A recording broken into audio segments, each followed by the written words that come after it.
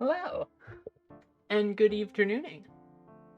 I have considered just installing like a little spigot next to my desk. It would be perfect. I could fill it with smart owl juice and I could just drink it all the time, and then maybe I'd finally be a smart owl.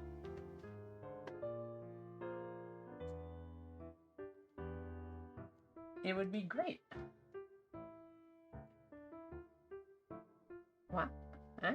Why's my hand not doing nothing? Huh? Ah, there we go. I did it. How is everyone today? I myself am absolutely exhausted. I'm very tired. But also am pretty excited to draw this because this is another really, really fun design.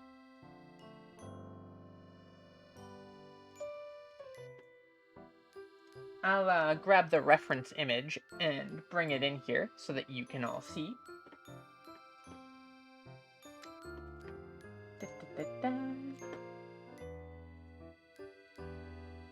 Create new from keyboard. There we go. This is the design that we'll be drawing this week, which I think is really, really cute.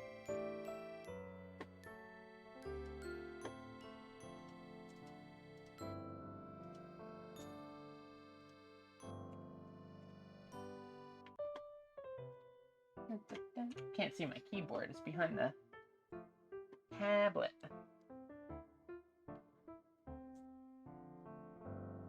But yeah, this is Mags, which I will write their Twitter handle here. Or actually, I'll just put a link to their Twitter in chat.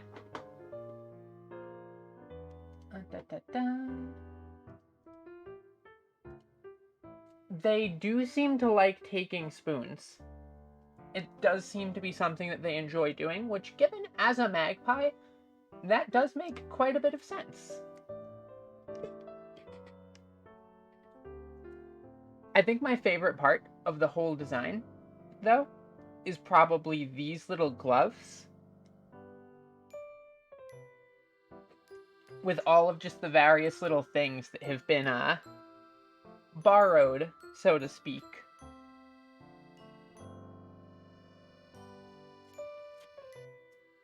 Aren't they really cute?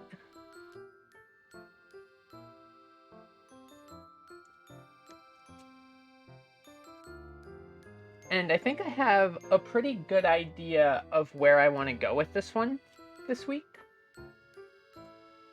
So I'll get right into it.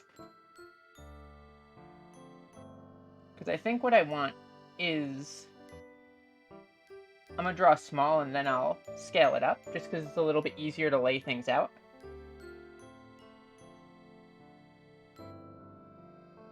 But I think what I want is something where a certain owl's glasses have been borrowed.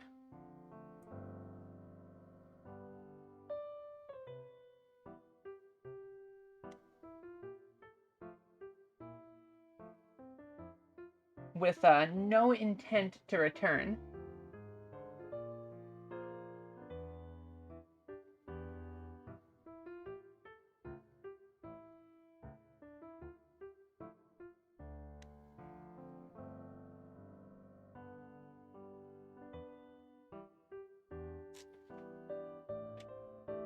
So I'm just going to quickly lay this out here, and then we will refine the sketch a bit.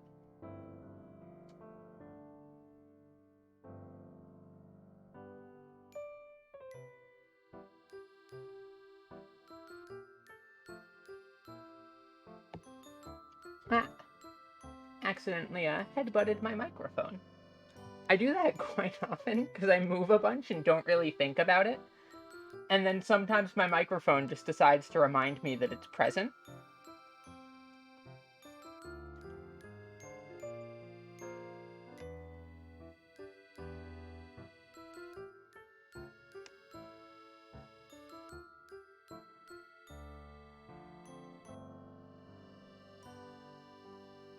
Okay, so... installing spikes on my microphone? That would be a good training exercise, but also might hurt a bit, so maybe I won't. Not yet, anyway.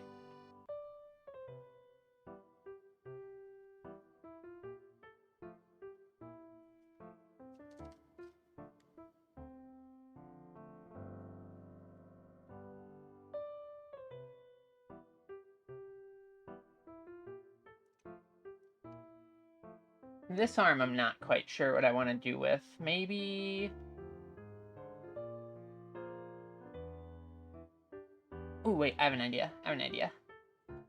My brooch is very shiny. You can't really see it too well because of the, my little doodle diary in the way. But it's there and it's shiny. Which would be another thing that a magpie would be quite fond of just, borrowing.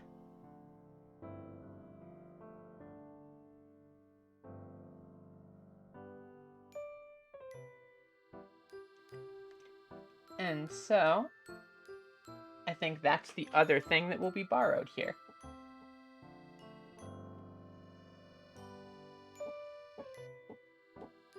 No, actually, wait. I want to get a slightly better angle on that. Because I'm thinking, what do their eyes look like? Okay.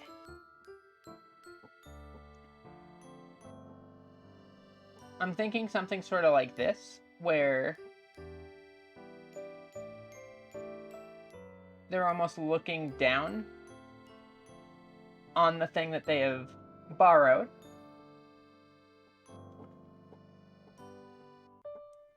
With almost like an appraising sort of look.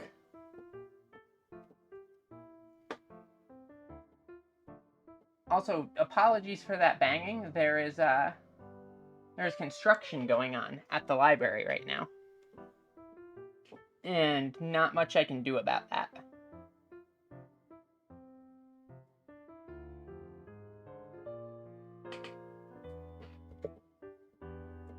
If only maybe I could install spikes on my microphone to keep the other sounds out. But I cannot yet. Maybe some of those little, like, foam soundproofing spikes.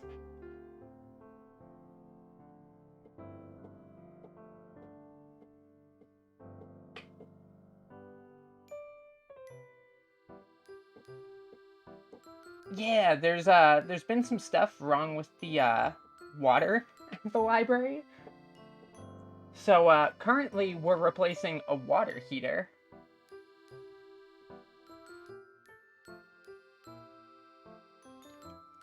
Which it'll be nice.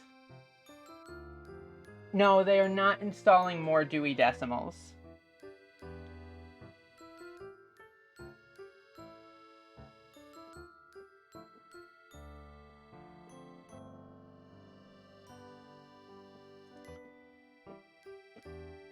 From what I've heard, that Dewey guy was actually a real jerk. Had all these decimals and no manners.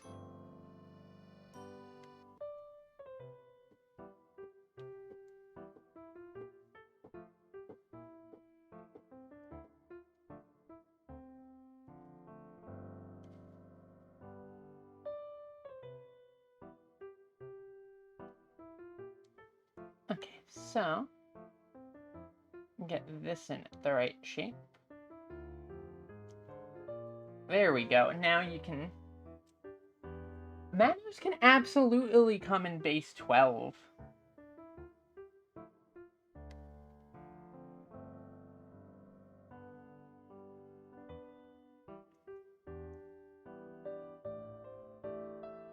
Now, one thing with this design that you can't quite see here on this one is that their smile actually has a gap in it, which is very cute, and I want to incorporate that.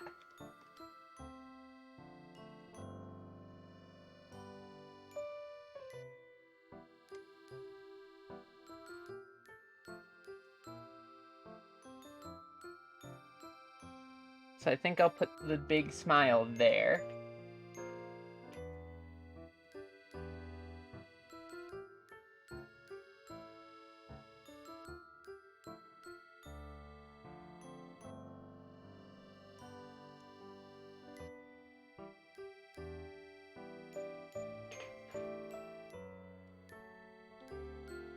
Whoops. I don't need this. Goodbye, me. I sent myself to the Shadow Realm.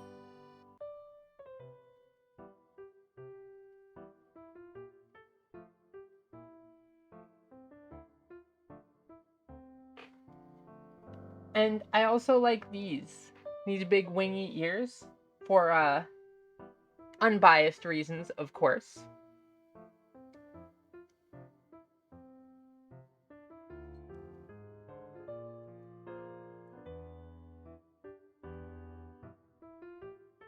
So let's get those in.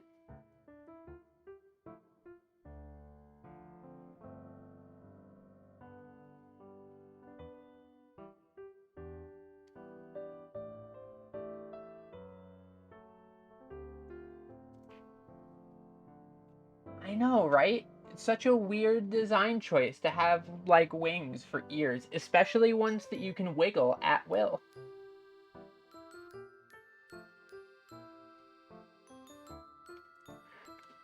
Couldn't be me.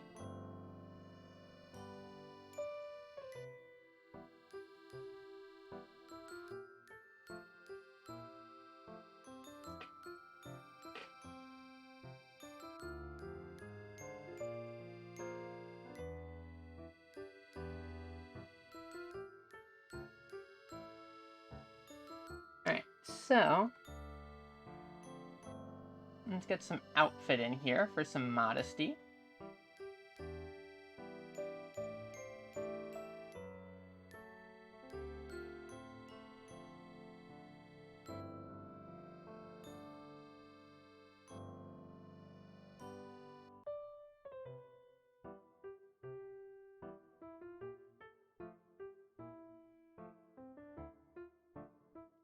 And move this up slightly.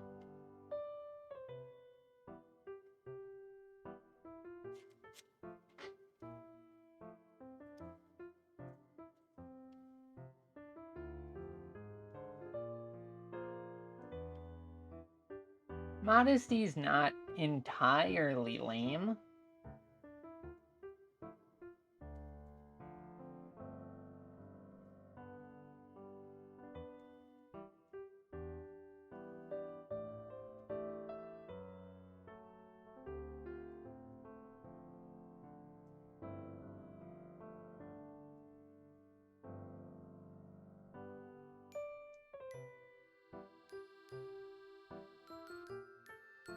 Okay. There's that. And the ponytail is very long.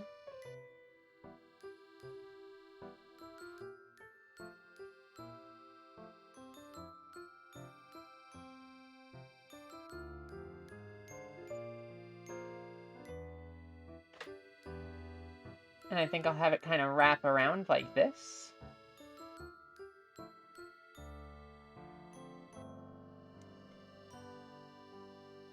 I feel like this one's gonna go really fast.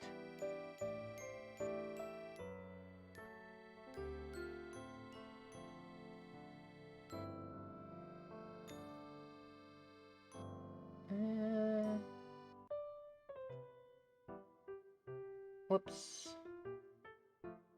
Move the transform point down a little bit. By the way, for those in art programs who always wondered what this little, like, plus in the center of transforms is, that just changes where the pivot point is.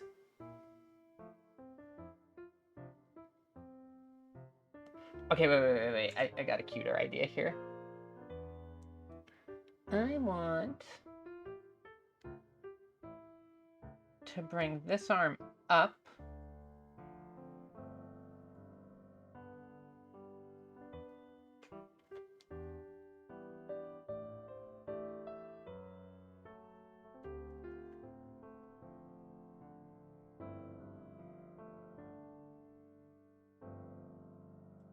and have the glasses being held in front like this.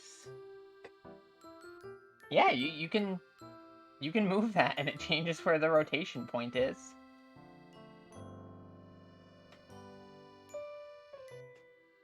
It's really helpful, especially if you're doing things being like, oh, the angle on this arm is slightly wrong. You can just be like,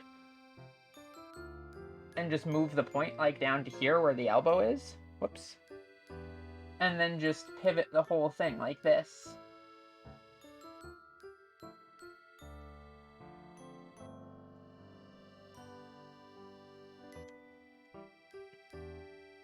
It's super duper useful.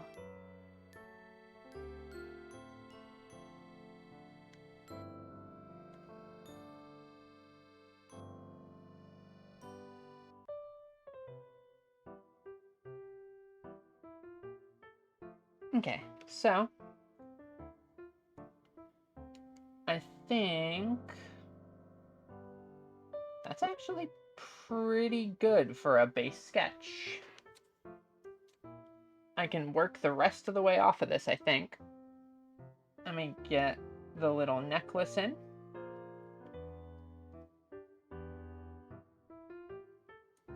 And that's round, and then there's a wing.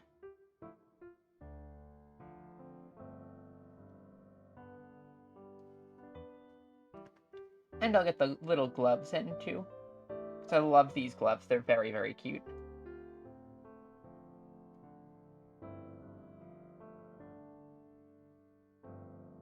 And get the start of the fingies in there.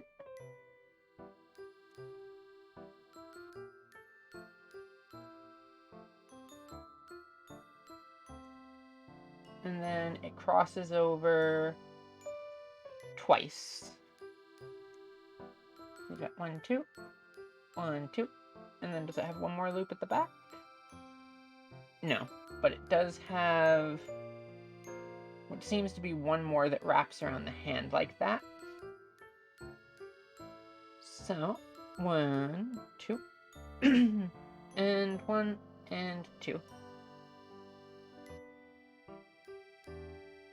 And the feathers go on the outside.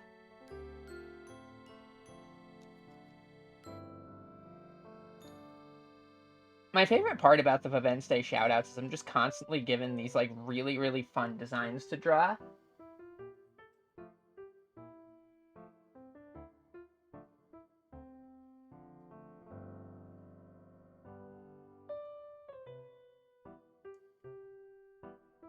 Oh, doing a quest? Those can be fun.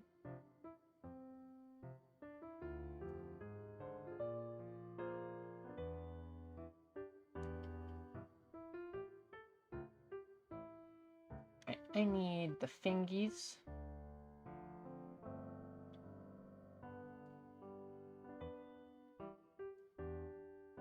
Pinky out, because they're a magpie, but they have manners.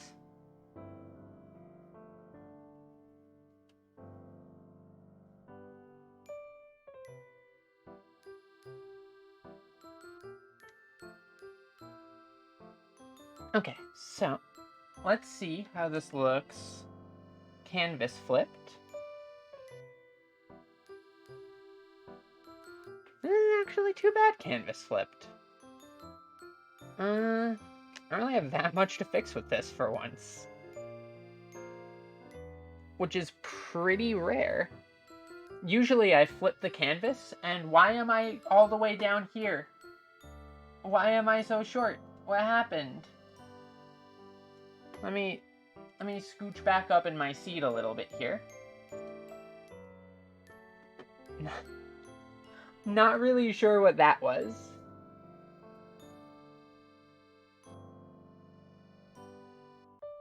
Ah. Sky cities are always fun, conceptually. Let's grab this. And move this ear a little bit better into position.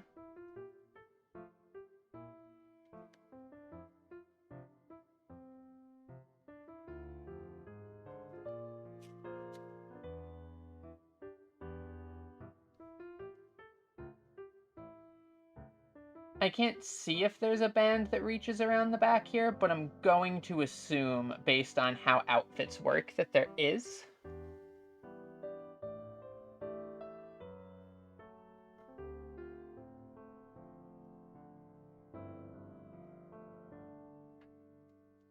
And... Alright, I think with that, we're pretty much ready for a second pass on the sketch here. This feels like one of those ones that I kind of just immediately knew where I wanted to go, and it's going to come together real fast. I'm also going to scooch up a tiny bit more in my seat. There we go. That should be a little bit, scooch over just a smidge. There we go. Now I'm nice and comfy in my seat.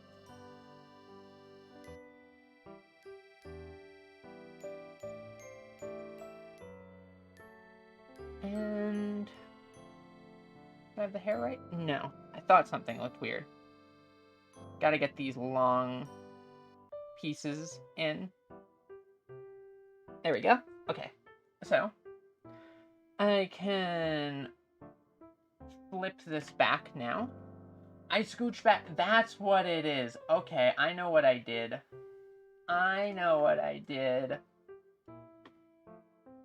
Fortunately, that should probably be the last time that I'll need to flip that like that. So, let's go ahead and make this nice and big.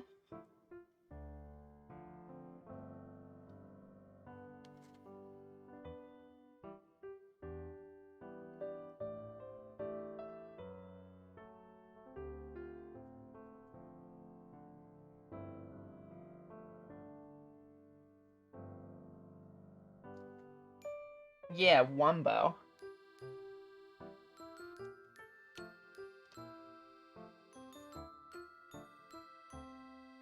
You know, I really should move the novelty quicksand pit away from my desk.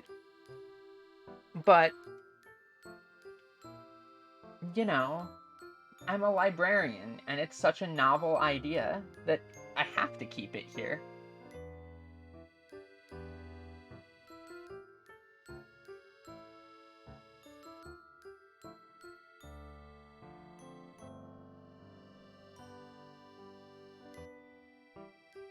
Let's get these other fingies in.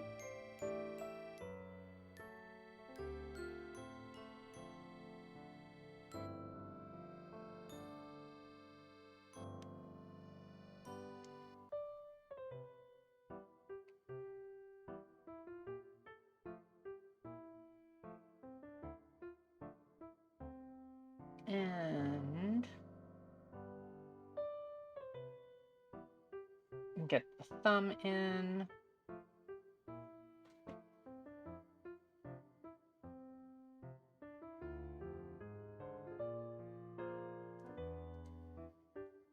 And then I can pretty much go straight to line art after this, I'd think.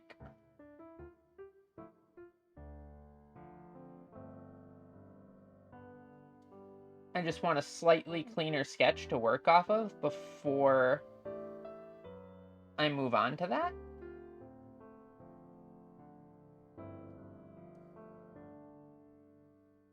But I also feel like I know well enough where I'm going with this to kind of skip straight to that.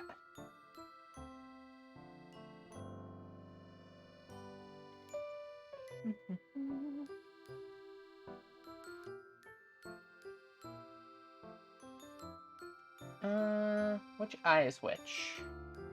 Oh, there's beauty marks too. Put one there, and one there. And this is why you always double check your references. Because otherwise you forget stuff like this.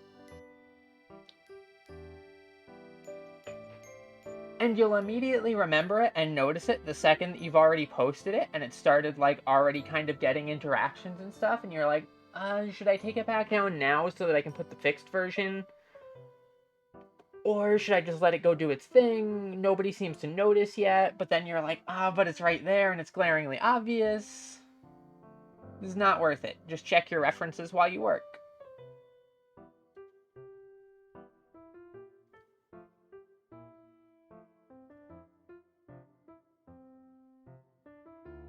Ah, the standard owl parading procedure.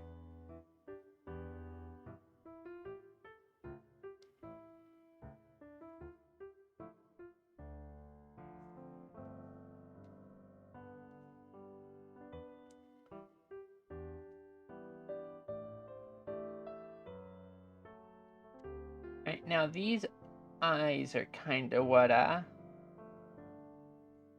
gonna have to double check on.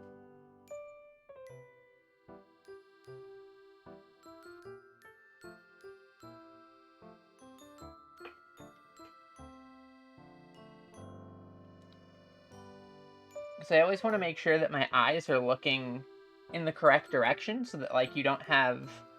I'm gonna go over here so it doesn't get onto the time lapse of that, but, like, sometimes when you're drawing eyes, like, you'll have, like, the other eye here, and then it'll be, like, looking off in another direction entirely, and it's like, oh, this eye's looking, like, straight at the camera, and then this eye's just, like, looking out over here. And it's like, it just looks real bad. Well, well, well, look who it is, and thank you for the follow, MagMemePie. A mysterious visitor who may or may not be being drawn right now.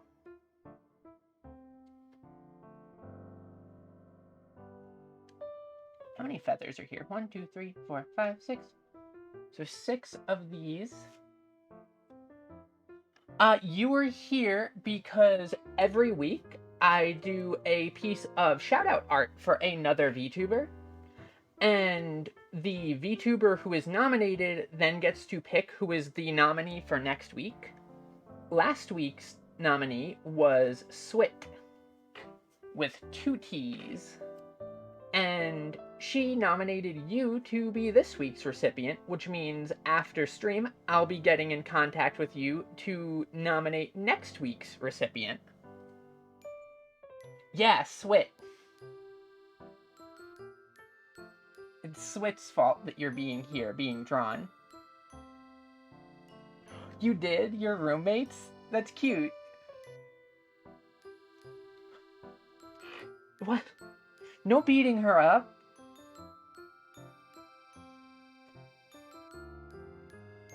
No beating her up. You get to instead direct the violence to next week's recipient by making it so that they are suddenly hit just in the face at random with surprise art.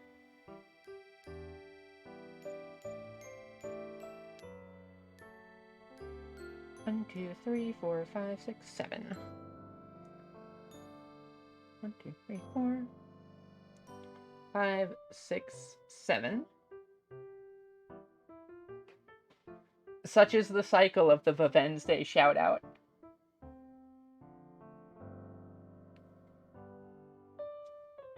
Of course. You don't need to worry about sticking around. And no need to thank me either. It's all Swit's fault for nominating you. Which means all violence should instead be directed at Swit. And not me and my fragile owl body.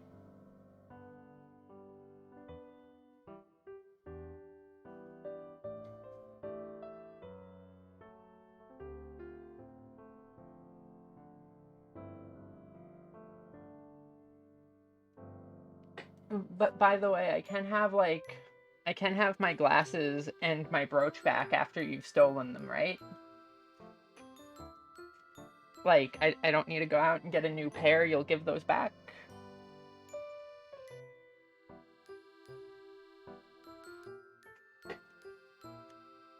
Right? Like... But...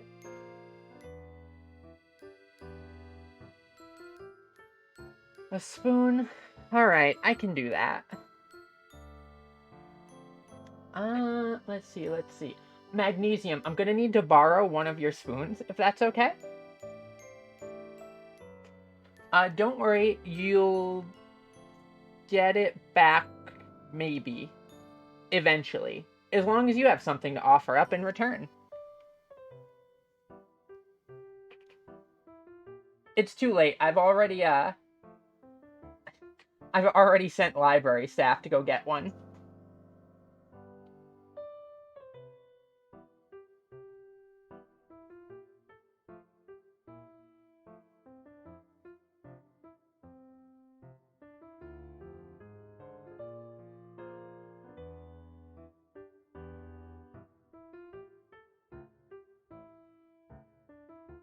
Also, Meg, I've got to say, the little tooth gap is such a cute design element. I really like that.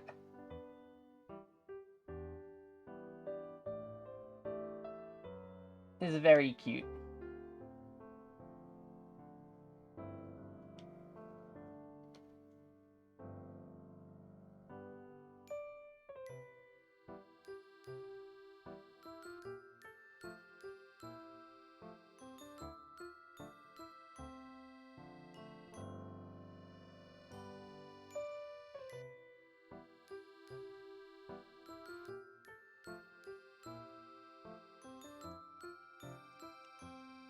You picked a good one too, because like I don't see many other people who have that. Like sharp teeth and stuff are all over the place, but I think you're the only person I've seen with like a little tooth gap like that. It's very unique.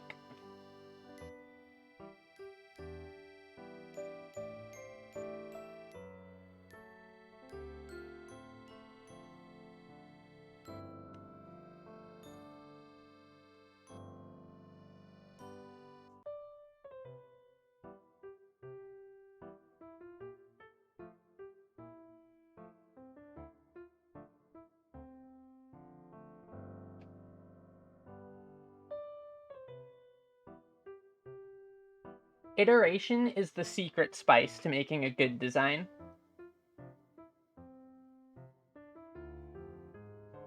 Very rarely does a design just like start out perfect.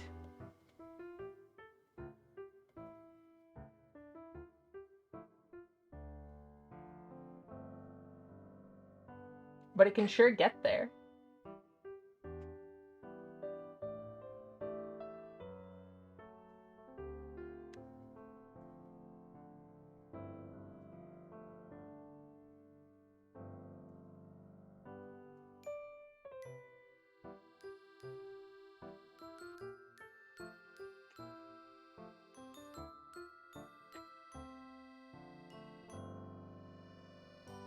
Oh, that's cute. I have some of my things too.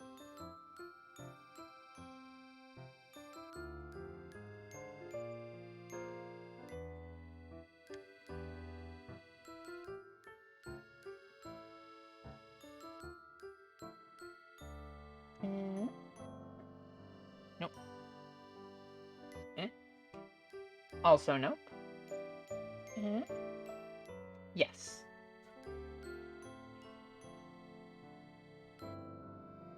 Wait, no. Also nope. Now it's yes. Yeah, like, I love doing character design. It's one of my favorite things to work on. And I always find, like, it's hard to not kind of put a little bit of, like, your own little flair into designs in some way.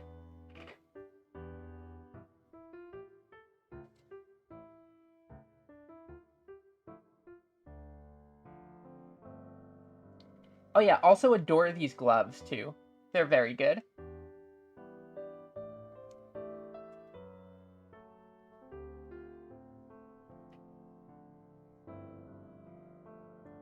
One of these days, I want to do a stream where I just, like, pull up a bunch of, like, old character designs I've done and just talk about them for a while.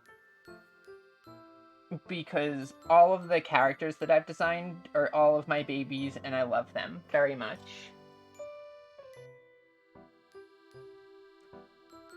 Oh, so they're like my glasses, kind of. because my glasses also hide some weird stuff too. Like actual normal eyes under the glasses, which is just It's not what it's about here.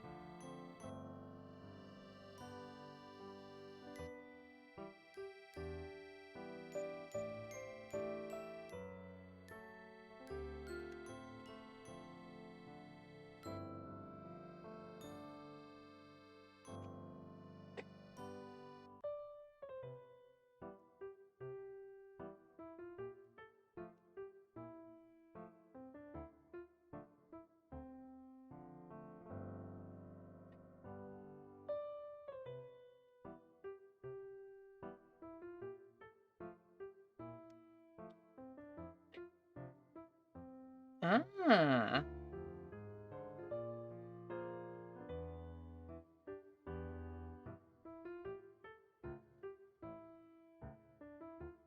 So even the body is a borrowed acquisition. Borrowed in several sets of quotation marks, of course.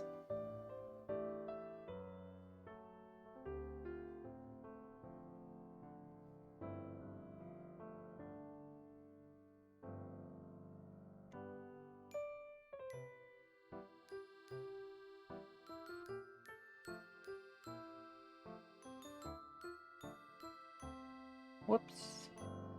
Did not mean to pull that off onto its own separate canvas for a second there. Put that back. There we go.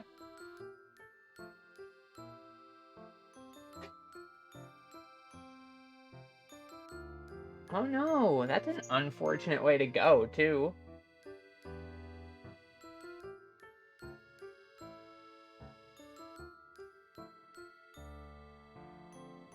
I've died a few times. I would not recommend it. Not very pleasant. Especially having a bookcase dropped on you, not the way to go.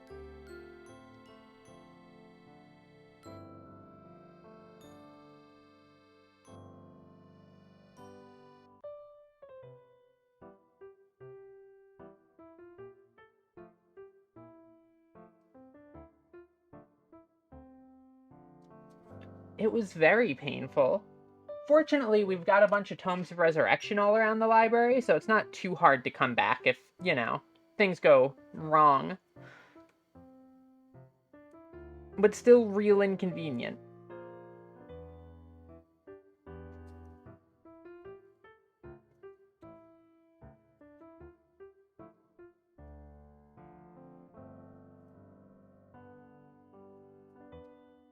What?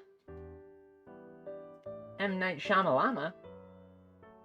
We are two cute birds. I agree.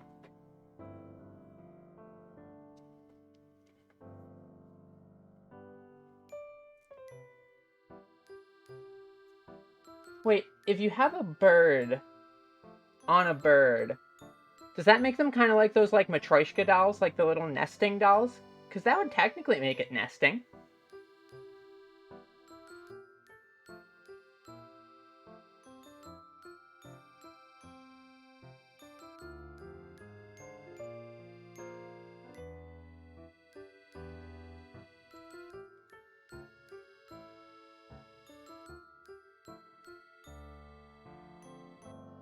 You do?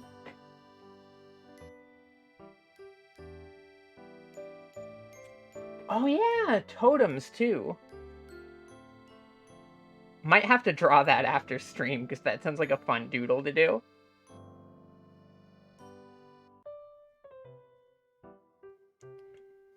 Or like all of those mecha anime where they gatai.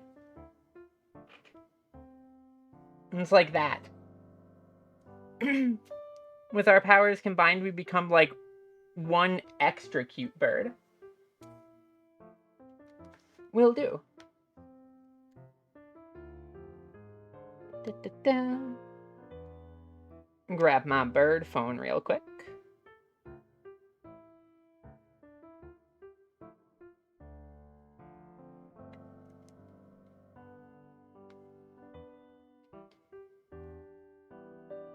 Oh, I know this one. It's fine. The gatai would be off Twitch.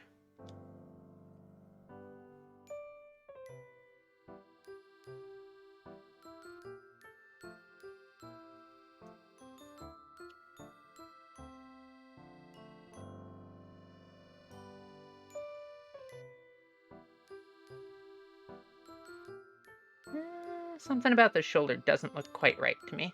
Let me zoom out and see.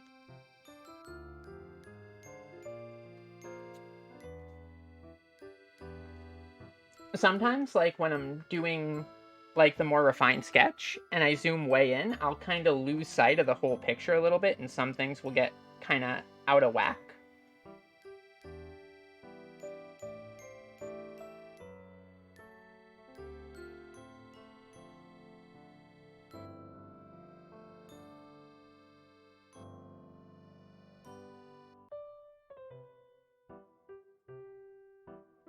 Heading out. It was nice meeting you too.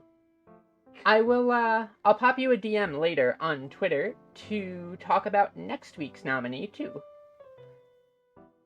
Gonna try to get this piece done in one sitting, so it should be done later on tonight.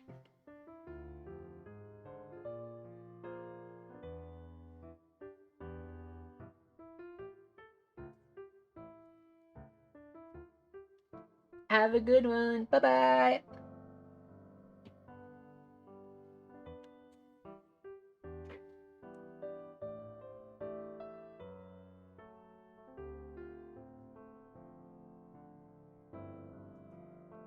Alright, so magnesium, I'm really gonna need that spoon. I need to get my glasses back.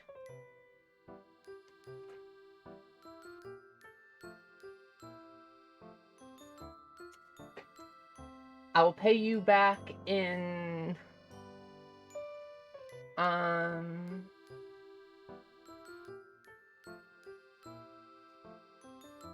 Well, let's not worry about that part yet. Just give me the spoon. I'll go get my glasses back, and then we'll figure out the rest.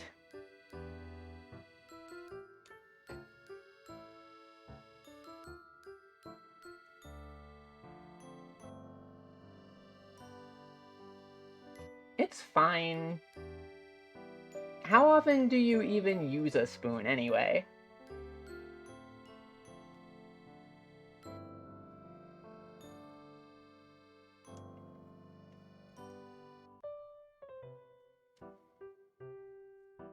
No, the poffins are mine.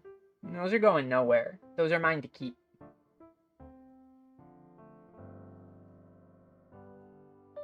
Sweet, delicious poffins.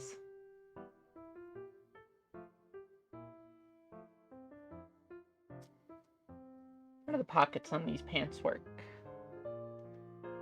We got a button. And the pocket there.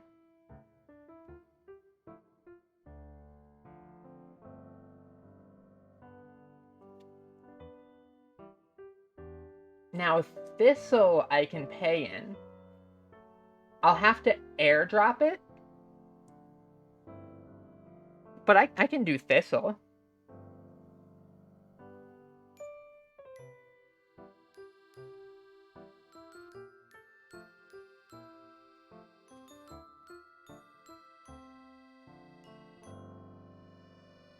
Just be careful when I airdrop it all over the place outside of your house, Magnesium, because it's going to be everywhere and it's very pointy.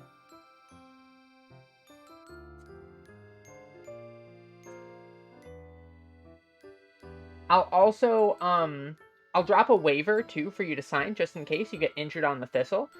But so that you don't have to go outside, I will deliver that through your window.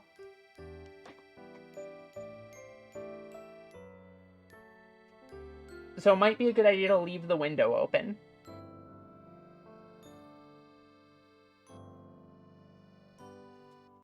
Of course. You know me, always trying to be as convenient as I can when it comes to deliveries like that.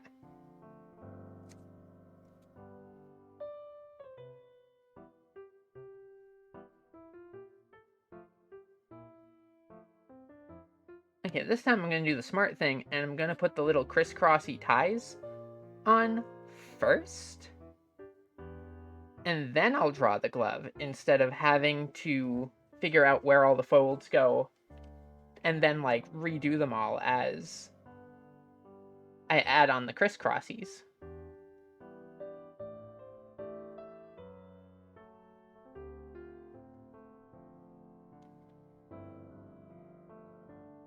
Yeah, much better that time.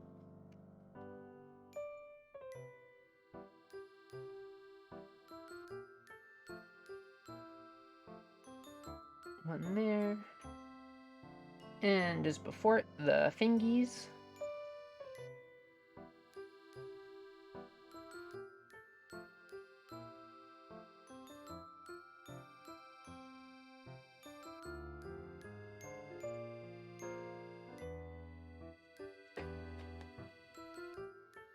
And actually try to have my brooch be the correct shape here instead.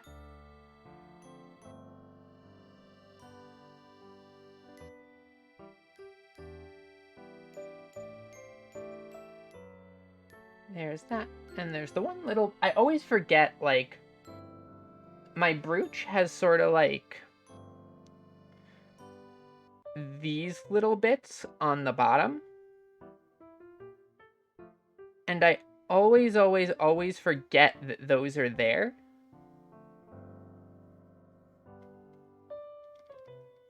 But not this time.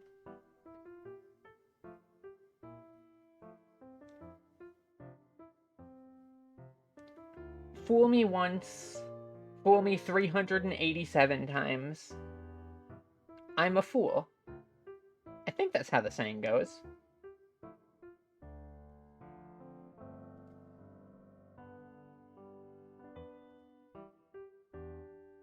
Okay, this whole thing is trimmed around the edge.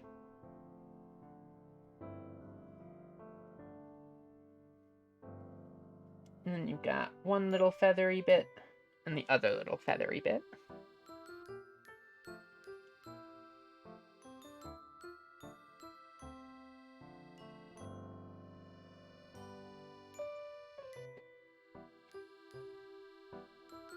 And back onto the hair we go.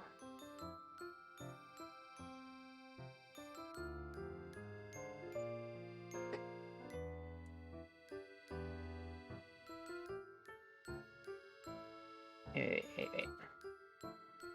Let me figure out where I'm going real quick first. Bang is here, and then... Okay, there we go. Because I wanted everything to kind of gather towards the ponytail.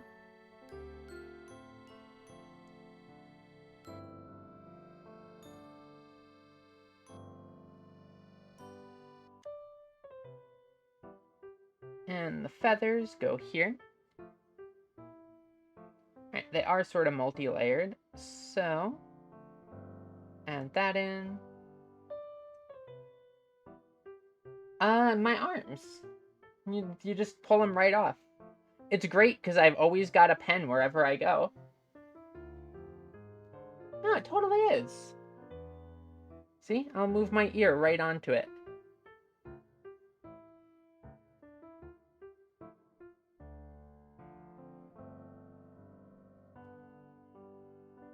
See, and like there's my arm right there. Same color. They just don't get the little striations until a little bit further down is all.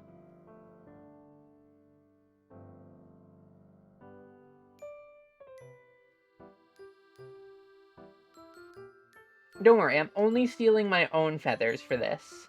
I'm an owl, not a magpie. I'm drawing a magpie instead.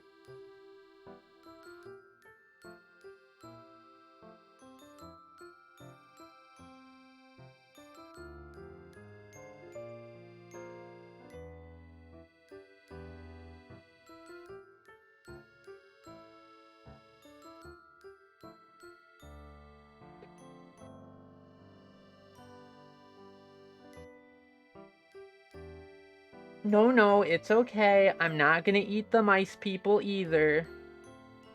I'm very nice to them.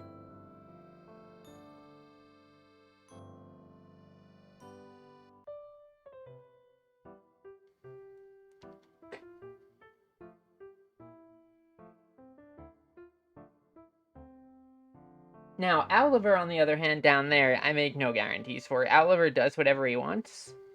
And I'm quite frankly a little bit too scared to tell him no. So I don't.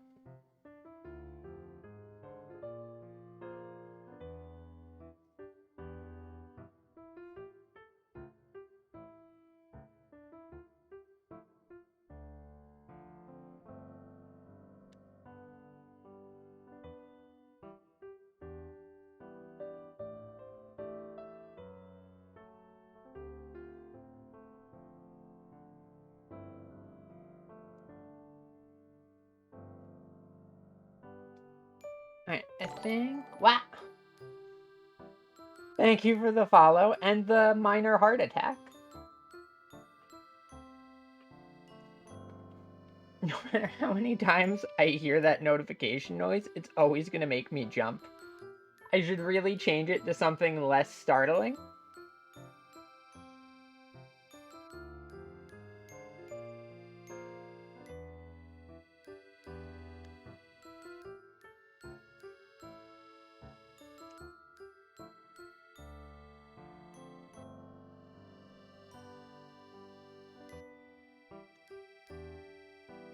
Alright, I think this is ready for line art now.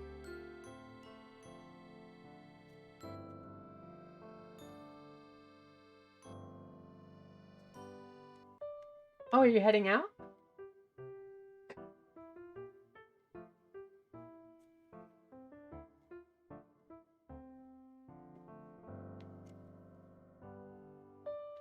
If so, I hope the rest of your day is owl amazing.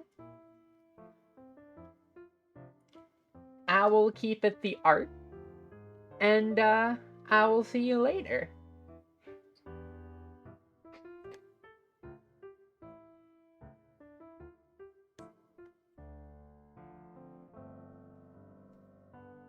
Onto the line art layers, my favorite part.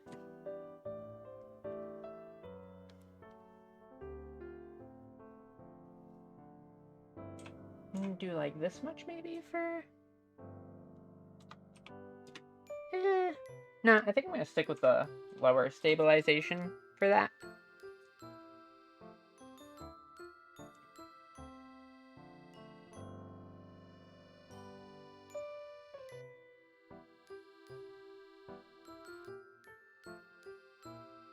And I'll swap back to my favorite tool, the vector eraser.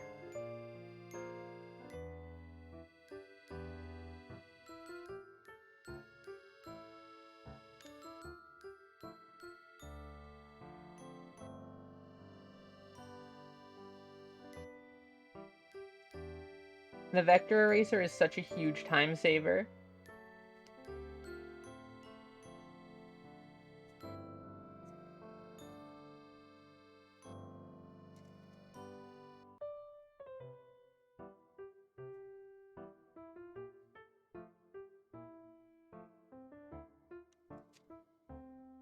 Okay, wait. I don't really like how that finger looks.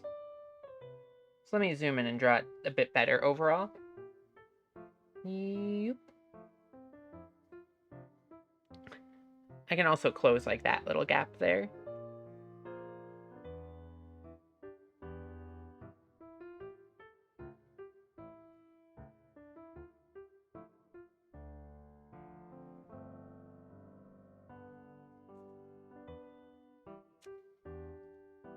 Never be afraid to zoom super far in when drawing.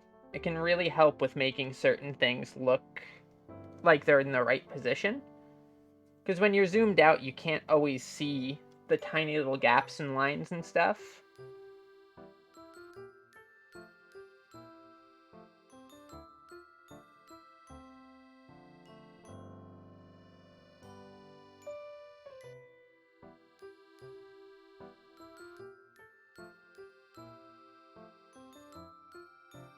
There we go.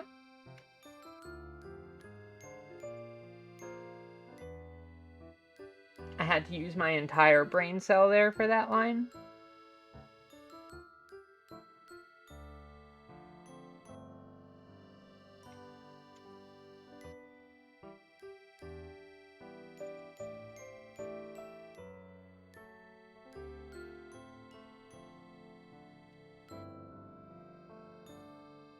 Oh, I forgot to add the little doodads on all these crisscrossies.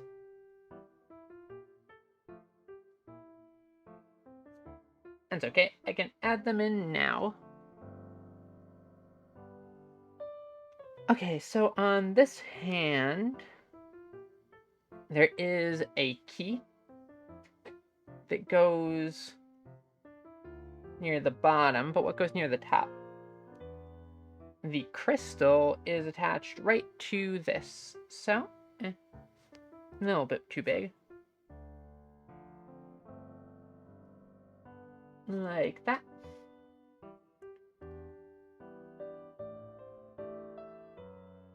And get some shape in there.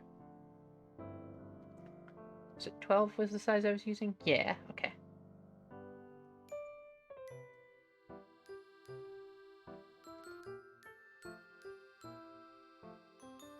And there's that. Sometimes I'll break off from the way that the line art looks and just kind of go in a different direction. But it's always risky doing that, because then you risk, like if you have a sketch that you really like the look of, and you start breaking from the line art, or the sketch too drastically when you do the line art, you can run into the problem of, like, and you'll see this a lot with, like, a lot of, especially, like, newer artists and stuff, where they'll be like, I really, really, really liked how the sketch looked, but when I line arted it, it suddenly looked nothing like the sketch, and I hated how it looked. The sketch looked better. And there's a couple reasons that that can be the case. Because, the big primary one is just that, like, if you break too far from the sketch, it won't necessarily look like the sketch anymore. And depending on, like, your style of sketching, if you do, like, say, like, a sketch where you have, like, a lot of, like, this is called petting the line, where you sort of draw over the same line a couple times to, like, sketch. What happens is when you're doing stuff like this,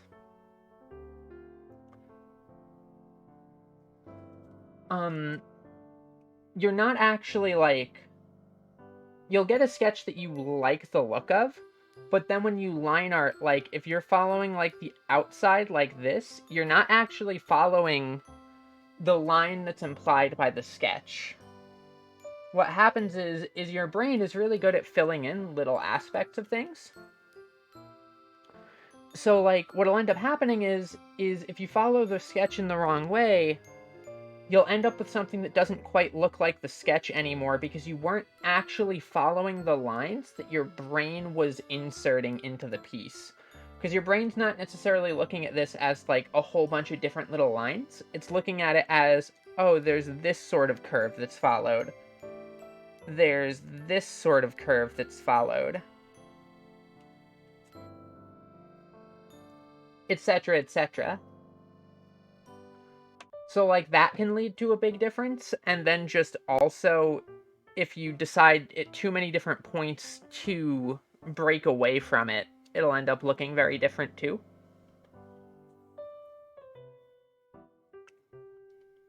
But that's a tip I always like to give people who say that, like, they consistently like their sketches better than their line art, is usually what ends up happening is there's some sort of shape or form being implied in the line art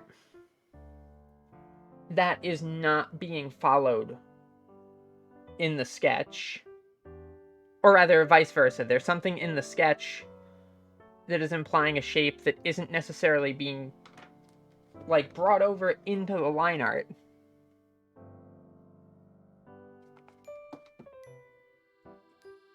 So you always have to look out for that. And the more experienced you get, the better you'll get at kind of determining where it's good to break away from, like, the sketch. Because, like, here, for example, this doesn't quite loop in enough. So, like, I'll break from the sketch there and carry that shape all the way through.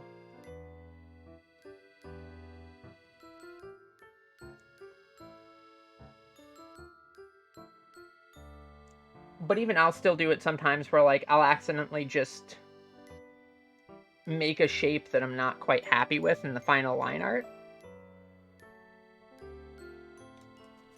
But a good thing to help with that is just never ever delete your sketch layer. Just turn off the opacity, like just remove visibility of it like that, but leave it there, because then you can check by toggling it on and off with the line art. and seeing why it doesn't necessarily look the same.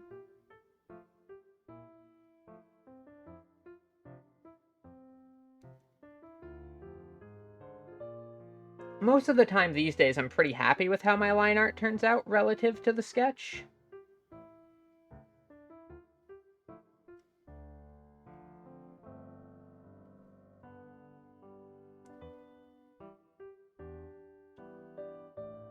And I'd say a big part of that is just kind of having learned to, instead of trying to follow the sketch as closely as possible, following kind of the implied lines of the sketch.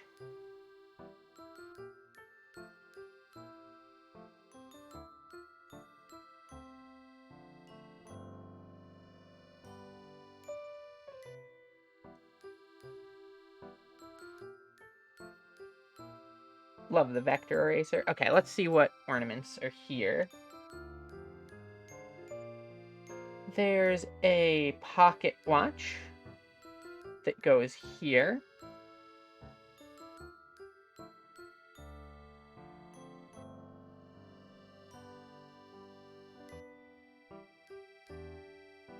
I always have trouble following like the inner circles like this.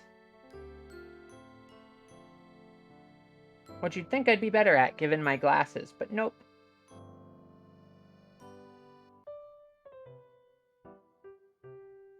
There we go.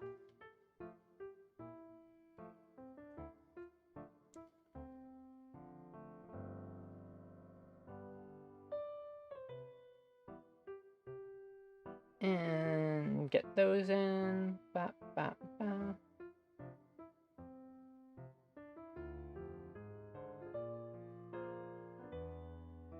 Okay, so there's the pocket watch. And then you've got...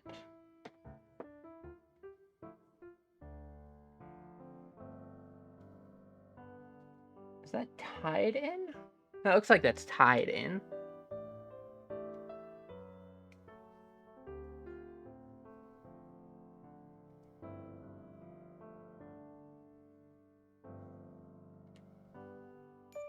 And so I'll put that there.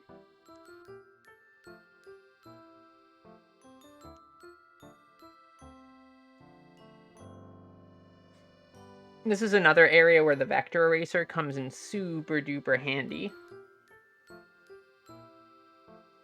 Because I don't need to worry about all these other lines in the way.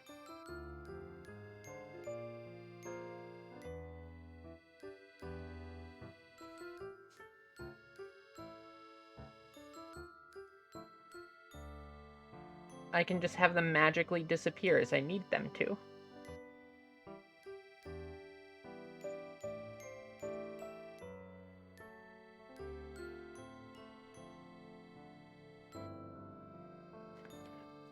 However, I'm not a big fan of that shape I have going. So let me try that again. Get a shape sort of like big C.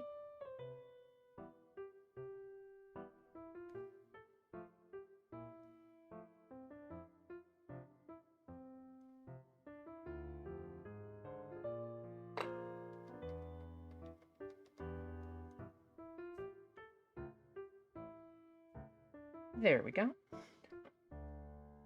And I think I'll tie it on this way so it creates a little bit less of a like this sort of shape where the two lines are parallel.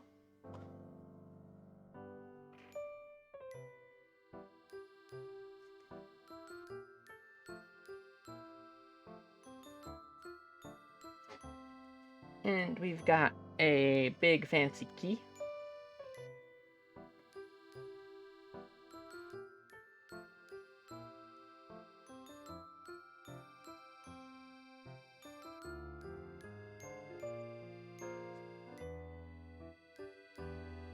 One, two, and let's see if I can get this shape. without having to erase things first.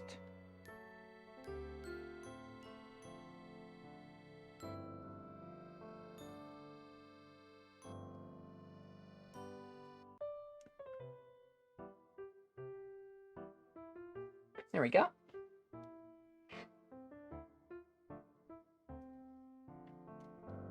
Another thing that's a good idea to avoid generally, if one can help it, are tangent lines, where it very much eats away at the depth of your piece. So, like, say I was drawing, like, I don't know, like, something that comes in, like, behind, like this. Like, I wouldn't necessarily want the lines to go like this, because you lose a sense of what line is... I'm also always on a tangent. You lose a sense of what line is the one that's taking precedence here, because they kind of blend together. As opposed to if you go kind of like this, you can tell more easily what line is the one that's in front of the other.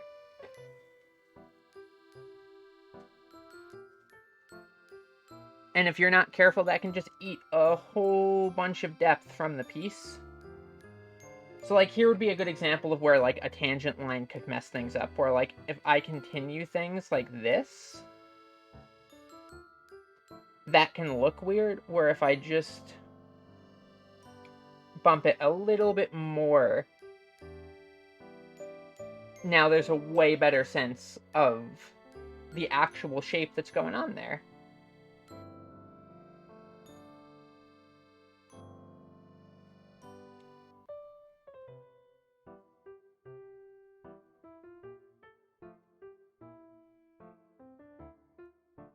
There's another one that just is not great.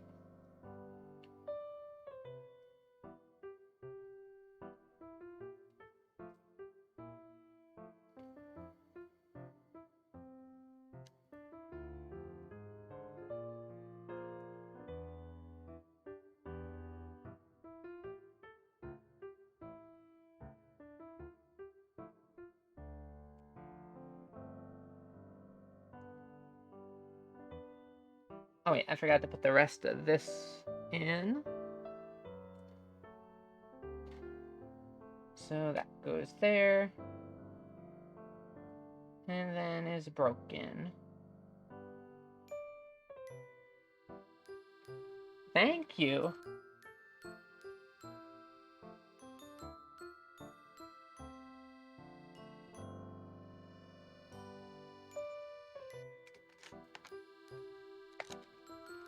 It actually sometimes is something that I end up not liking about my line art in certain circumstances. Because sometimes I feel like it gets too clean. And it feels almost like sterile a little bit, I guess would be the best word for it. But for the most part, I rather enjoy my line art being quite clean. And now I'll leave that like that.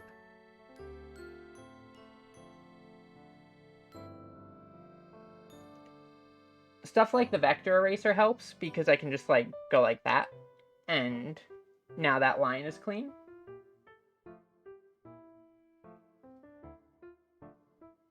I don't want to put dirt on my line art.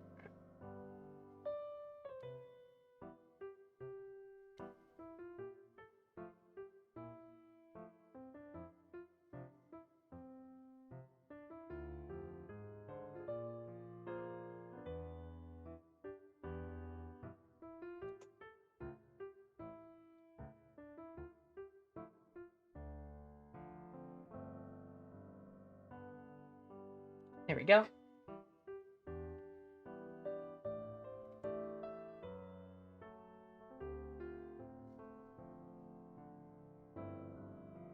More for you. What are you going to use it for?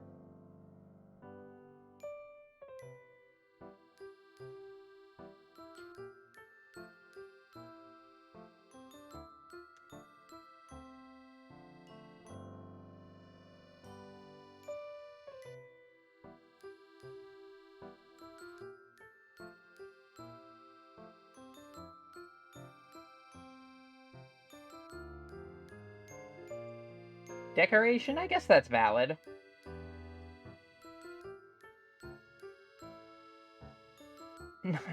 Not my first choice for decoration, but...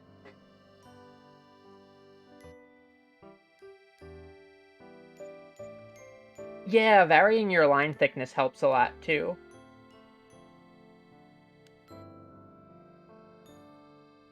Hey, Goliath. What's up?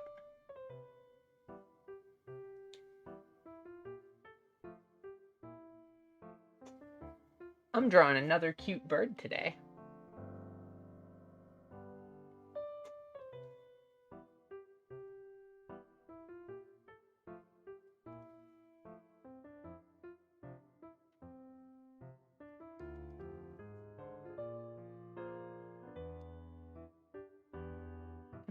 No, wrong line.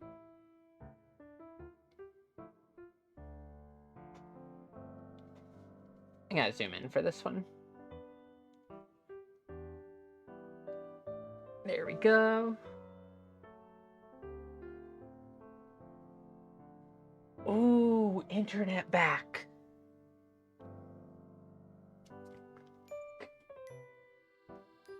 When there is no internet, it's the worst.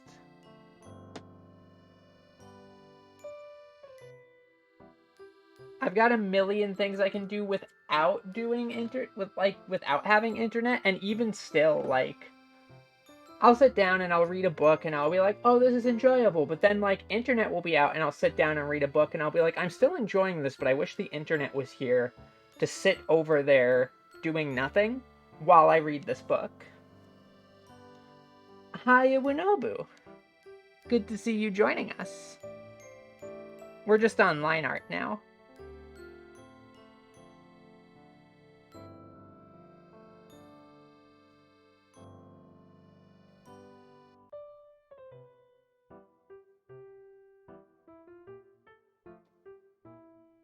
Come on.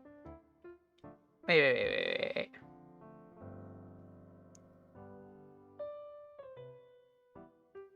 That's the problem. Exactly. It's like, if there's no internet, even things that don't require internet just feel less interesting for some reason.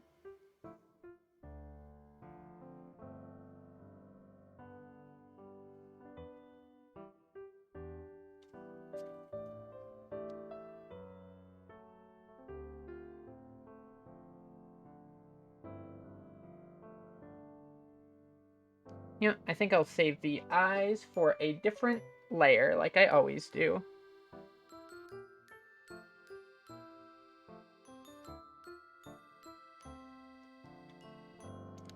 You've escaped the roof. What are you doing on the roof, anyway?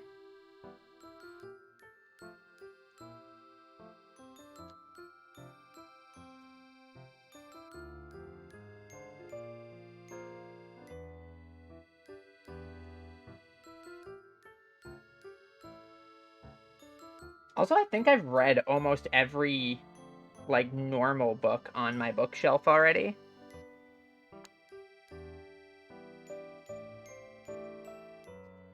At least as far as, like, my personal collection goes. In the library, I have not read every book because we have every book. Which would take me maybe a little bit of time to read. I read fast, but not that fast.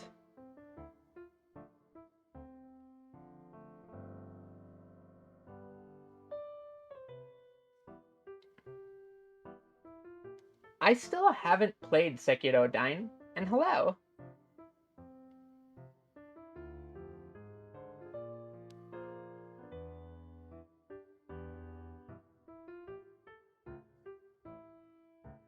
It's one of those games that feels like it's just going to be forever on my backlog.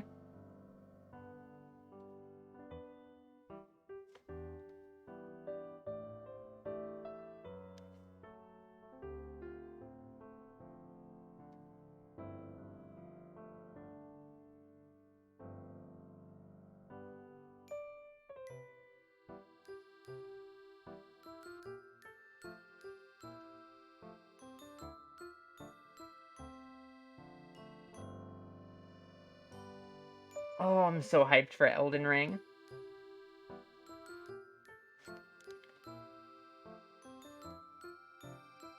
I haven't played the Nier remake yet, but I played the original when it came out, and then also have played Nier Automata like twice now.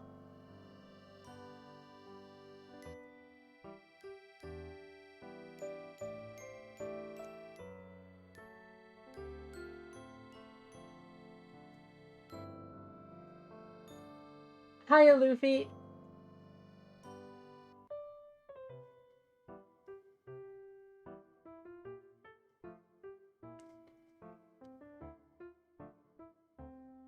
I tend to do pretty well with existential dread.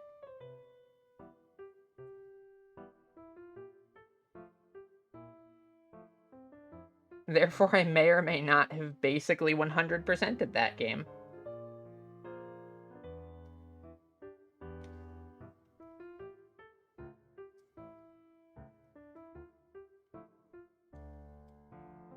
I will not sit still looking at the cute robot girls. I will play the game while also looking at the cute robot girls. If I can function in Final Fantasy XIV and I can function in Indivisible, I could function in Nier. I just might like die a little bit because I get distracted.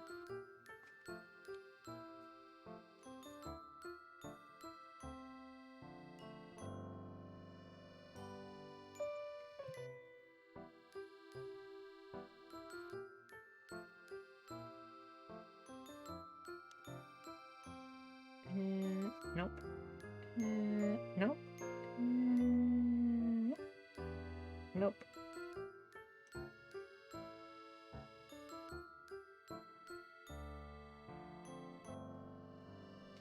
There we go. Exactly. After watching Girls Last Tour, like... Goodness, I don't even know. I think I'm up to like 15 or 16 rewatches of it. The existential dread just slides right off.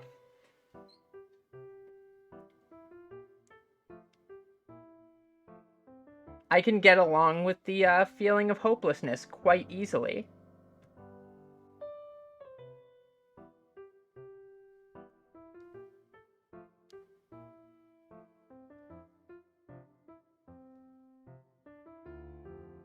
And Made in Abyss too, yeah. After Made in Abyss, like, you go watch other things that are less traumatizing, and it's like, oh yeah, I'm so glad that this is just, like, a light-hearted series where only regular horrible things happen instead of advanced horrible things.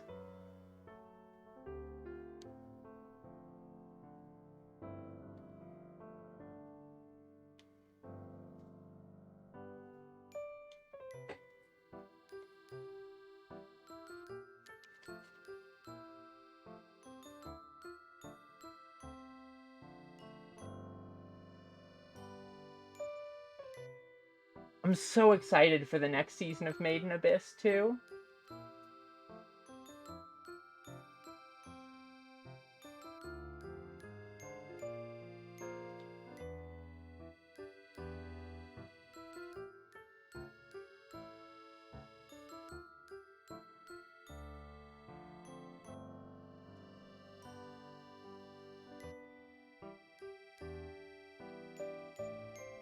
See, Wanobu, you think you're invincible after watching it twice? But I'm fully caught up to the manga and have seen Made in Abyss, like, at least 10 times through. And the movie, like, 4 or 5 times now, because Made in Abyss is a series that I have a personal rule of, that I will not have somebody go watch it without volunteering to watch it through with them.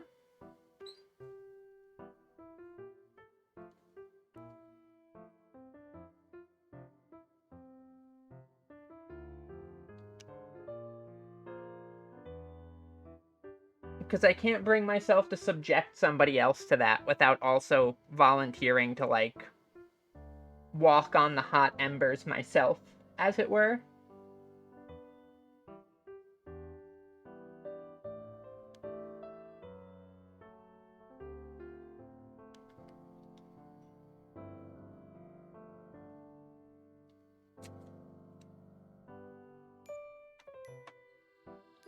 That was so funny.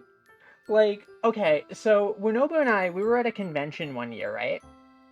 And we went to a panel that was going to be showing Made in Abyss, and we were like, sure, we can watch through the whole thing. Like, we're down for some suffering. And we walked in, and they were like setting it up, and they cut straight to like the worst episode to cut through.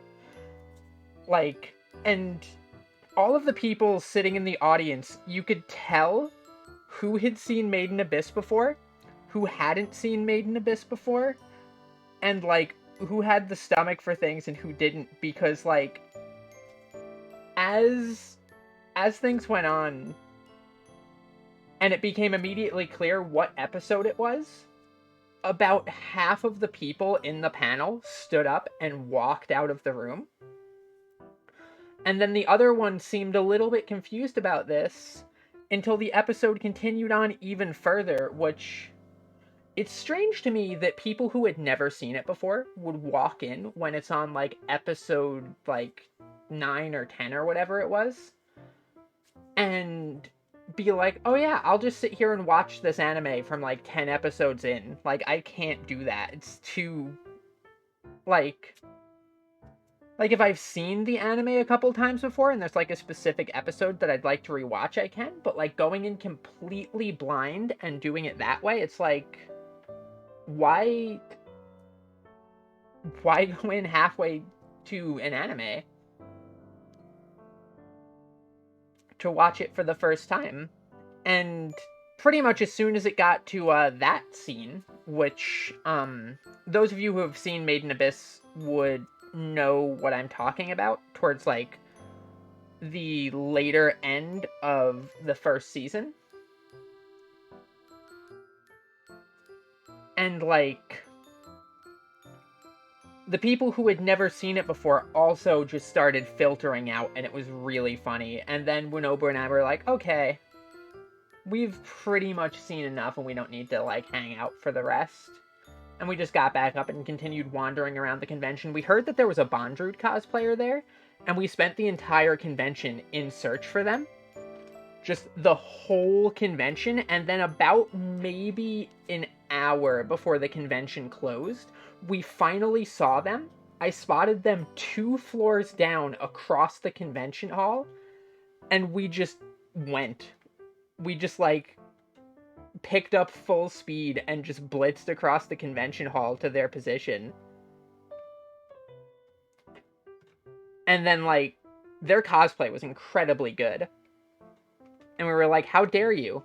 But also, your costume's great. Can we have a picture?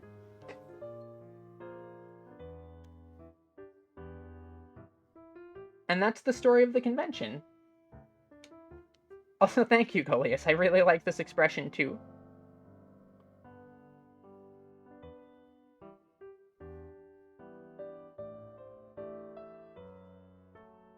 Smug expressions are always among my favorite to draw.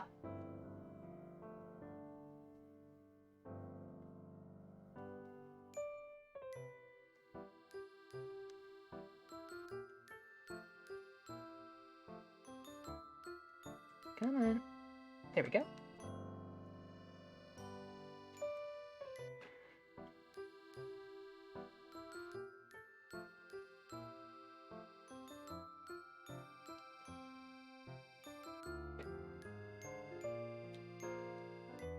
Still not a fan of this shoulder here.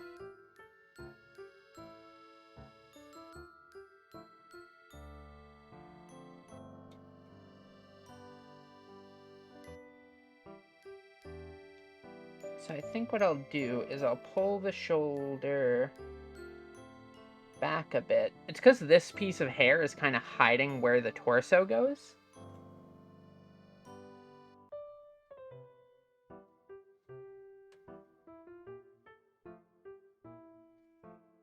Smug is fun to draw.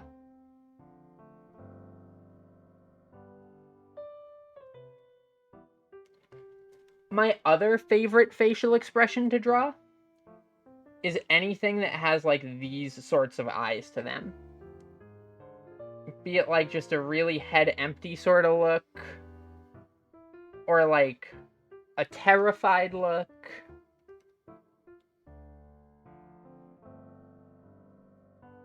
or a really, really grumpy one.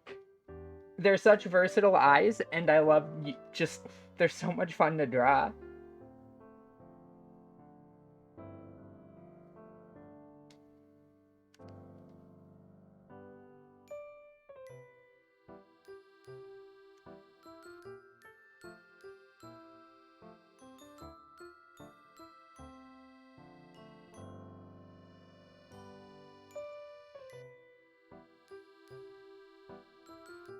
There we go.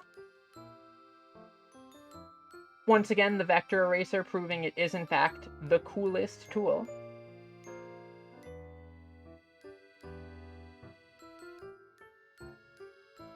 I'll say it every single art stream, because every single art stream it'll still be true.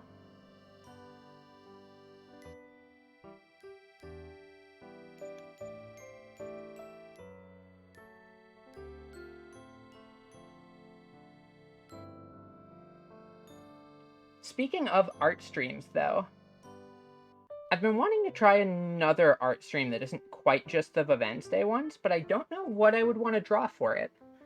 So if any of you have suggestions, I am 100% open to taking those.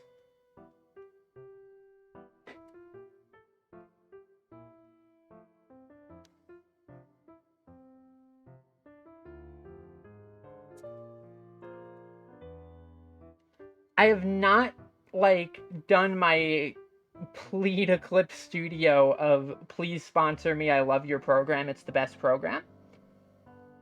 But I have kind of mentioned how cool the vector eraser is.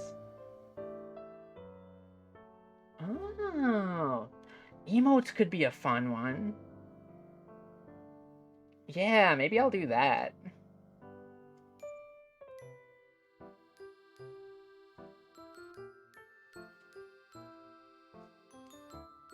It also gives me an excuse to work more on, like, my chibi stylings. Because while I don't dislike how my chibis look, they're not quite up to par where I'd want them to be.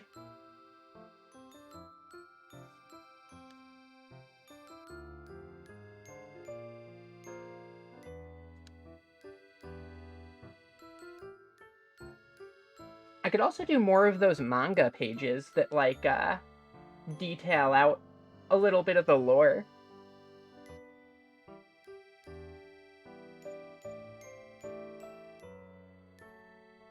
There's an animation I'm working on right now that I can't quite show off yet. But when I do, it's gonna be something. I can't say too much about it, other than my poor chat mod Passel is gonna be real bullied by it.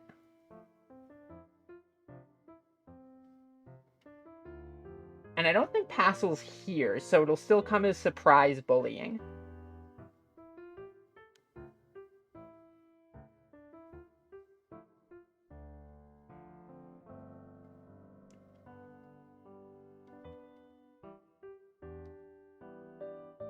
Passel's great, though, and probably doesn't deserve the bullying, but he's getting it anyway.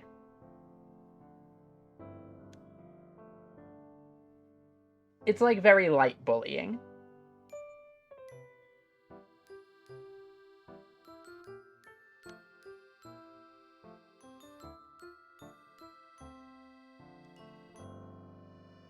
Just line width. Another great Clip Studio tool. It's so extra. Like,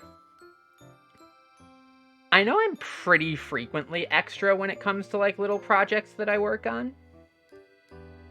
But I think this might be one of the ones that I've put, like,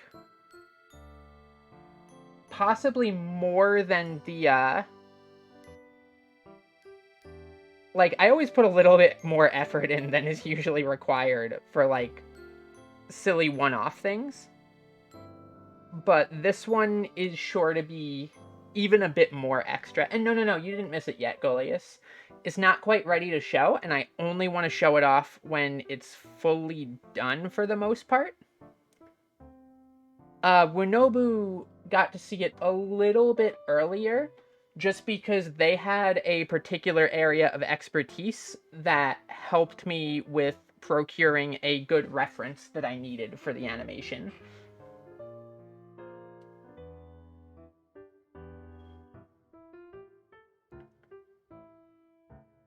So they got a little early preview of it just on, like, the basis of also providing me the reference I needed.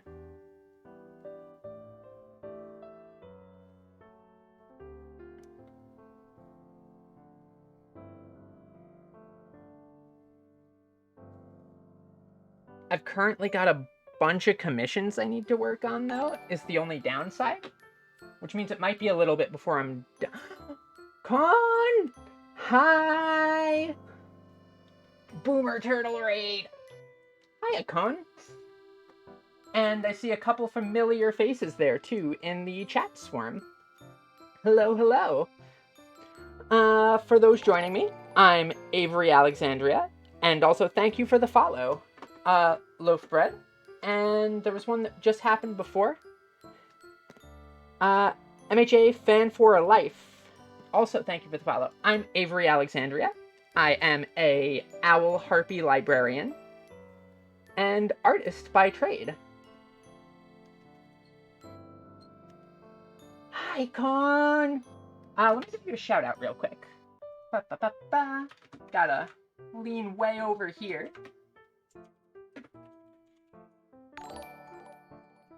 Boneworm, thank you for the follow. Da-da-da-da. There you go. Oh, you were also doing art? What were you drawing, Con? No, sheesh.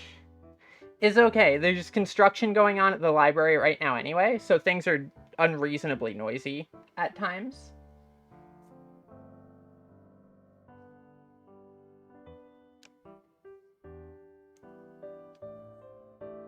A lot of stuff? You'll have to show me. Also, for those of you unaware, Con here is the one who did my BGM, which I absolutely adore. It's so good. Storyboards are so fun! Love storyboarding.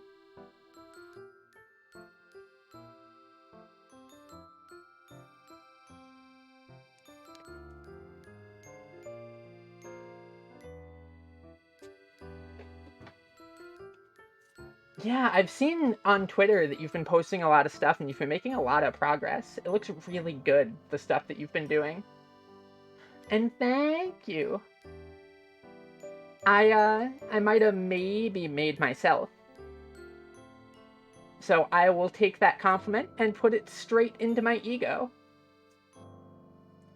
Also, you know what? Since we have the raid, I will show off the animation just because Passel's not here, and I want to surprise Passel with it. So I'm gonna need, like, you all to just be super hush-hush about it. And I'll give you all a little preview of it.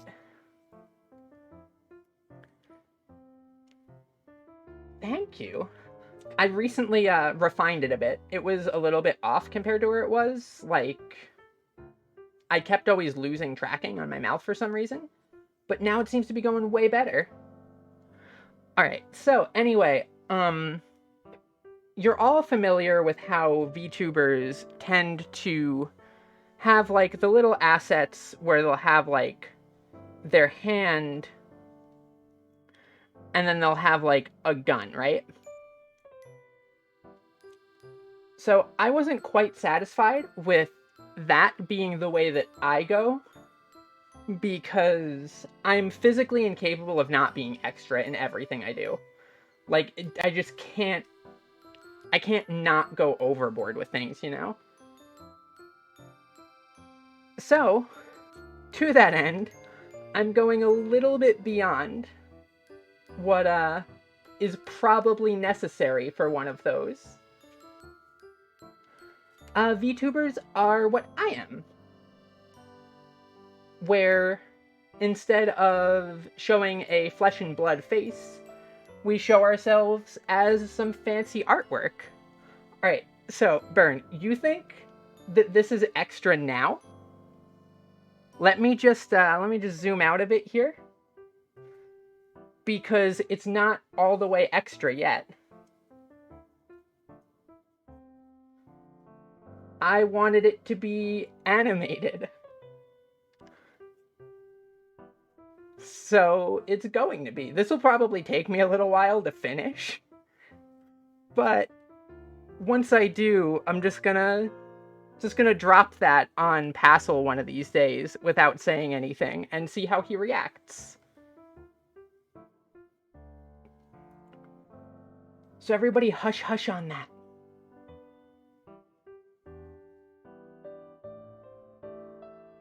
You're all now accomplices. Accomplices.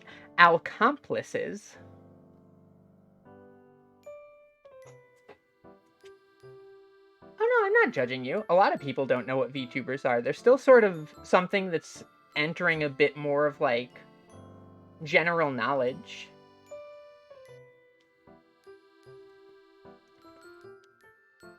I do think that VTubing is likely just here to stay, though, as a part of, like, stream culture. It seems like it's too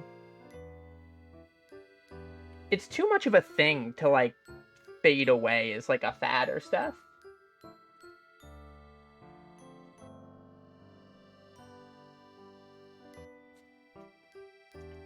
Yep, you are all under NDA.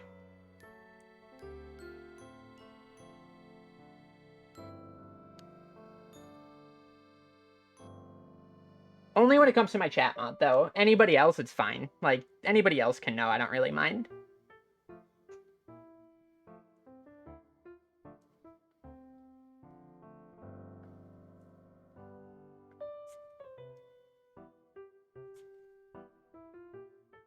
No dorks allowed. No, dorks are very explicitly allowed. I love dorks.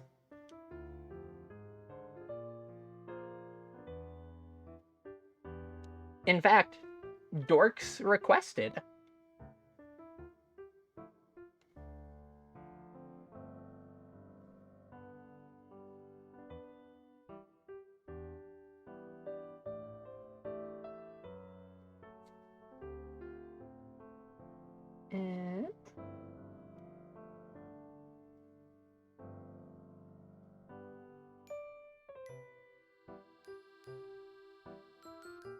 And there we go.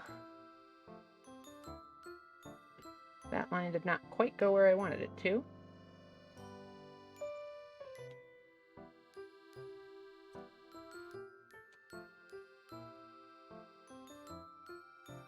Magnesium, you are a turbo dork. You can't escape.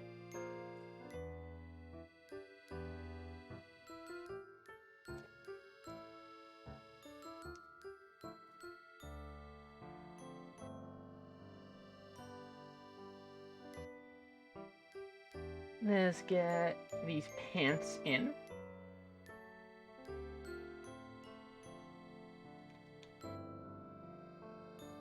No, you can be normal and be here too.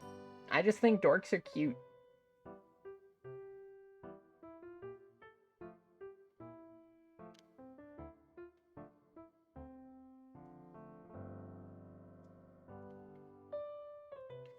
I'm also strangely, like, pedantic when it comes to those sorts of terms, like dork, nerd, geek, etc., where all of them have very specific sort of, like, sub-connotations to them compared to, like, being able to be used truly synonymously.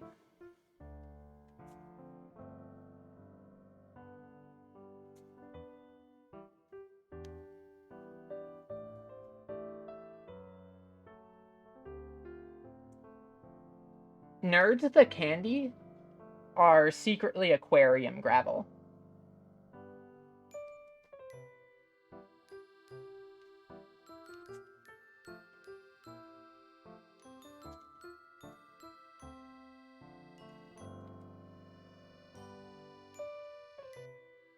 Anybody is allowed, Winobu.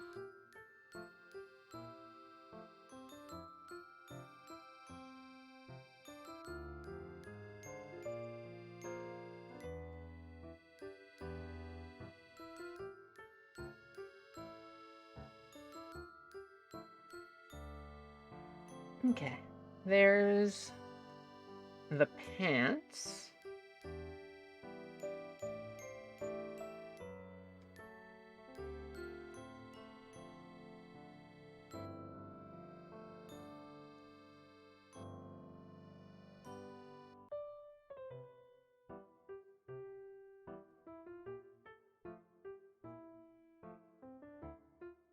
Oh, I was so confused what YBC was. I was like, like I recognized all the others and was like, what's YBC?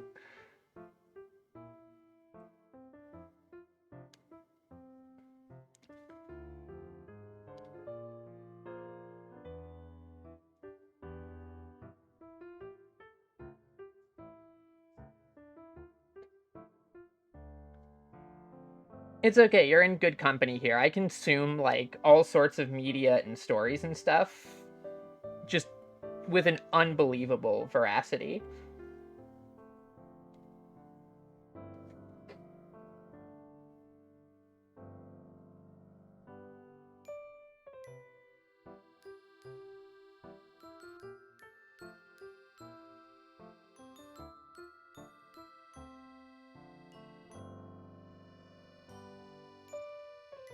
Ooh, an anime about aquariums?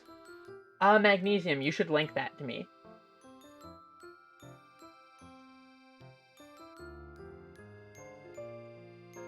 DM me that because that sounds delightful.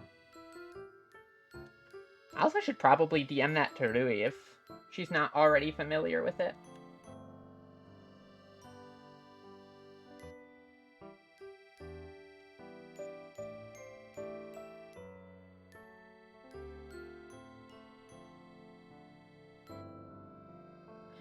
Where does the... So 1, 2, 3, 4, 5, 6. 1, 2, 3, 4, 5, 6. Wait, no. There we go. Okay, so that's where that begins.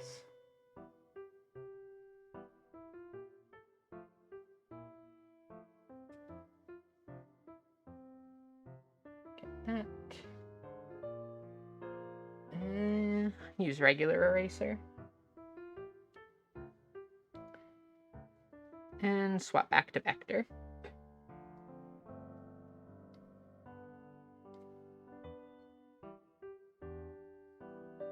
I'm gonna have to check that out. That sounds cute.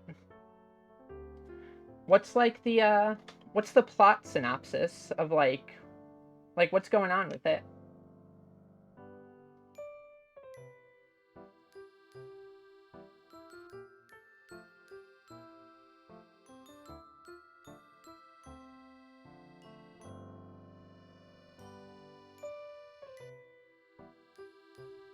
Runobu, you have absolutely watched anime in years. You've watched them with me in the past couple years.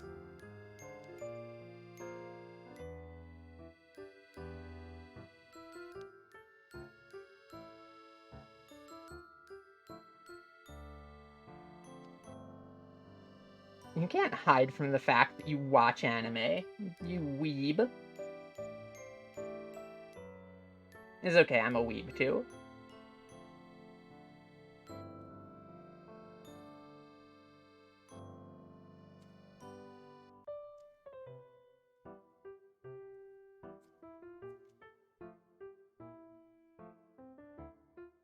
The Made in Abyss movie absolutely counts.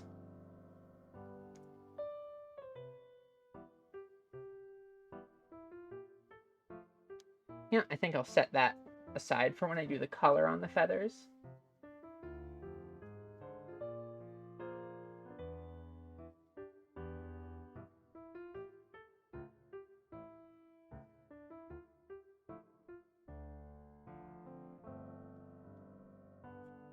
Oh, it's an idol series?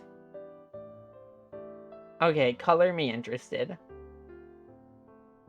I'm an absolute sucker for idol series. Though I feel like recently speaking, nothing's really going to top Zombieland Saga for me as far as idol series go. Zombieland is just too good. Also, let me quickly save this.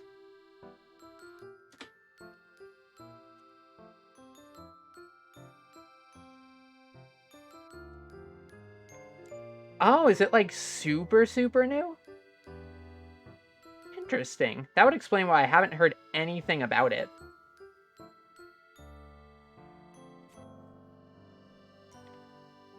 I would qualify Wakfu as anime.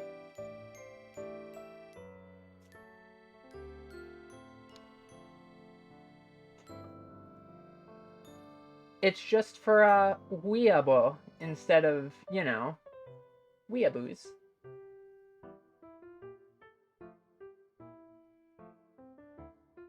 Which, that pun works a little bit better in text. Because, for those unfamiliar, Wakfu is a French series that is super duper duper multimedia. It has, like, comics, it has movies, it has animes, it has actually multiple shows to it. It has 2 separate MMOs. It has a board game, it has a card game. It's all over the place, and it feels like nobody has heard of it for some reason.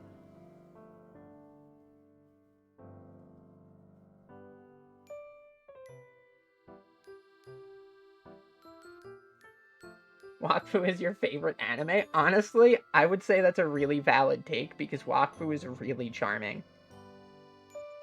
Wakfu's got probably one of my favorite settings, just of all time.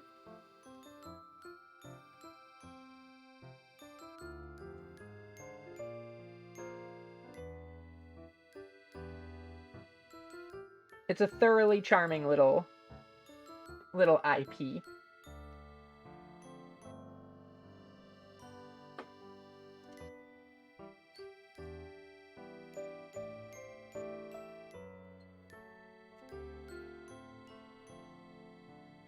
I have new subscriber. I'm glad to see that I've captured the attention. YouTube, I mostly haven't put much out onto, but I do try to always upload the stream VODs there for when they eventually run out on Twitch.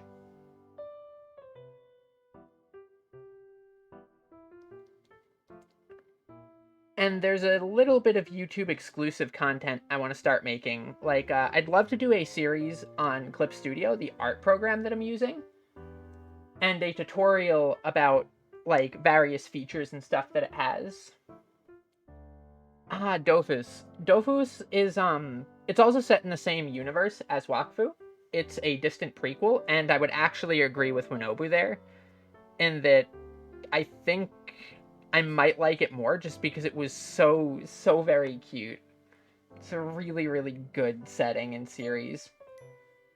Though usually, because Wakfu is more better known, it feels like, I'll use Wakfu as the term to refer to the setting as a whole.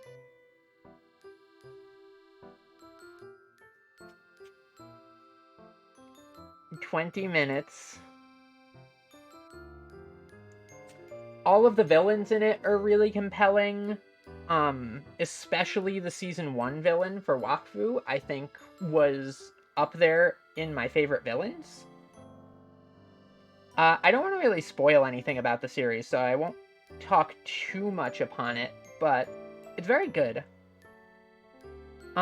Possibly in the Discord server, which if you type !Discord, you can get a link to from the chatbot. I might do another watch party, because sometimes we do little anime watch parties in there.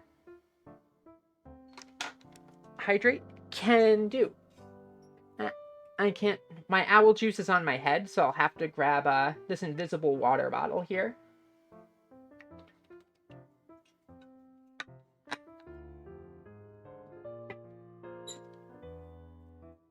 There we go. But yeah, we do, occasional watch parties in the Discord of series. The last one we did was Girls' Last Tour. And this weekend I was thinking of doing Read or Die, which is one of my favorite like series of all times. And while there's also a full series that comes after it, it has a set of 3 OVAs that come first. And the OVAs are really, really, really good.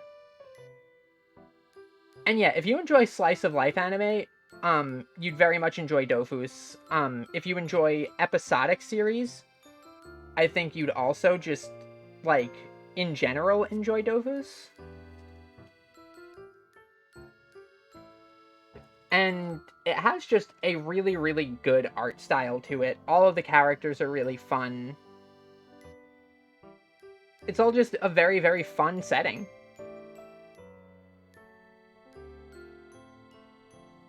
Like, the only adjective I can truly give it is just that it's so very charming.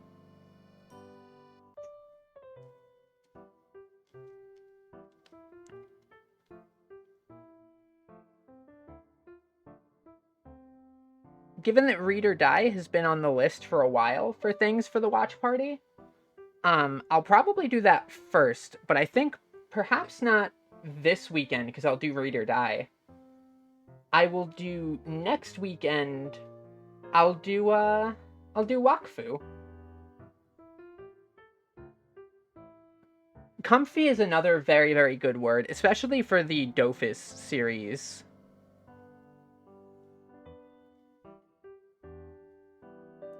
Like, I'd kind of describe it in a weird sort of way as like a series that feels like home in a way. Which I know is like a strange way to describe it. But it has that sort of like relaxing feel to it.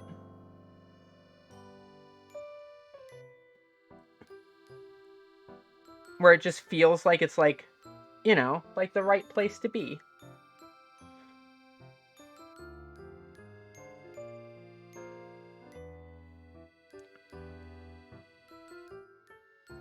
Like, in some ways, you almost feel like you're just, like... Especially in Dofus. In Dofus, you feel like you're almost just recounting old memories with a friend. And talking about, like, oh yeah, wasn't this really fun that time when we went and did that thing?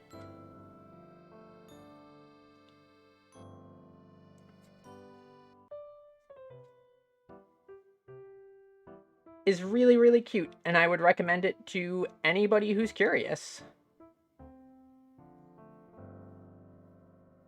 And anybody who's not curious, too, for that matter. I'd still recommend it. They just don't have to go check it out if they don't want to.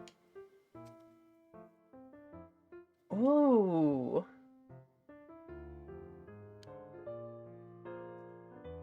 That's a useful word.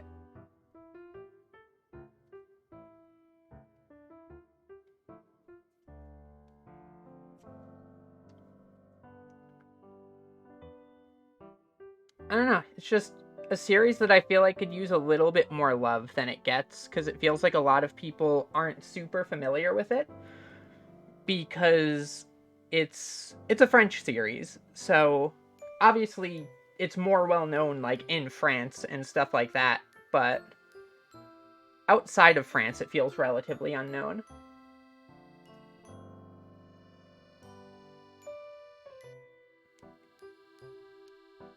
Yeah, it's very much got like a bright and like friendly aesthetic to it.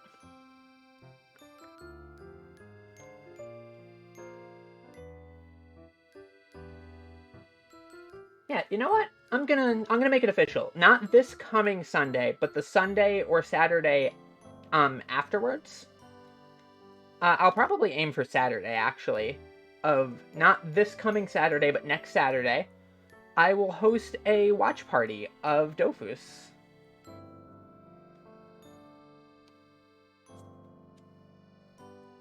Or perhaps Wakfu. I'll put that up to poll. Because Wakfu technically came first. At least in terms of shows. So, production value and, like, reference-wise and stuff like that, Wakfu's the first. But You can very easily watch Dofus without having seen Wakfu first, which I think is a very interesting sort of take. And there's various things that you'll gain watching it in either direction that make the other more compelling in its own ways.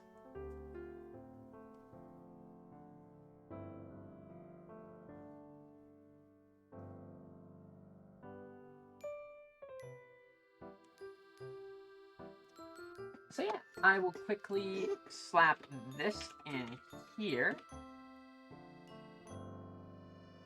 for anybody who isn't already a member of the Discord. If you would like to join us on the weekends for anime watch parties.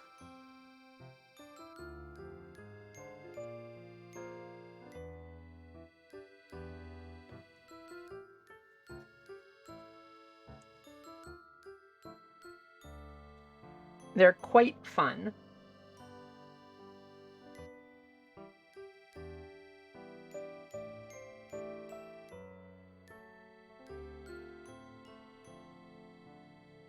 Alright, let's get this in here, and...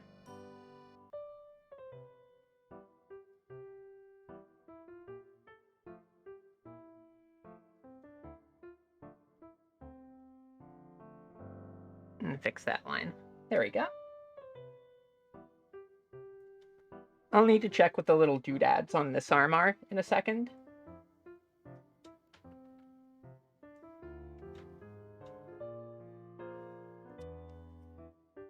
But I can get this hand fully in first.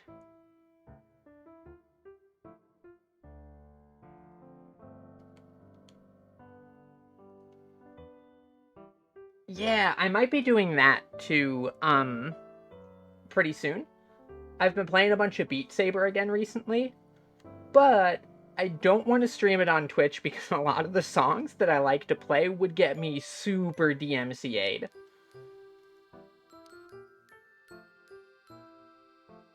However, I can stream it on Discord just fine. So there may be a couple streams that you can only catch on Discord, and because Discord doesn't have any VODs, that would be pretty much the only time and place to catch them.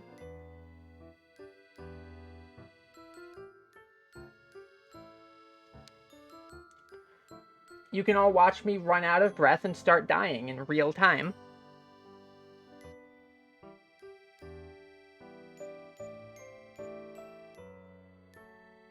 Because I've got a bad habit of playing songs that are a bit outside of my skill level.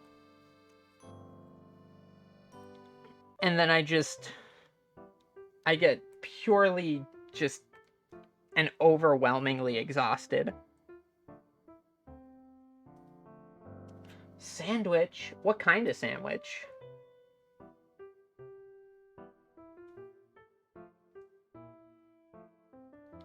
I forgot to eat before stream, so I'm gonna have to wait until after till I can go get sandwich.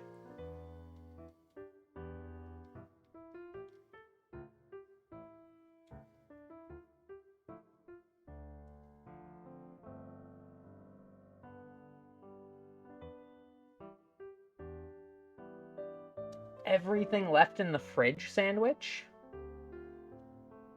That could be a real mixed bag when it comes to how that might taste. I hope by everything left in the fridge you mean everything left in the fridge that would potentially work on a sandwich and not just actually throwing every random thing that you could get your hands on in your fridge. Because knowing you, it could be either.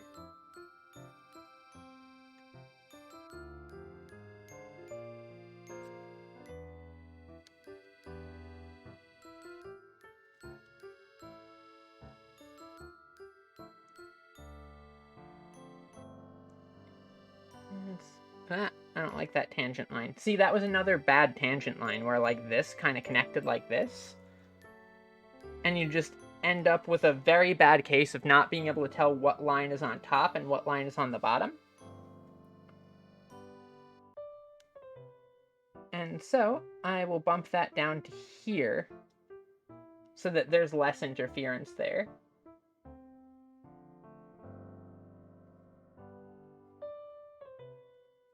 Three sauces? I'm actually a huge weirdo. Everybody thinks I'm extremely strange for this, but I usually will not put much in the way of like condiments on my sandwiches.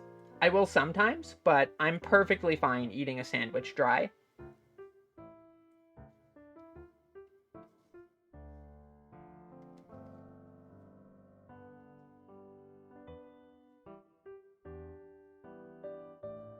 And not a fan of that line either. Much better.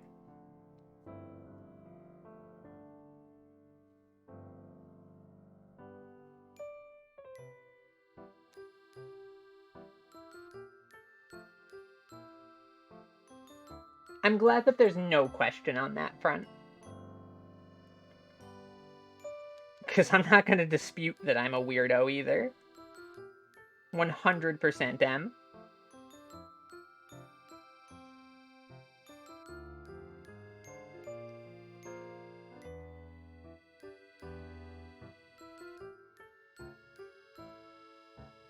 There we go. And nope. And nope again. Maybe?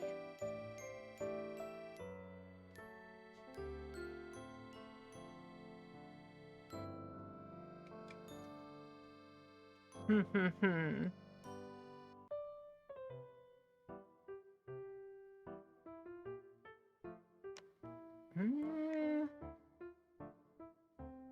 Let me zoom out and see.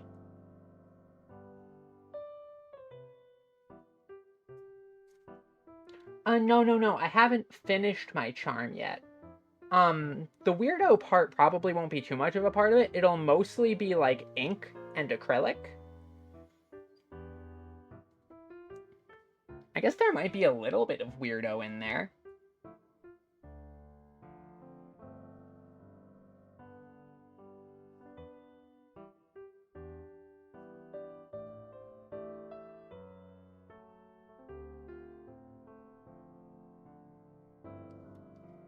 Oh, that first line was so perfect. I should have just ended the line there and then went for this after. There we go.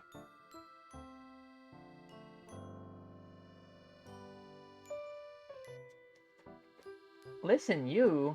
No. Yuri was one of the Girls' Last Tour characters. I'm Avery.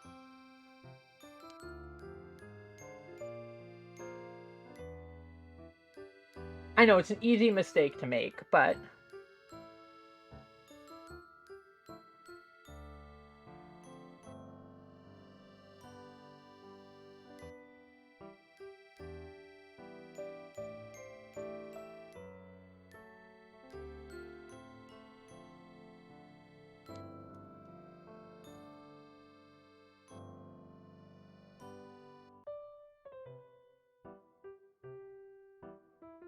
okay, I don't need that underline there.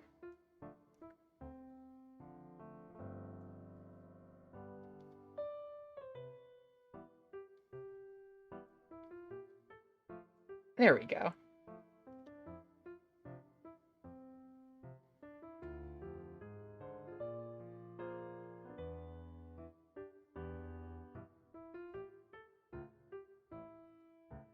And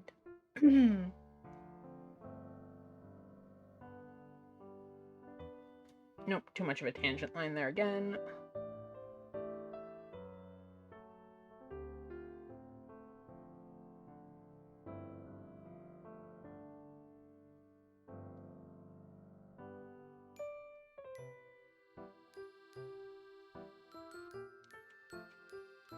Am I actually going to make Avery charms? I very well might. I want to. I love making acrylic charms.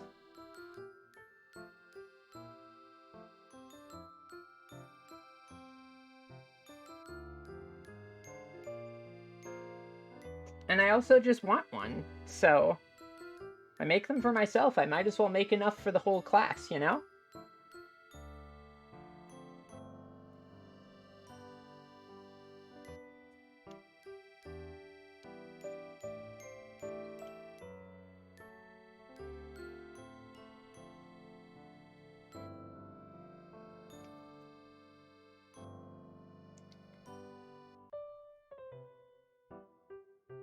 probably do like a giveaway for one too.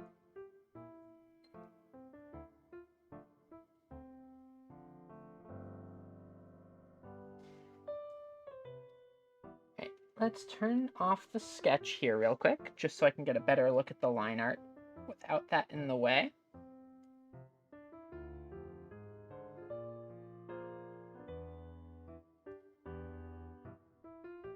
And let's see if there's anything, oh yeah, I forgot that I had some, like, designs laying around.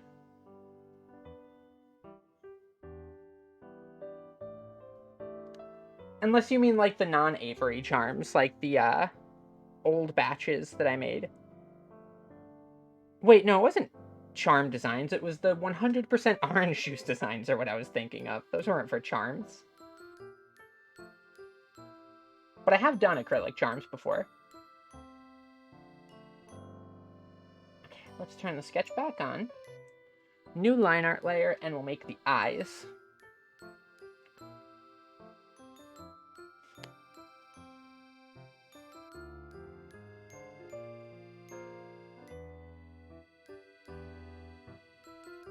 Gotta steady hand it.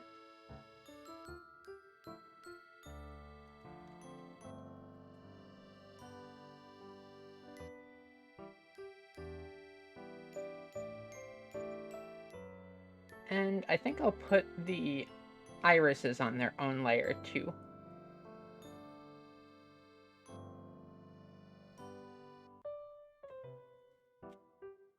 The Soft Junior charm was really cute. That one was my favorite.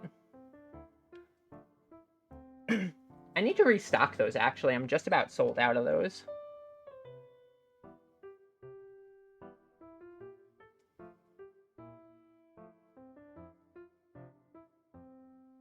Hey, you know what? I'll make an Avery charm, sure. That also, I think, answers the question earlier of what other art stream I want to do soon. Because doing a charm design stream could be great fun.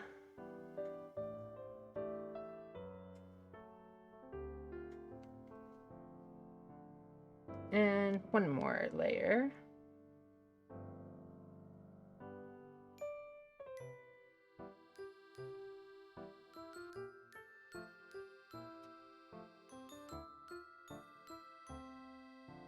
I love those emotes that Kaiku surprised me with so much. They're so good.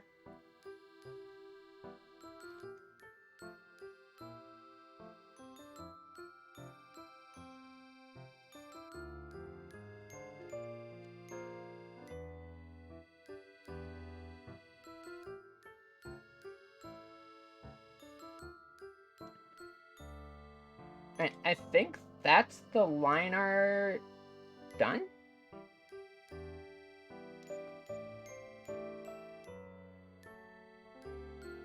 I'm not seeing any glaring errors that, feel like they need, like, drastic fixes.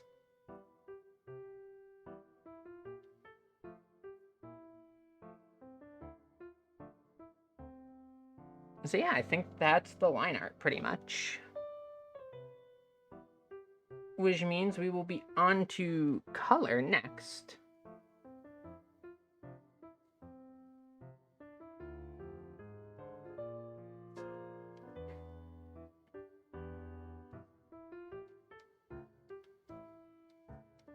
So now I get to show off another one of my all-time favorite tools. So I'll grab the skin tone here. And I have a tool called Paint Unfilled Area / Enclose and Fill. And basically the way that that works is I select around an area, and everywhere that is fully enclosed by line art on whatever layer I declare is the reference layer, which in this case is the line art, will be filled by color. It makes laying in flat colors real fast.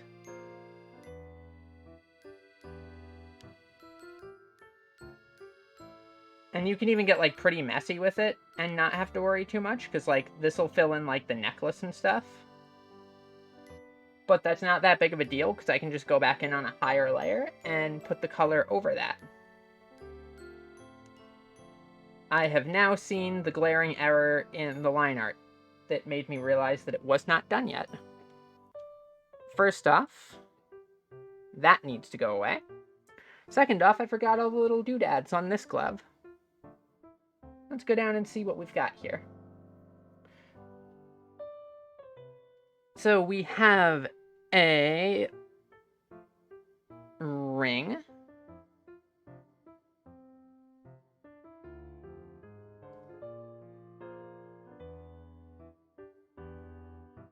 We have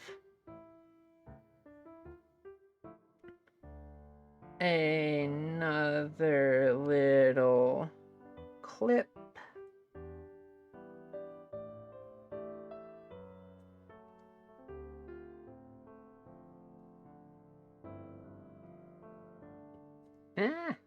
Headbutted my microphone again. I keep doing that.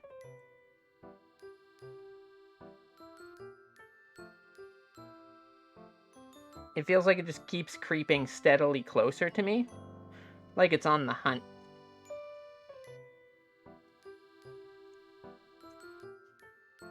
I'm not putting spikes on my microphone. That would hurt. Though maybe.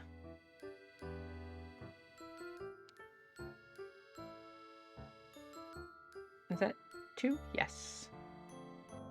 And then they're teardrop shaped. Whoop. And the second one, and whoop.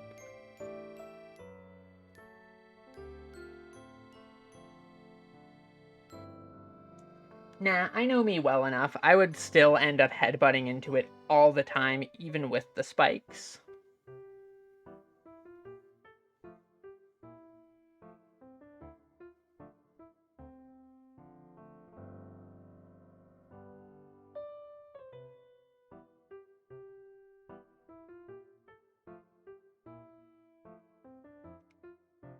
And this has a little gap here that it's tied off on.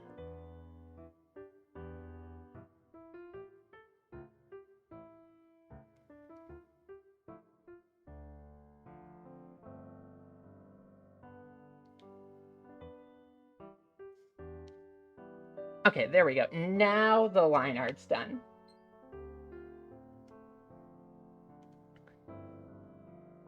So back to color we go. Did I put that on the right layer? Okay, I did, thank goodness. So I had to be like, oh no.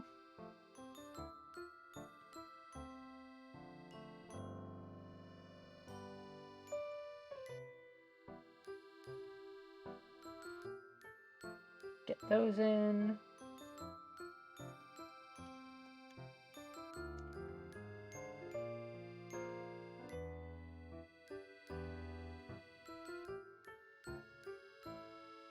And I need to quickly fix this little part of the eye line art, because it was weirdly overlapping with the rest of the hand.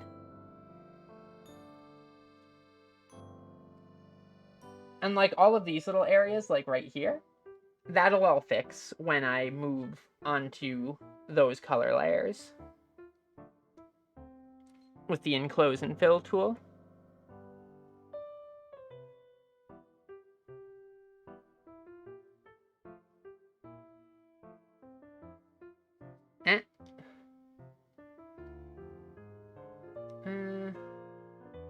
Let me quickly do it this way.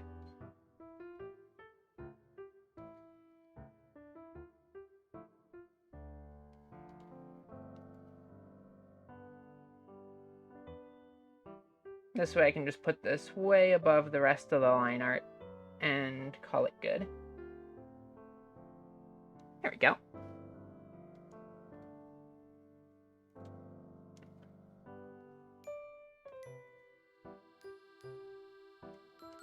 Pop this back to the reference layer and select around the whole face.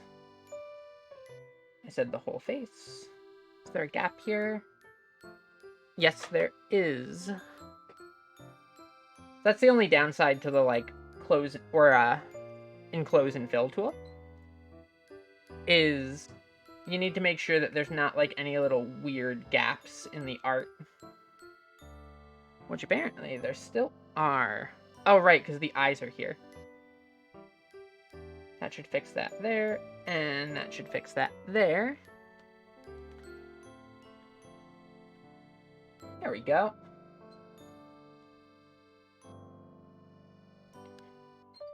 So that's the skin flat colors in. And let's find a good color to take to do the hair.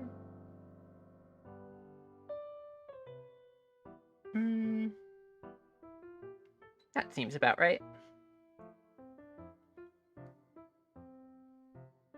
See, and for stuff like laying in the hair like this, it's really nice, because, as long as I select correctly, that is. It's really nice, because it'll fill all the way into these little points here.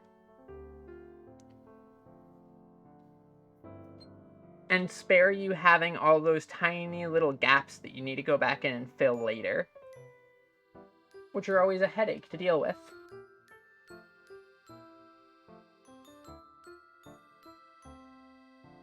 Fill that in there ahead of time.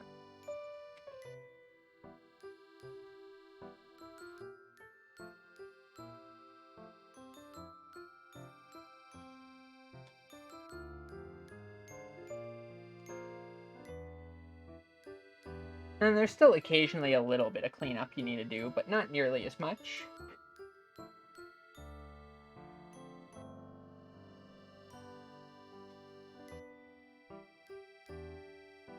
And that piece. And this piece.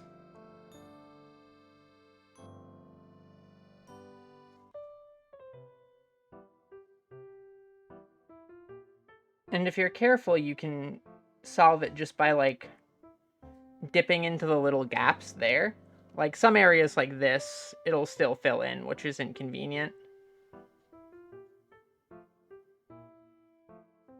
Which you can actually alleviate with having your settings right.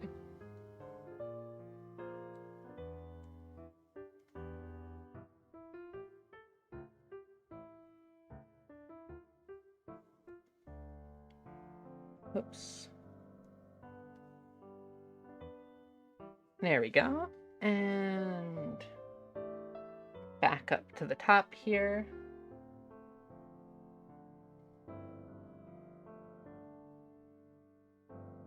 See if I can get both eyebrows in here without getting a whole bunch of the head that I don't want to.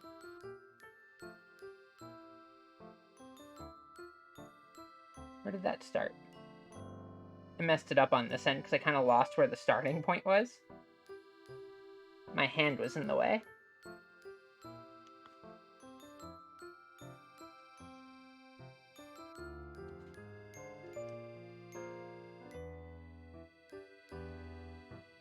Oops. And that.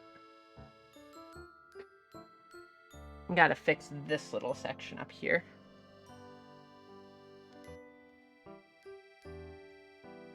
Ah, what am I doing? There we go. I had it set to paint transparency. Okay.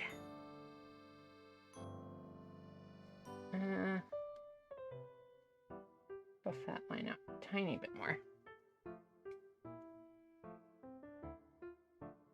Alright, the hair flat colors are laid in. Let's grab the gloves.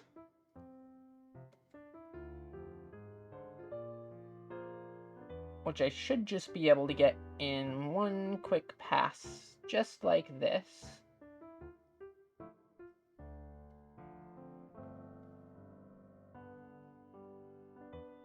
It's like magic.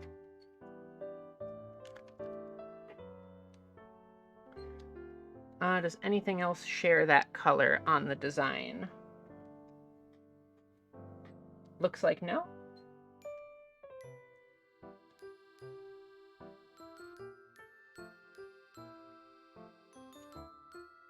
I usually separate my color layers by if they share colors. So like with this, for example, on the top here,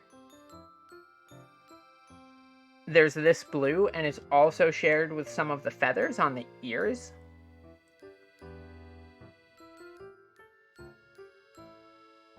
So because they're shared, I'll also do that up here and just keep it as one layer. Kamiya! Hello, hello, and thank you for the raid. That might have happened a second ago and I might have missed it. It didn't make a sound like it usually does, which is weird. Let me give you a shout out. Da, da, da, da.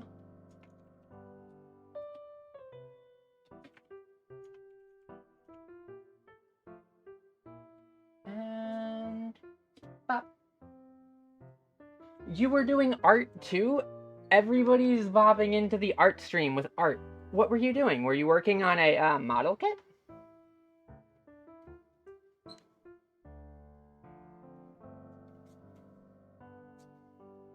And if so, which one?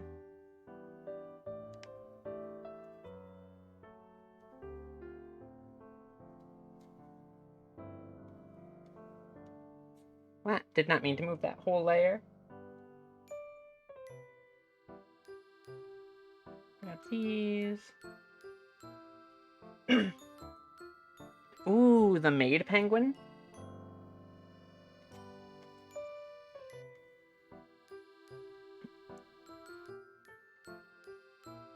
I saw you were going to be doing a marine kit too, which looks very exciting.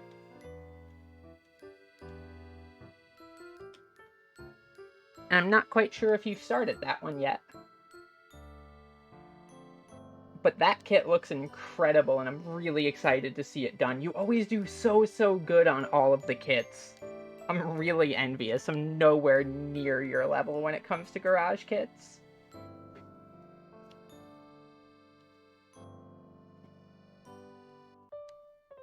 For those wondering, Kamiya is another one of the owls, too.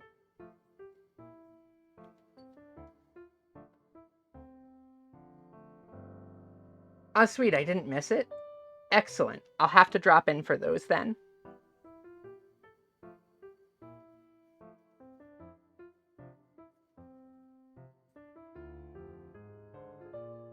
Why is this not filling? There we go. That was weird. It just took like 5 attempts to make it happen.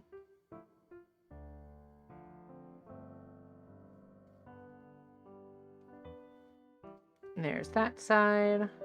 Get that side too. And it was these feathers on the top.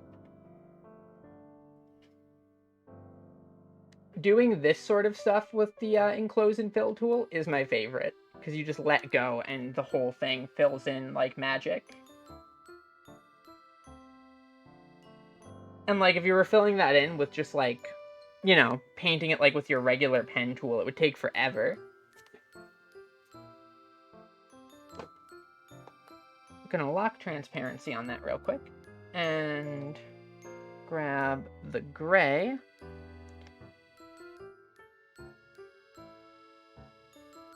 And quickly hit the tips here with that shape.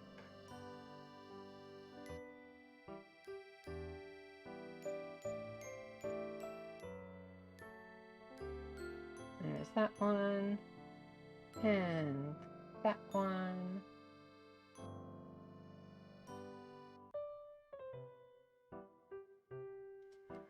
I'd love to do like a garage kit stream one day, but I don't really have any kits like on hand that I need to work on, and also don't really have the right camera set up for it.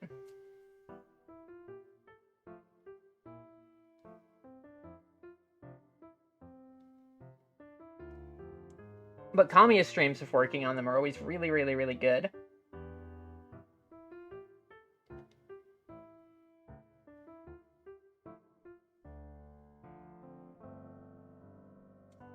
Okay, there we go. Now I can turn the transparency off on that. And what else has this color? The straps do, and that seems to be about it.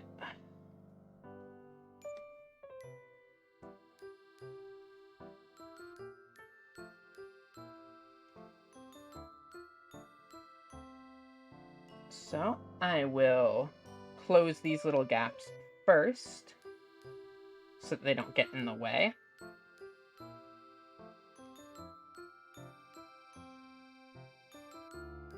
And then I should be golden to fill in this. As long as I have it selected correctly, which I think I do. Sure do. The wing is also white on this one.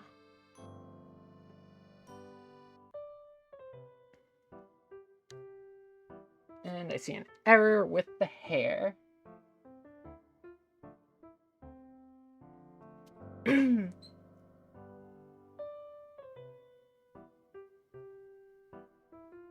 Always got to be at least a little careful with the enclose and fill tool. Just because it can catch tiny little areas that you're not quite ready for it to catch.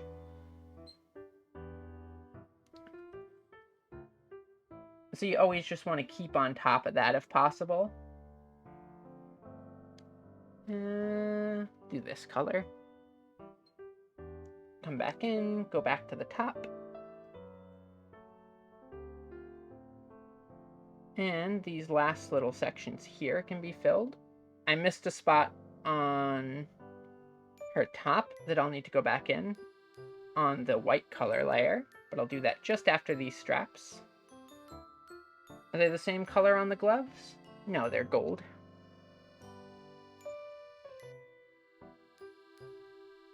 Get this the rest of the way.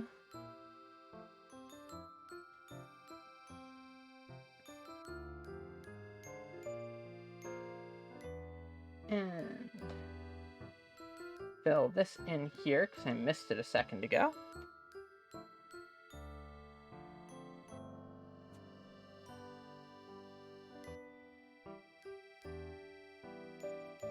I think that's it for the darker straps,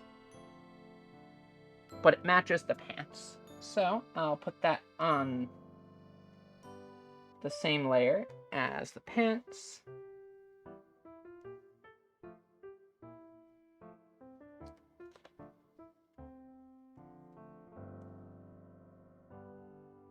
Grab this brown for the straps. Does that match the arm straps? Looks like it, yes.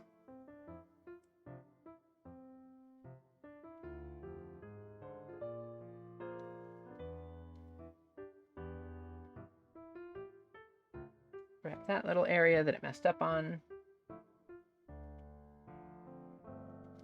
So these are the trick that I always do to them, because you need to be able to loop around it. Is I'll fill an area here where I can sort of get inside of the shape and not quite fill the whole thing. Because then you can fill the middle. Taito! More owls! Hi, Taito! What were you doing? And Genesis Harambe, thank you for following. Oh, and you were playing Final Fantasy XIV? What data center do you play on? Please tell me it's the same one as me. I really, really, really hope it is.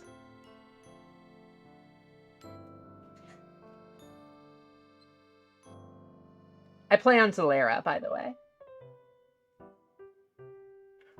Also, for those of you joining us, I'm Avery Alexandria. I'm another owl like Taito, and also a librarian and artist. No! Nobody plays on my data center. Forever stuck on Crystal.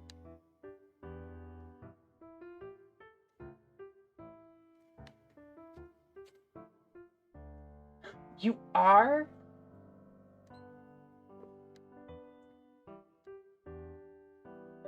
I just want everybody to play on Crystal because I want to play with everybody. Data center visit can't come fast enough. It's going to be so exciting when I'm able to just hop data centers to play with people.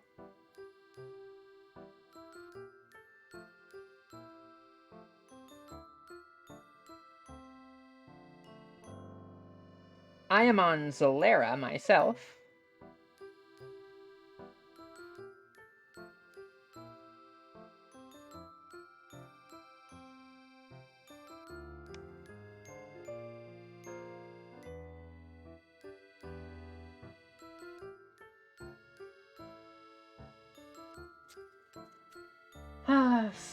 Soon we'll be able to data center visit. But... oh, that's true. Or I think they mentioned that it might be cross-region. It might just not be, cross-region between NAEU and JP. I'm not sure. I'd have to double-check on that one.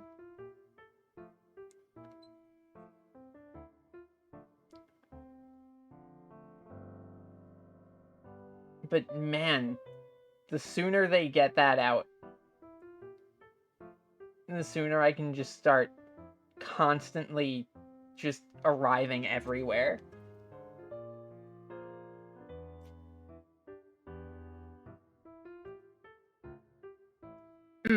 That makes sense. I'd assume the idle logout timer is also probably due to something with, like, the massive influx of players they've had recently that led to them, like, even running out of digital codes that they had prepped. Having that many players probably put a real strain on their servers. I know. It probably doesn't help with time zones, too, that I am very, very irregular when it comes to when I'm around and when I'm doing things.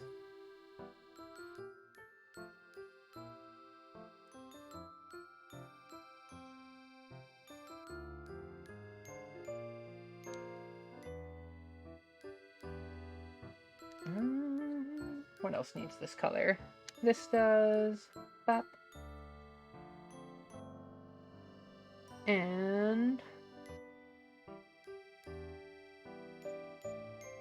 I'll save the little arm doodads for a second, and I'll put them all on their own layer. Let's get this gem. This key was silver.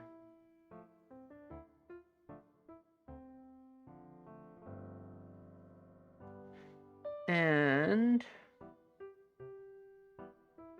if I recall, I think this was silver too?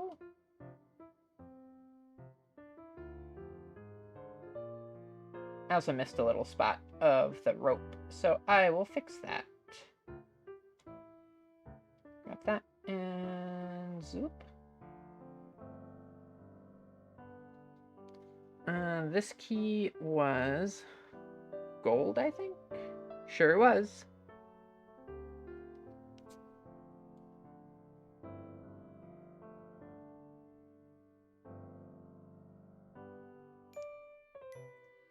Ah, wrong layer. Pokemon Games, thank you for following.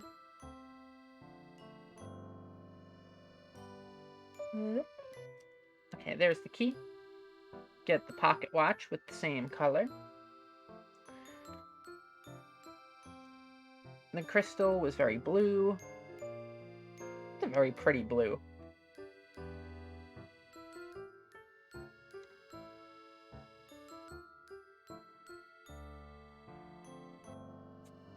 do my glasses here while I'm at it. Not quite the right blue. Like this? Yeah, there we go.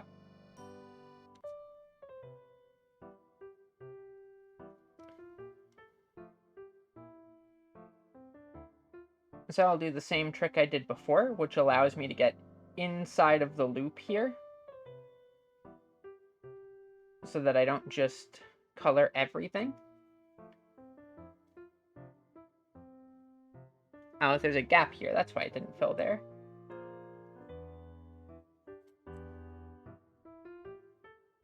I'm so excited for Endwalker. It's going to be so good.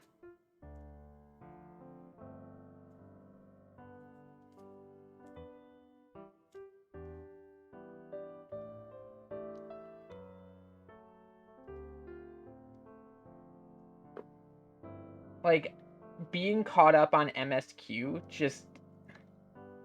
every time I'm just like, I just need more MSQ. I want to have more story.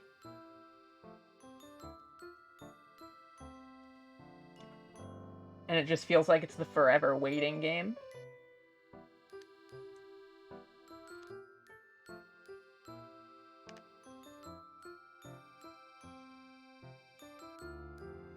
That's fair. A lot of the side content is really good, too.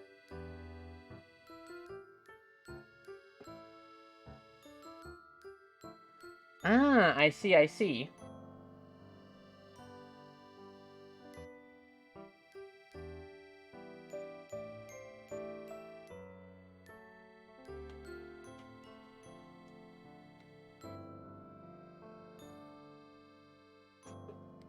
I'm just so excited for, like, where they're gonna go with the story in Endwalker. They have so many possibilities lined up for things, and it's just...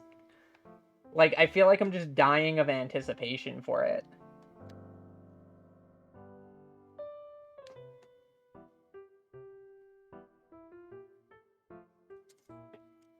Okay, there is some weird overlap there. The earrings were gold, like the watch was.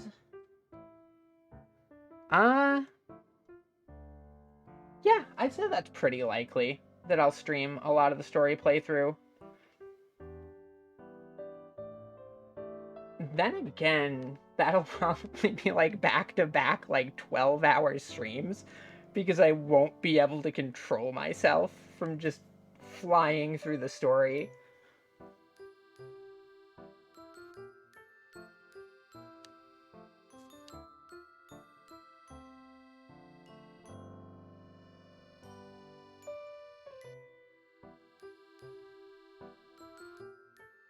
It's such a good game.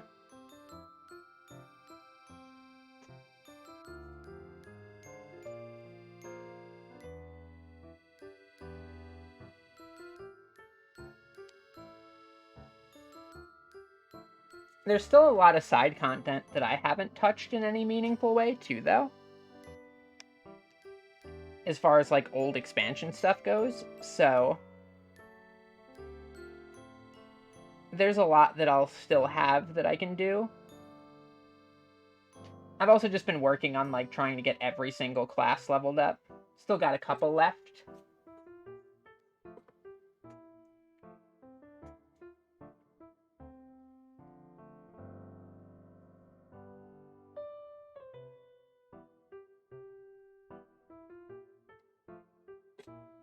Hi, Inotu. How are you?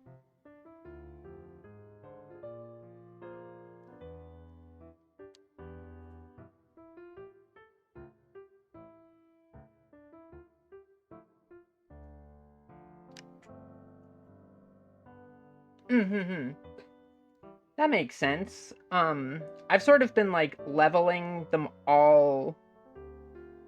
like, I've got a couple capped, but as far as, like, other classes, I've just kind of been leveling them as they take my fancy, and, like, as friends and stuff get into the game, I'll just pick low-level classes and run through stuff with them. So the majority of my classes are sitting, like, in the mid-60 range. with a couple like White Mage, Scholar, Dragoon. I don't think I have any capped tanks yet. See, I don't have the road to 70, so I've just kind of been doing it the slow way.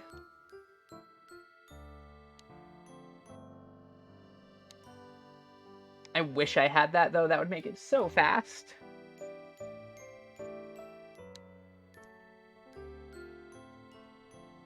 But fortunately, as friends and stuff get into the game, like, it gives me an excuse to run a lot of the old content that I really enjoy.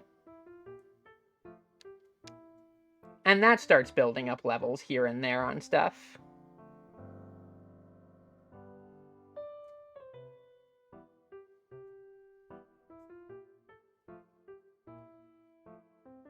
I do not have all of the whistles from the original trials yet.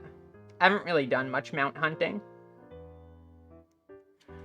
The albino Cardacool from the Ishgard restoration has pretty much taken over as just being my forever mount by being just a very, very round sheep that I just absolutely love.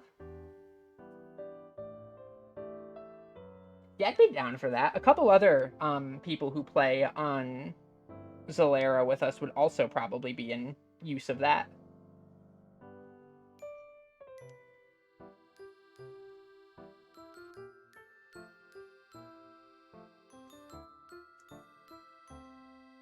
I tend to have atrocious luck with drop rates, though.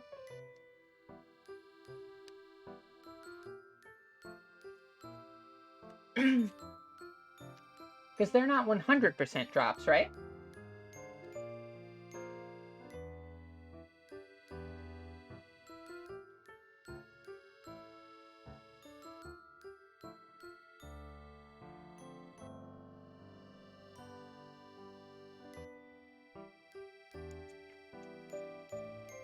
I bet the Heavensward ones are also pretty easily doable unsynced.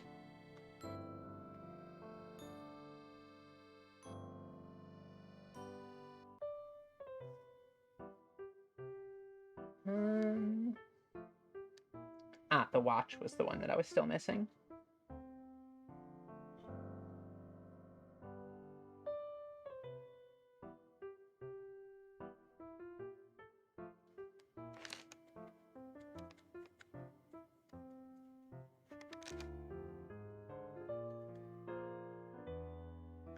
Yeah, I'm actually quite a fan of the way Final Fantasy XIV handles its need-greed mechanics. It feels a lot more fair than, like, a lot of, like, how other MMOs handle it, where, like, people who already have them can, like, need on them and stuff like that.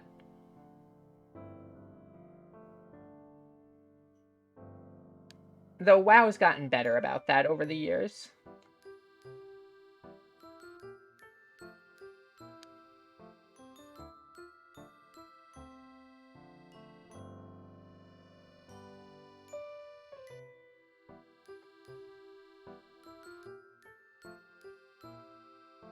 Crystals are so fun to shade.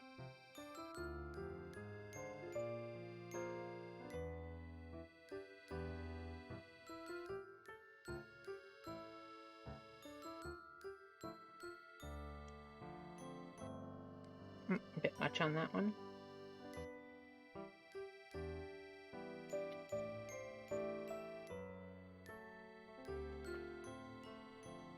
I also really, really, really want to get the, there's like this one mecha mount that comes from, the Bajja content.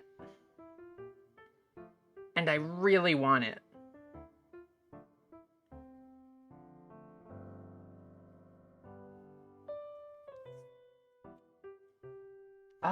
I think it's the Gabriel. It's like, it looks almost like a fighter jet, kind of.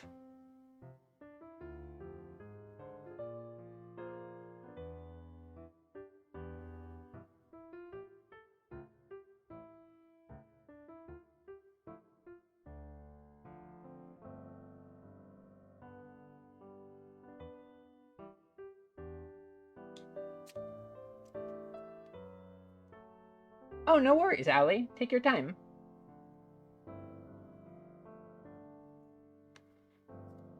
Oh, the Alexander music is so good. There's also the very, like, Yu-Gi-Oh card-looking fighter jet dragon that you get from the... Like, when you collect all of the Shadowbringers mounts.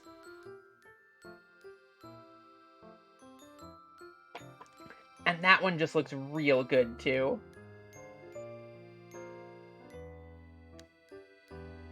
Alright, I think that's all the little... trinkets. Which means now we move on to this.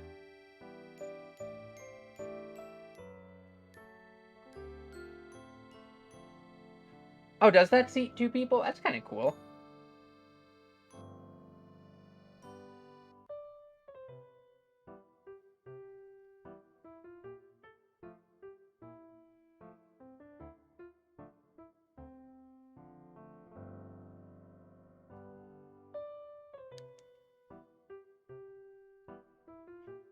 I've never been too much of a fan of the, like, very, very big mounts because I feel like they eat up a lot of screen space. And sometimes make it a tiny bit hard to see what's going on.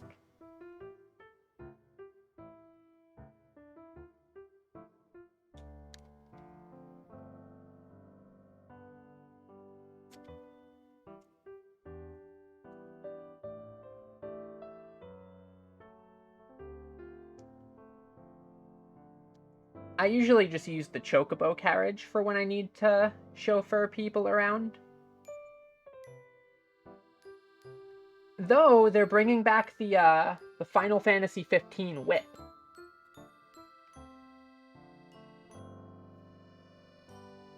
Oh, I love the, like, Deathclaw mount. The way that it just, like, daintily picks you up by the back of your collar is so good. It's just really cute. You just look so dejected.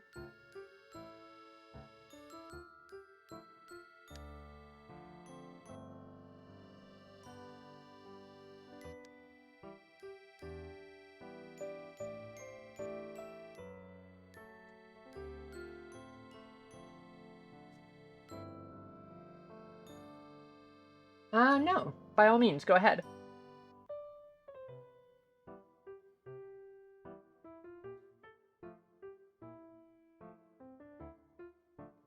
And I'll click on that too. Yeah, see? Just the way that it just, like, picks you up. It's just like you'd almost just hear the warrior flight being like, man. Again? This always happens.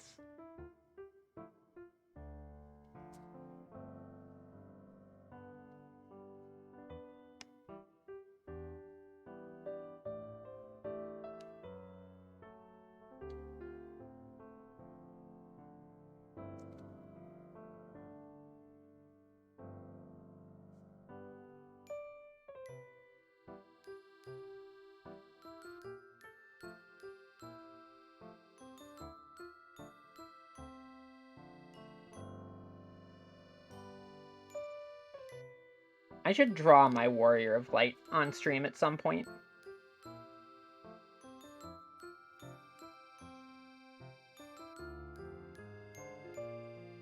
I like to think she's very cute.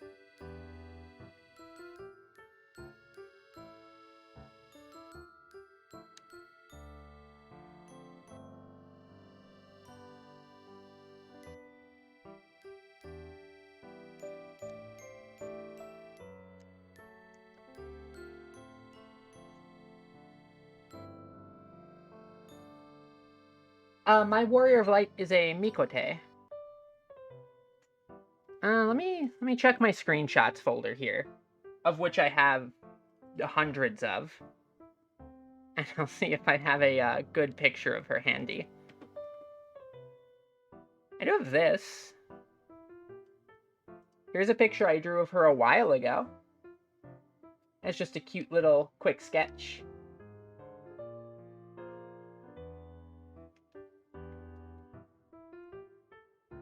She's a aetherologist.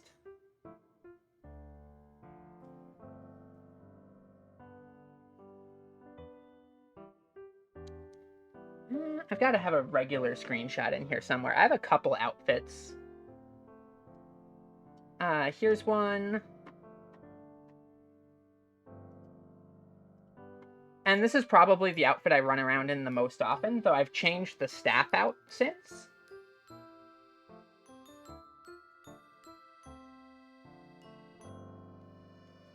Time Mage would be a really fun addition.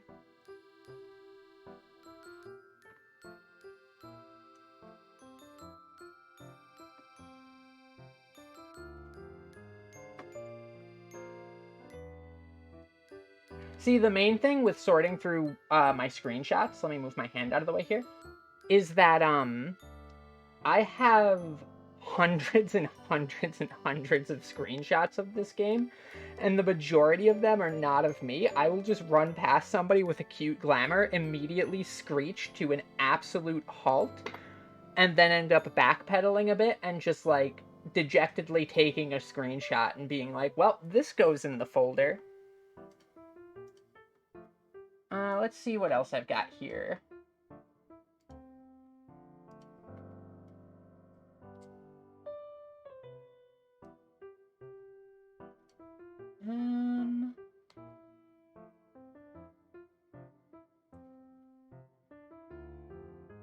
Yeah, see, a lot of my screenshots are just of other people's characters.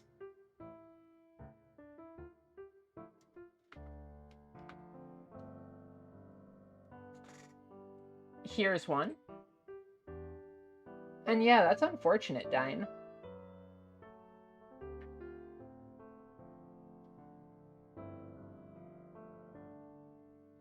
She, her pronouns. And no, it's not too personal at all. Thank you for asking.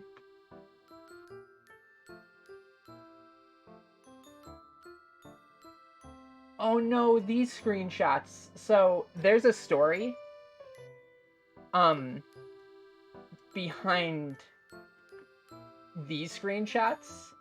This screenshot and this screenshot. So, basically what happened was one day I was waiting on another one of my VTuber friends, Bellamy Aberdeen. I was waiting on them for a dungeon run, and they were dealing with a job quest, and I was running around and just being like, wow, everybody's glamours are so cute. This is awful. I can't handle this. My goodness, everybody's really pretty. So I'm wandering around Limsa, and it's just getting worse and worse and worse. And I'm like, well, what if I escape to a place that is Shadowbringers content? So I won't say the name, but it's the endgame city in Shadowbringers.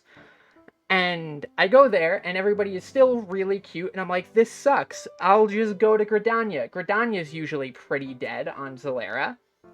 So I pop over there, and immediately land next to all of these people who are all just emoting at each other and flirting with each other, and all of a sudden, basically, they all target me at once.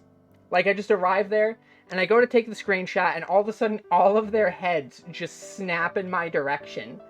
Like, they sensed that I had taken a screenshot. And then all of them started emoting directly at me.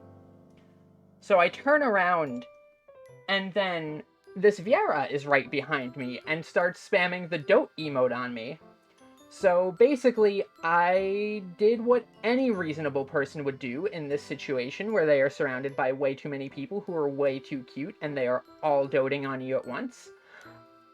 I popped sprint, and I ran out of the zone, and I ran around a corner, and I immediately logged out of the game. And was like, Bellamy, you are going to have to let me know when you are done with the job quest, because I am too gay for this, and I can't handle it.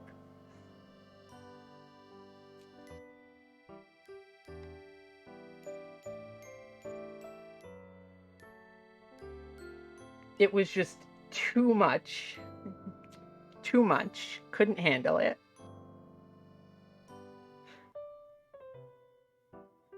Meanwhile, Bellamy's sitting there in the voice call just cracking up at my suffering. knowing full well the fate that they've abandoned me to.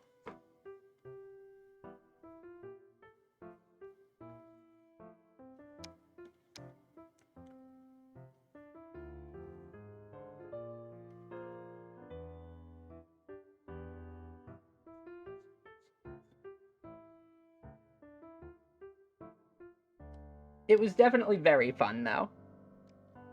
I also got probably the better part of like 100 screenshots in that like half an hour period of running around.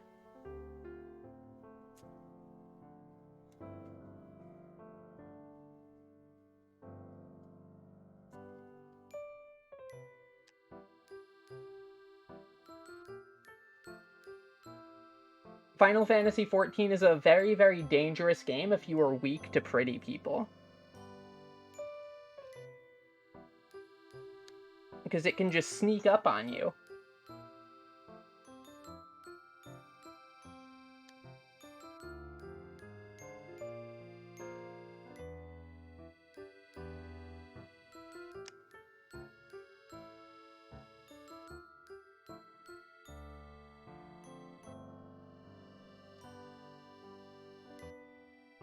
Yeah, go ahead and post it.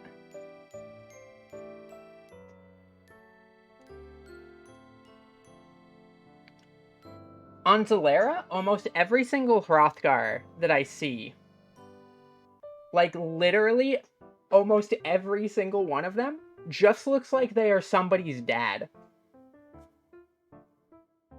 Like, they all just have, like, that sort of, like, fashion sense to them, and they just look like it's just, like... You just see them at, like, a family gathering or something, awkwardly standing in the corner. See, your Hrothgar doesn't fit that look, though. Maybe it's all just the Zalera ones. That all look like they're just about to head to, like, a family cookout.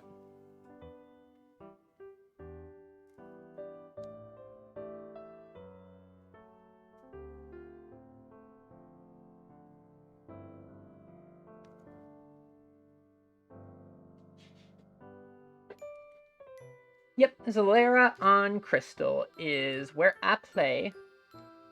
If you toss me a DM on Twitter, Sylvarn, I'll pop you my character info after stream.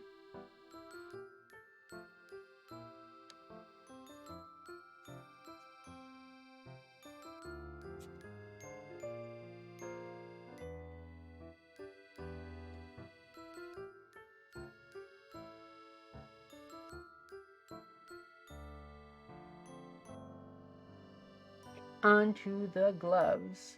Oh wait, I need to... One sec. There was one thing that I forgot with the colors here that I need to fix. The fingers are, like, gray. So let me just fix that up real quick.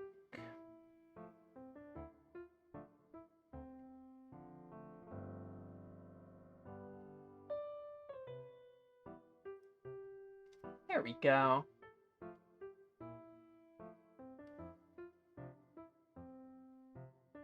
Posture check? Ugh, will do. Ugh, no more shrimp for me. I've evolved from shrimp posture to gargoyle posture.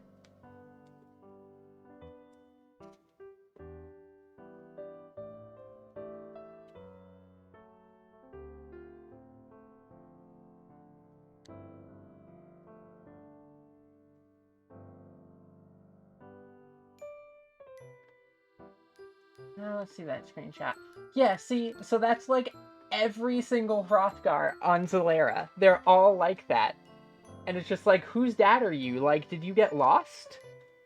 Like, do you need directions? Like, there's nothing embarrassing about asking for directions, Dad. You can go and we'll tell you what way to go.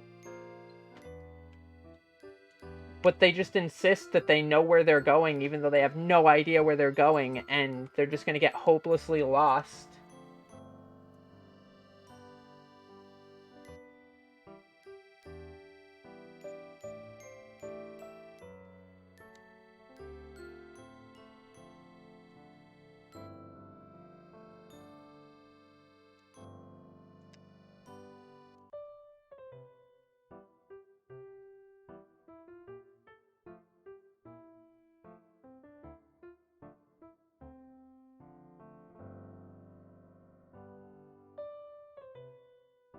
Gonna go a little bit softer on the shading than I usually do for this.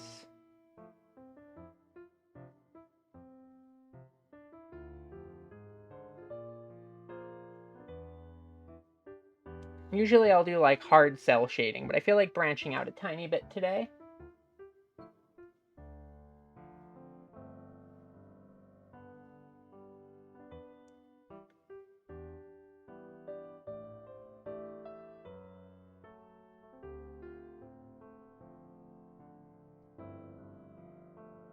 And Dine, you also play on the same data center, don't you? You're also Crystal, I think?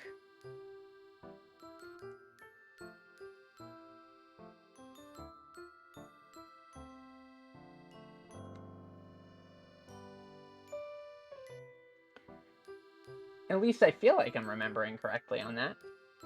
Oh yeah. You know, now I'm wondering because every time I see a random Hrothgar that just looks like somebody's dad, like I always run up and take a screenshot of them, and I wonder if I've ever at any point taken a random screenshot like when your Hrothgar was in dad mode.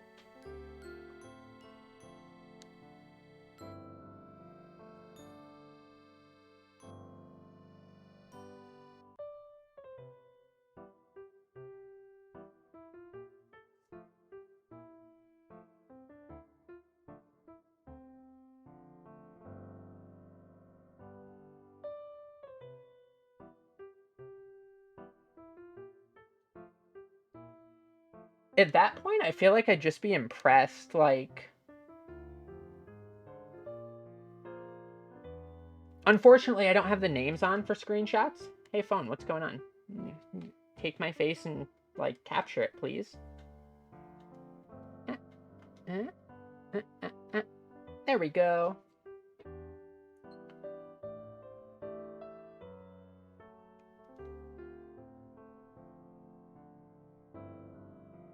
And the phone will just happen to be looking the other way for a second. You'd think I'd find, like, a less animate phone for this, but no. Gotta use the living phone.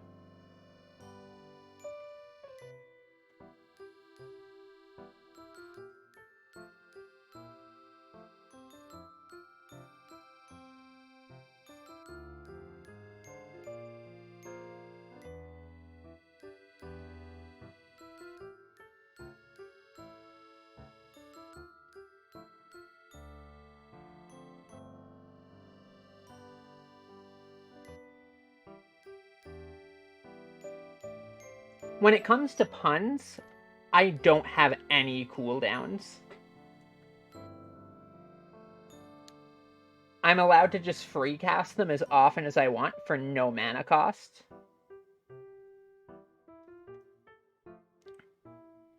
The destructive potential is unrivaled.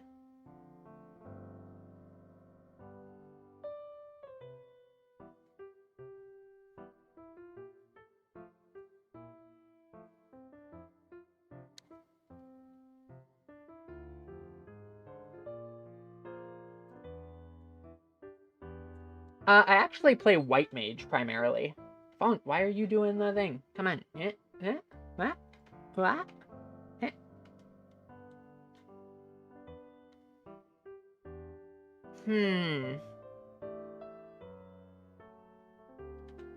I don't know why it's doing this. It seems to be just constantly losing tracking. Is this overheating, maybe?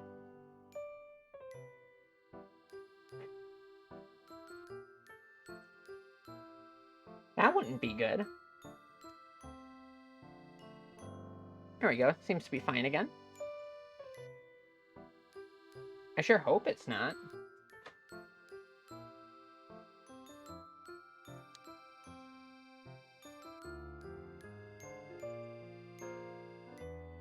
It's warm in my area, but it is cold in my section of the library because I live in an icebox.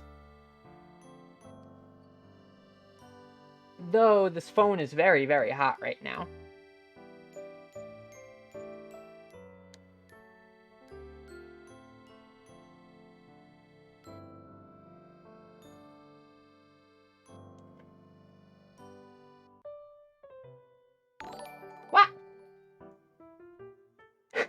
Russian Premiere, thank you for the follow.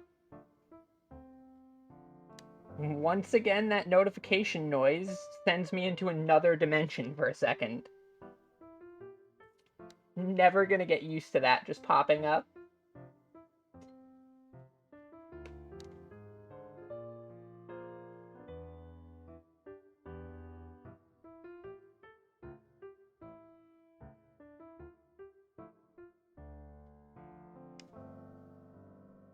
The funny part is to those of you who have seen me play like horror games and stuff, I'm basically like, in horror games, like jump scares don't even phase me.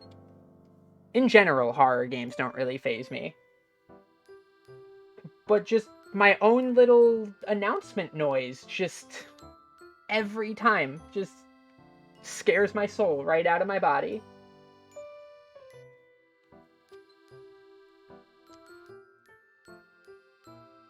Yeah, that might be it. It might just be when I'm doing art, like I get into like a little focus state and just completely lose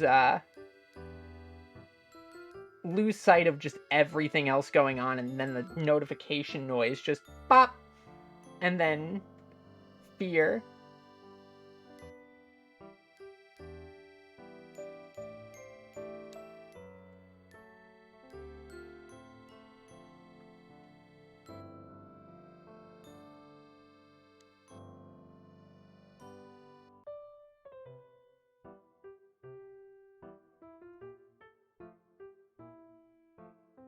Let's clean that edge up a bit. And now I can come back in.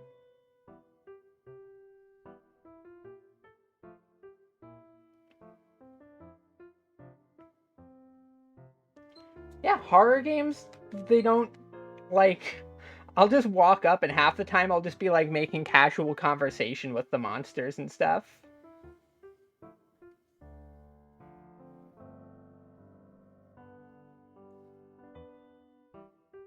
I am a fearless owl in horror games. Notification noises, though? No, terrifying. Too much.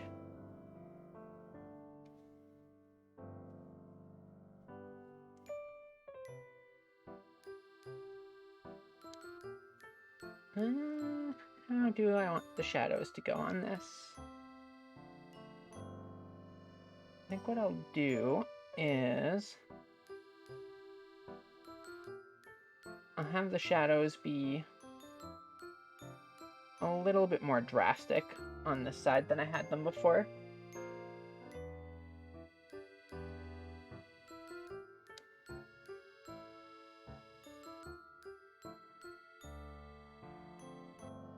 Like, it's very rare for a horror game to actually get me genuinely unnerved.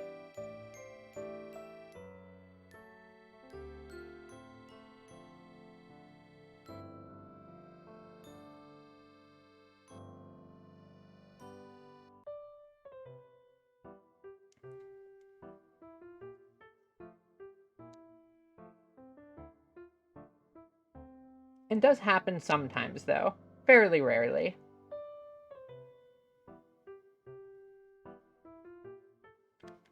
And I do still have a VR build that somebody made of PT that I'm saving for a rainy day. Because I feel like PT in VR will probably unnerve me a bit, or make me very motion sick. It's like a 50-50.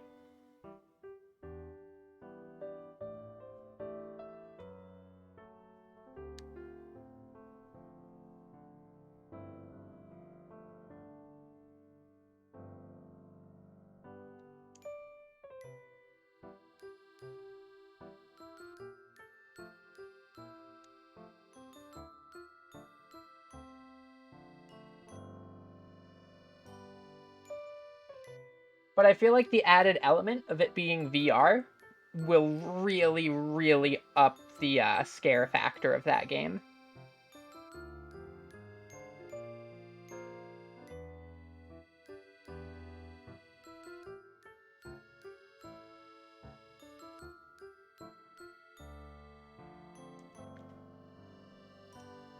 One of these days when I feel like tormenting myself, maybe I'll play it. Because on one hand, it feels like it would probably be best experienced completely isolated and off stream to get the real unnerving experience. On the other hand, what fun is my sheer suffering if nobody gets to see it?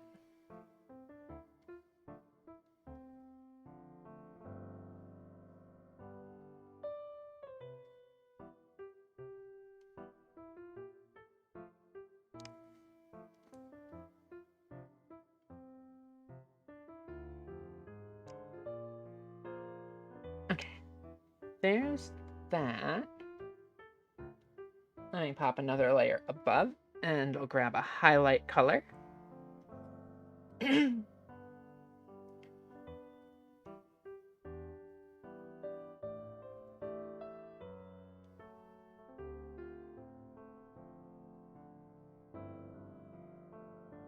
Yeah, but Winobu, don't you usually get spooked pretty easily by horror games?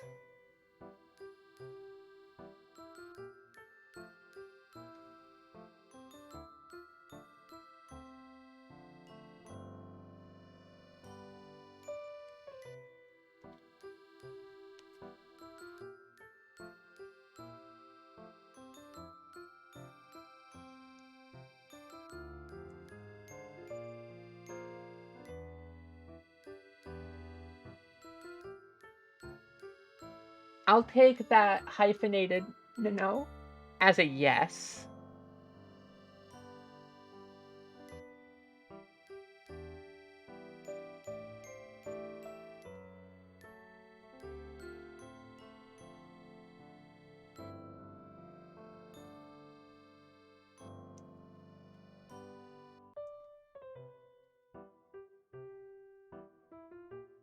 Though for all of my big talk, I do feel like VRPT will really get me.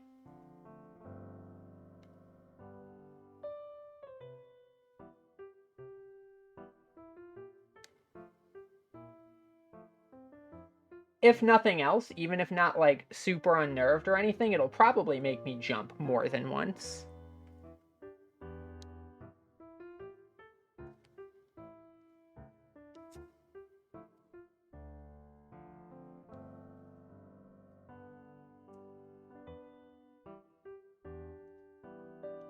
Okay, so let's do the skin next.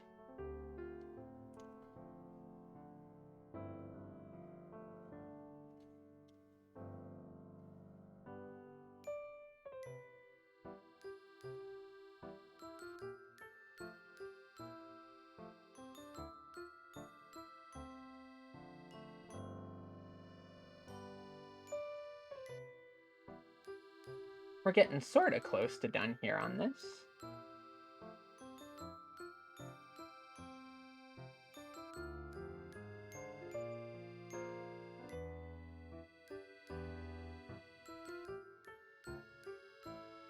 Though, also, as usual, if I end up going too far into 8 p.m., I will go to Be Right Back screen for just a minute, just because Grandma Owl needs dinner, and I have to go make that for her.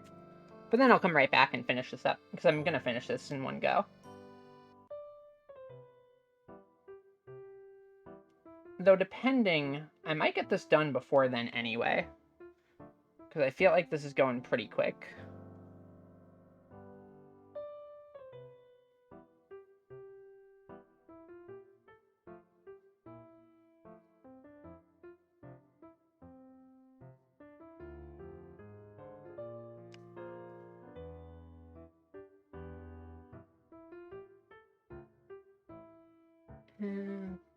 Is this the right brush? Yeah.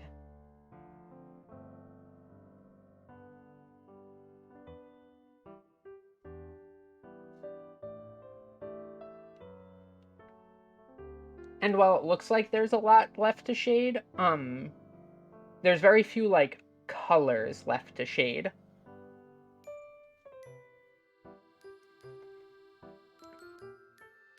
And usually that's where, a lot of the time comes from.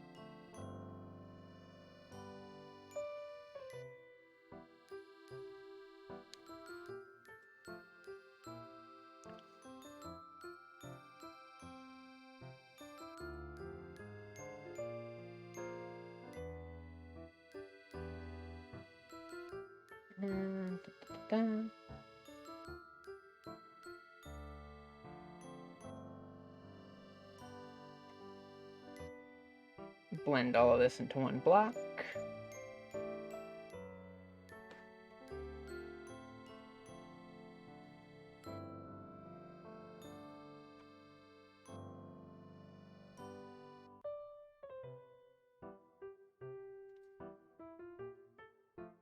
And I think this whole section of the torso here can go into shadow.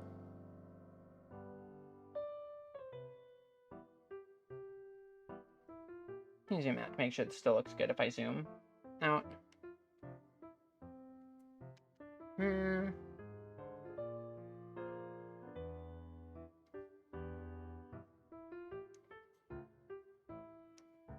think multiply is the way to go blending mode on this.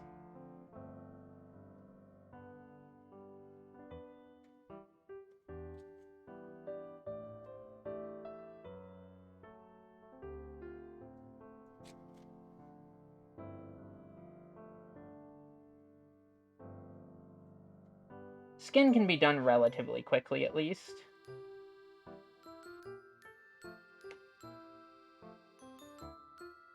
And I feel always adds a good bit of depth to a piece.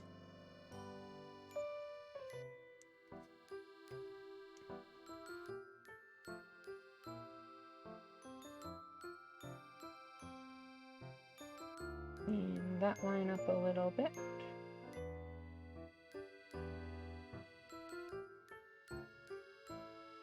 And grab the blend tool again.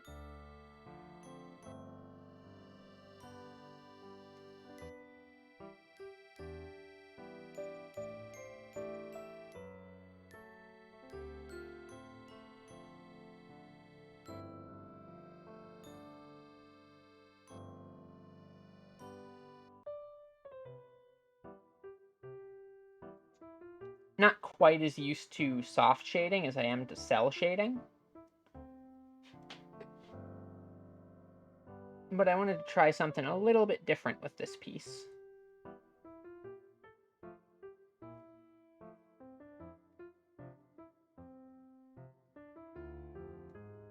Why is that turning out so pink?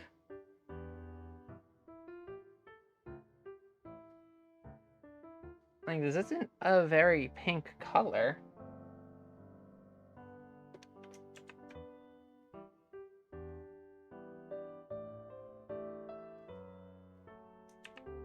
Eh? No. It might just be the base skin color under. Or maybe it's my screen. Could be that, too.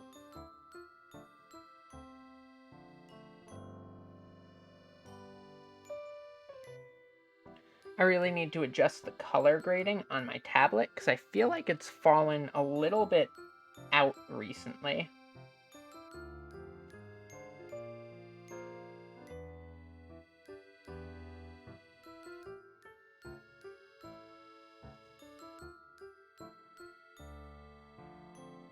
And it makes it a tiny bit hard to tell when colors are out of whack.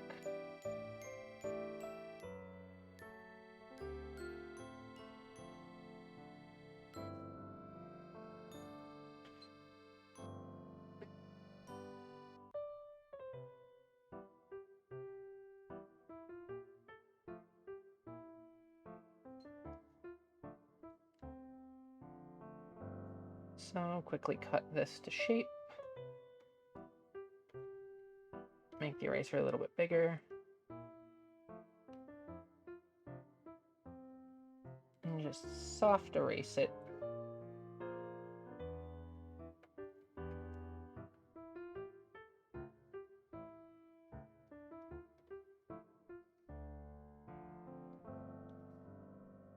There we go.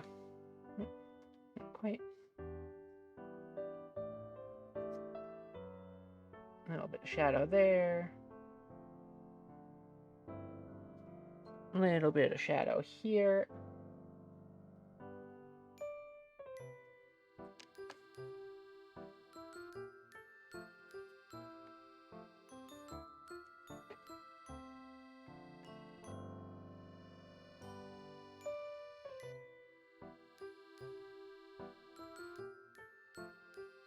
I can't tell if it's just on my end. Does it still look like very pink to you guys, too? Like, relative to this, which should be almost like a more orangish color?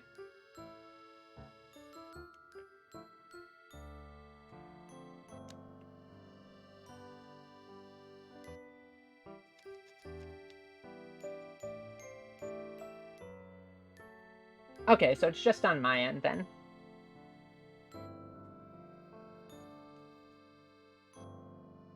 That's fine, then, because as long as I know, what it looks like on other monitors.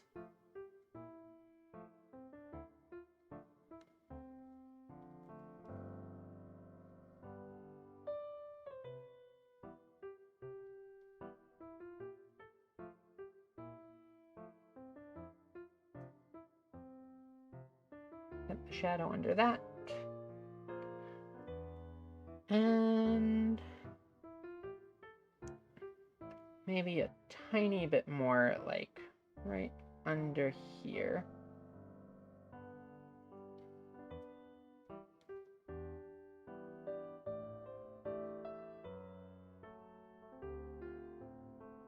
I bet it's just the color grading on my tablet, because the settings reset on it the other day.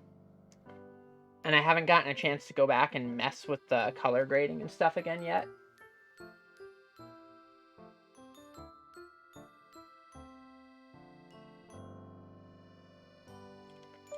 No, don't like it like that.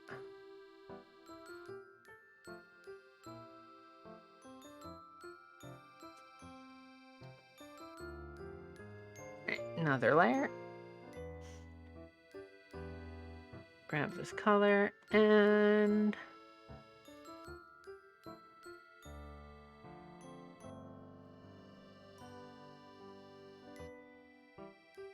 go in and hit the highlights.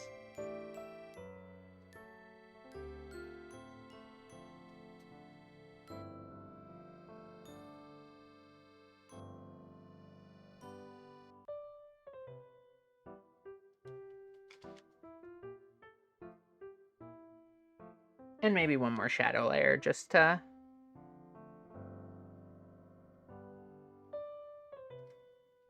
hit like some really darkened areas.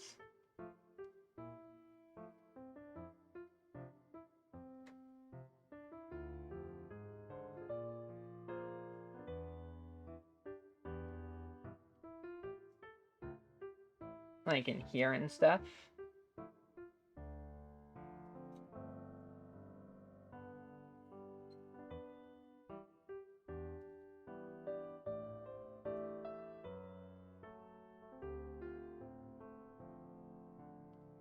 And get that.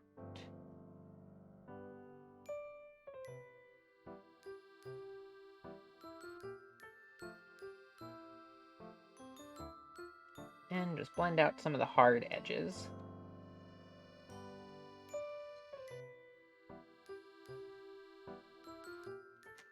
Alright, so next up, we'll take care of the pants.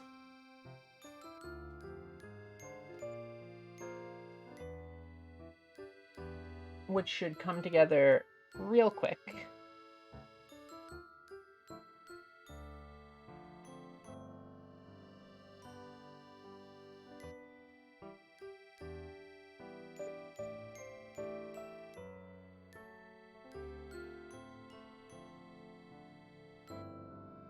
Because these are not a super complex shape, really.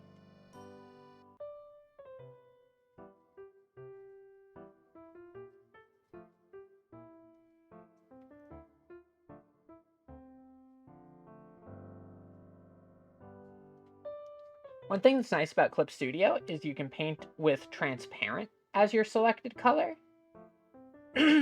Which, that allows you to basically use any brush as an eraser by default, which is nice.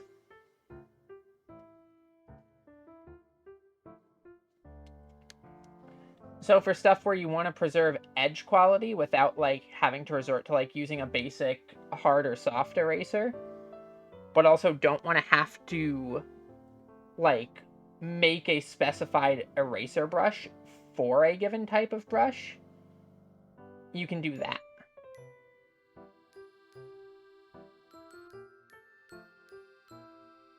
And it's real helpful.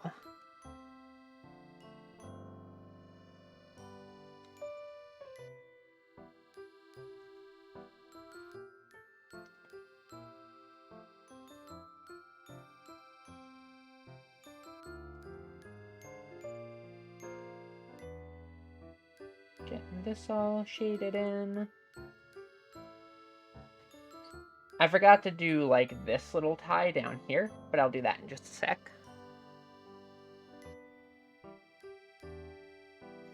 Once I get the rest of the pants in.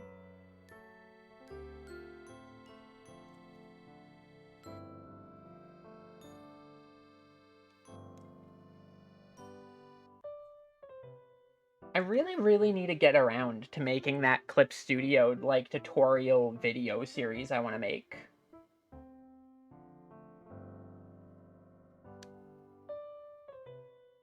Because there's so much cool stuff in this program that I just do not see people utilize quite as often as they could.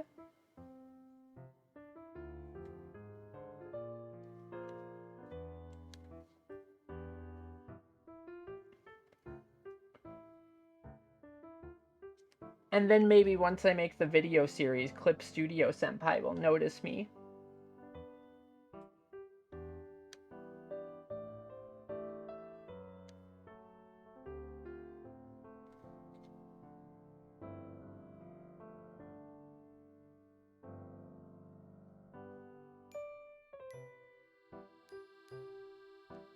Not a fan of that. Let's see.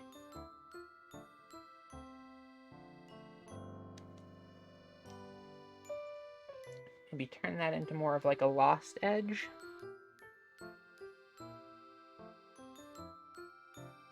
And I'll keep it as a hard edge up on the top. Yeah, that looks better.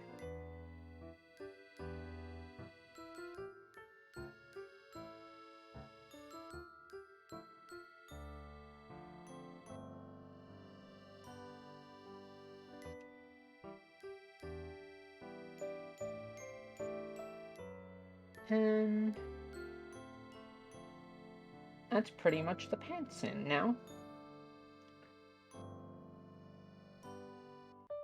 Go back to this layer real quick and just drop in the shadows on this where they're needed.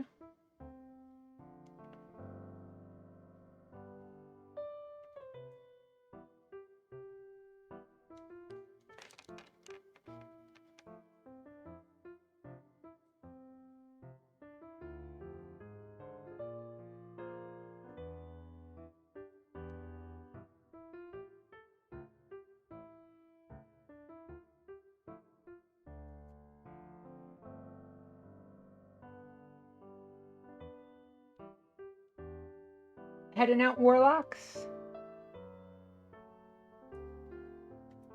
If so, thank you for joining us.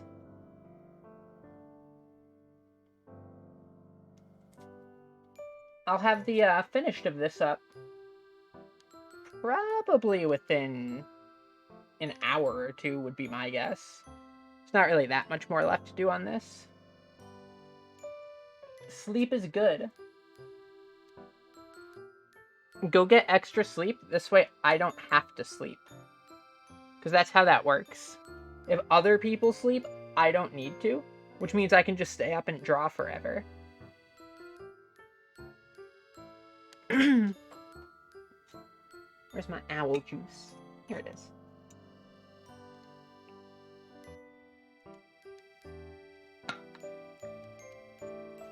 There we go.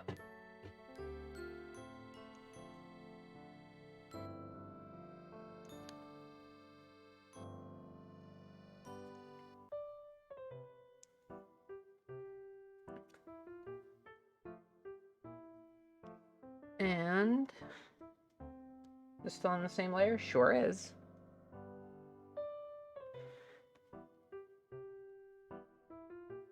And thank you for coming. Rest well.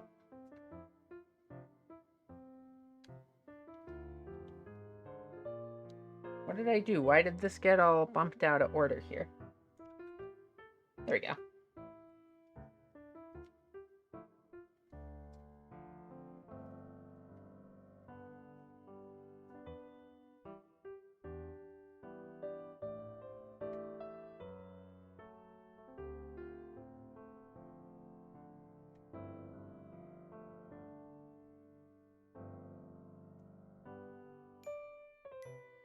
Alright, get the very, very sharp in there.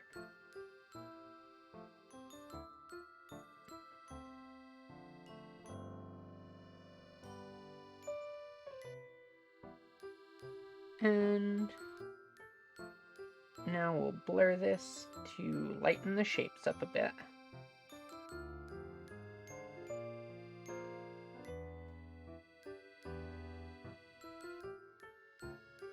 Another layer above.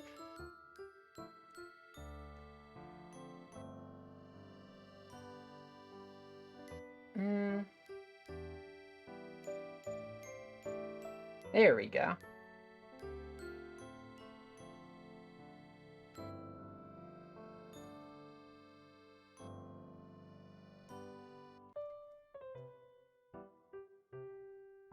Gotta get that nice shininess to it.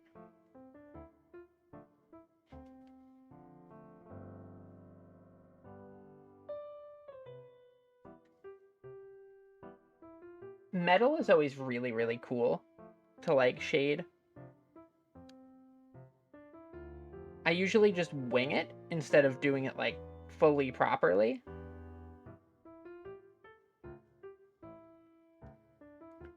Because, like, there is a proper way to determine where all of the lights and shadows and highlights and stuff go, but I just like making shiny surfaces.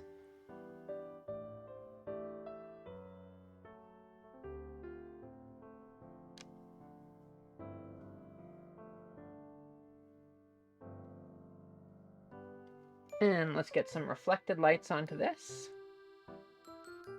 Because this would pick up the blue of the glove.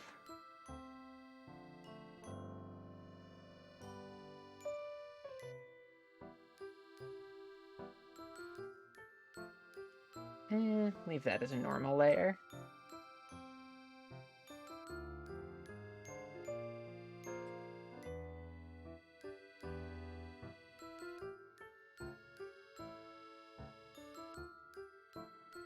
And let's see how that looks when I zoom out.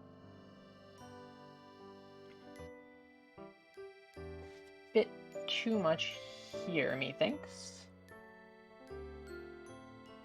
So I'll soften that out a bit.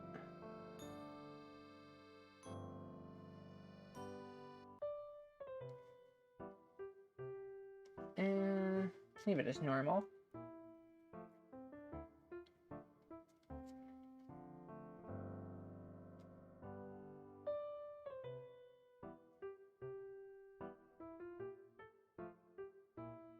And let's make that extra shiny.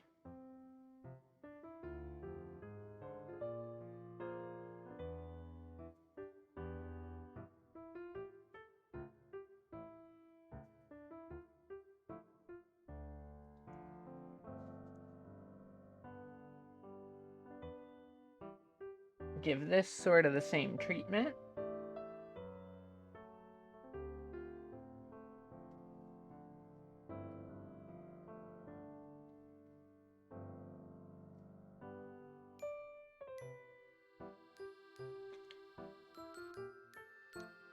And I don't know what layer this was on, but I'll just select layer it with the select layer tool. Another great thing the Clip Studio has.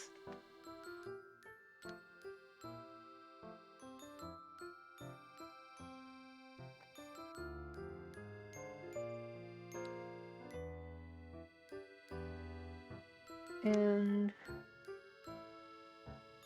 a nice specular highlight there.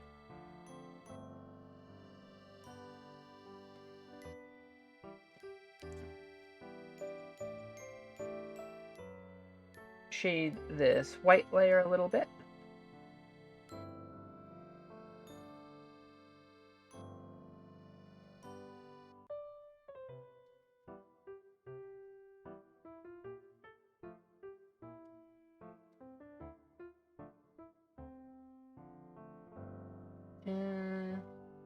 So with this, like, I'm kind of also trying to think ahead, like, where this shadow will continue through. So that once I put the shadow, like, here, and I do like this, I don't need to come back necessarily and fix this shadow a whole bunch.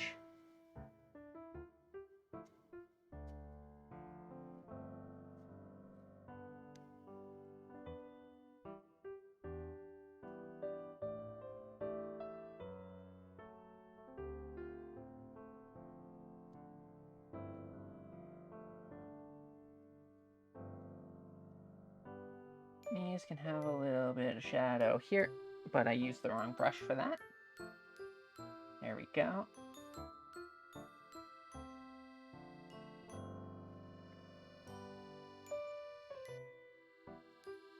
And clean that edge up a little bit. Heading off to sleep as well? You rest well too, okay? And thank you for joining me. This probably won't end up going too much longer anyway, just because I'm almost done.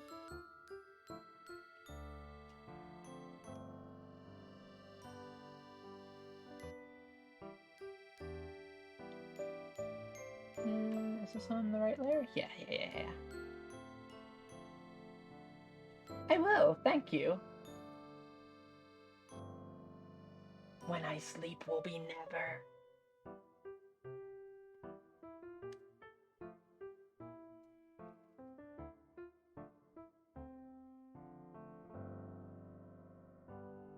I think more often, like, to give you all an idea of how I usually sleep, I usually consider, like, if I'm going to bed at, like, 3 or 4 in the morning, I'm like, oh, I'm really tired. I may as well call it an early night tonight.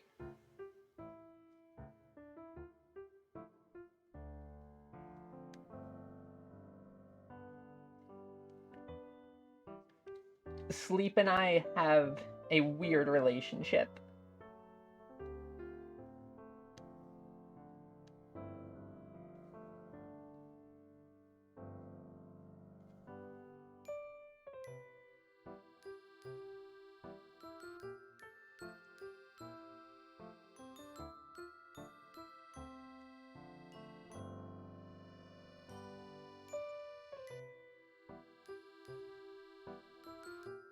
Alright, I already put these on another layer, so I can just really easily carry that shadow through.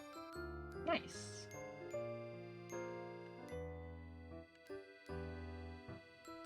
Are the nails painted? The nails are blue.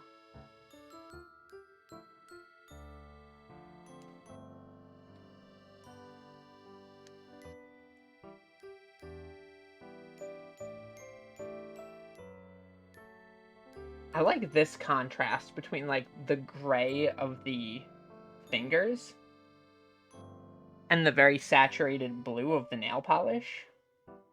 I think that looks great.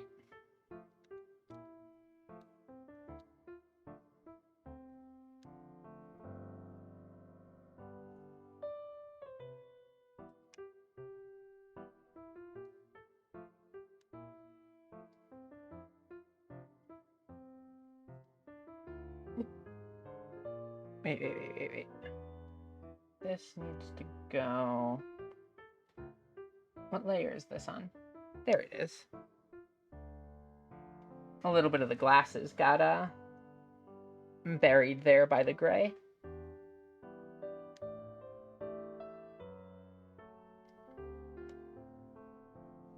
Select those real quick. And grab the color.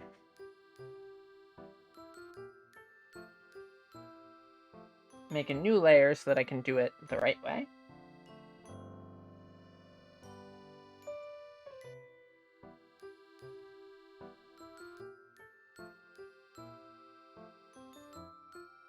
And the glasses don't need too much shading to them, but I like giving them at least a little bit.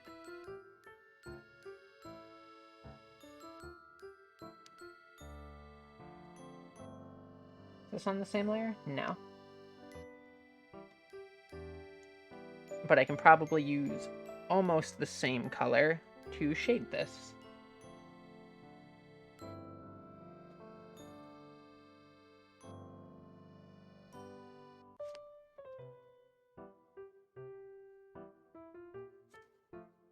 So yeah, that's what I meant earlier about like planning the shadow out in advance so that you kind of know where you want your shadows to connect.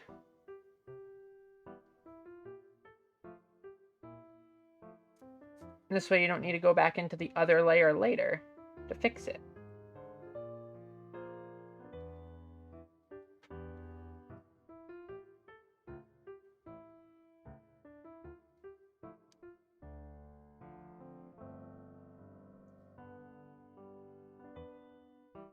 Get those properly in shadow.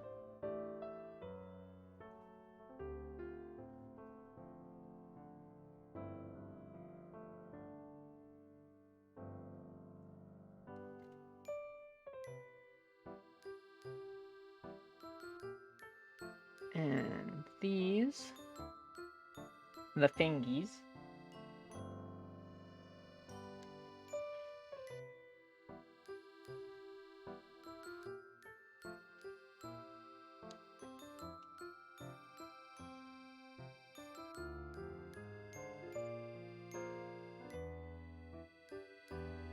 Right, so I think the hair is the only thing left aside from the eyes and the mouth.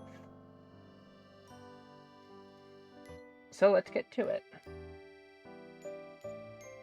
It looks like the white hair takes precedence for the ponytail, and the black hair takes precedence for the rest of the head. So let's pop onto this layer.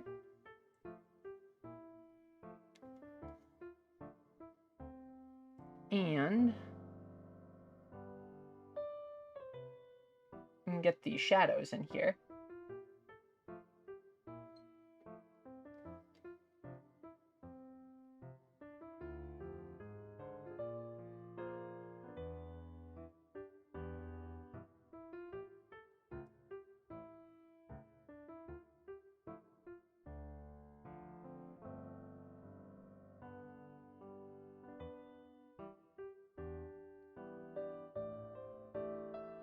Just a sec, gonna shake my wrist out because it's starting to get a little bit sore. Need to do that more often. I should probably put a redeem for that. Because I always forget to do that for way too long. Until my wrist is like, hey, what if pain?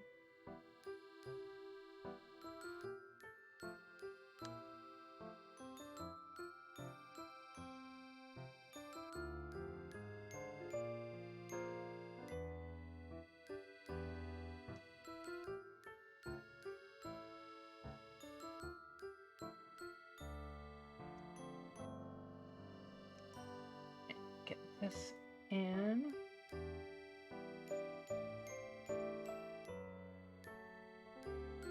And these can have their shadow.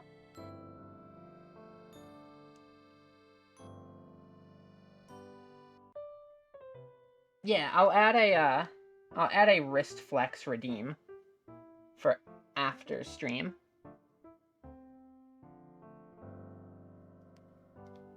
Because I'm constantly forgetting to do that, and it's such a bad habit to have. And terrible for my wrist health.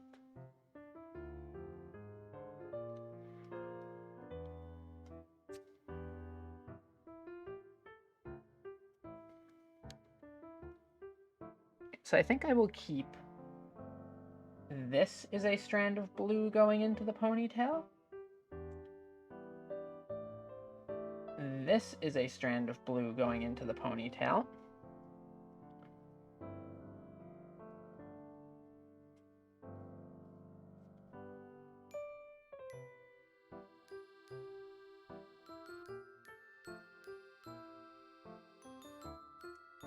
And the rest I will make as the white of the ponytail.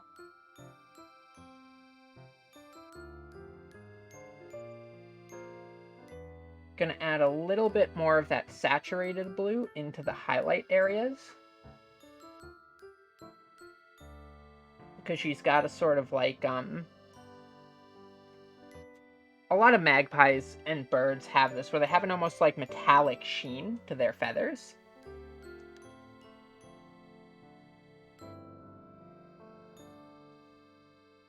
And I want to incorporate a tiny bit of that.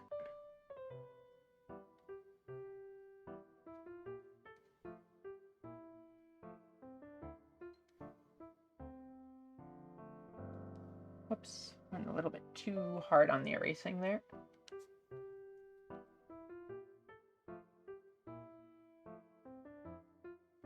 Okay, so go up on a layer above. Grab the highlight color.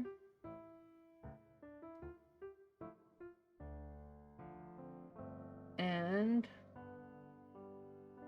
let's just touch up various parts of the hair here.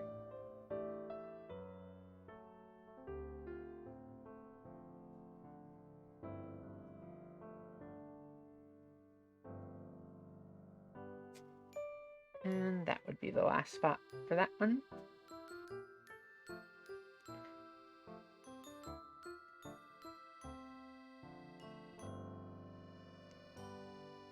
Go a little bit bigger with the brush here.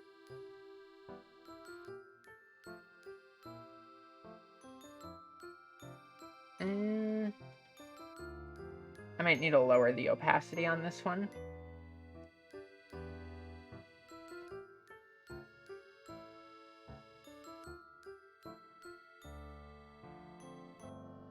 That's okay.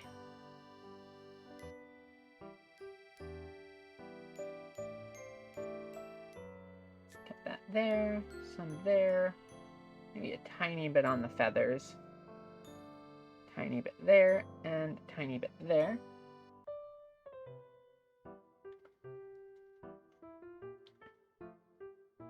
And now we add the white hair.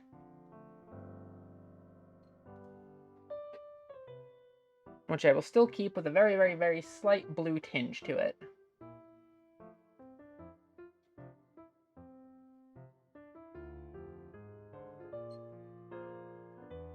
Let me do this slightly different way.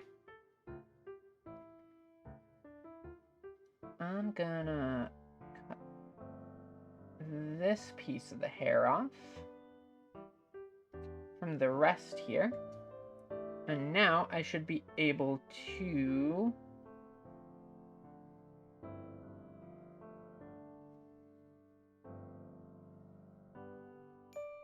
go like this, and it's not gonna get the whole thing.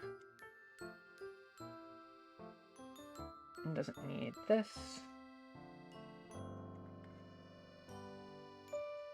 Cut this piece off and repeat the same process right here. And I said, repeat the same process right here. Okay, wait, there's a gap there. Is that the gap that I was missing? Now can I repeat the same process right here? Yeah, did it.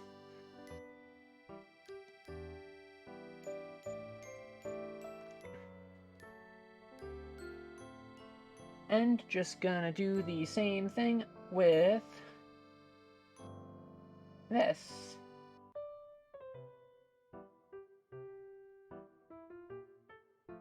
And boom. Clear that up.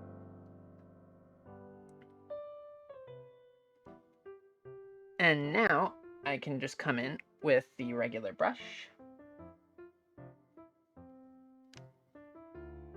and add the shadows in on this.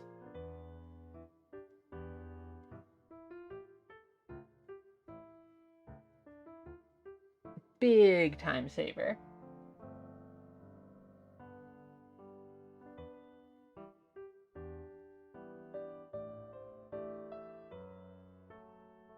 Hello, Ben.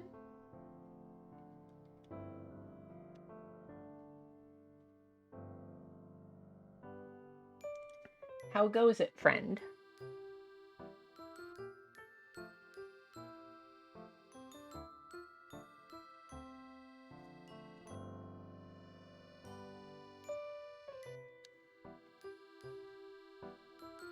that up there, and clean that point up too.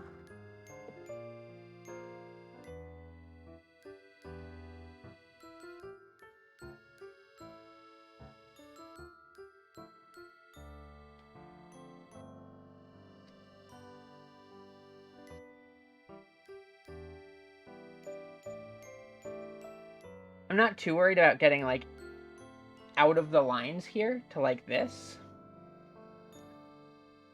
Because I can just clean that up with an eraser in a second.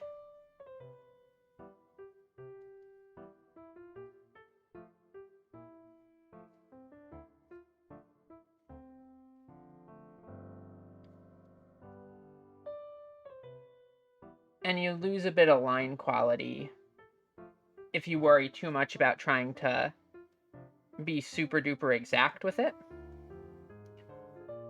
rather than just going and cleaning that edge up with the eraser after.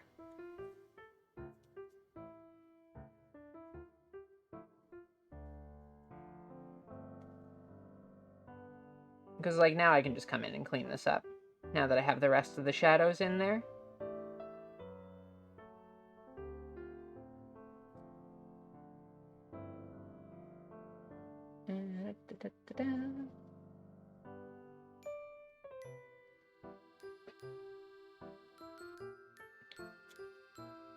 And repeat the same process up here.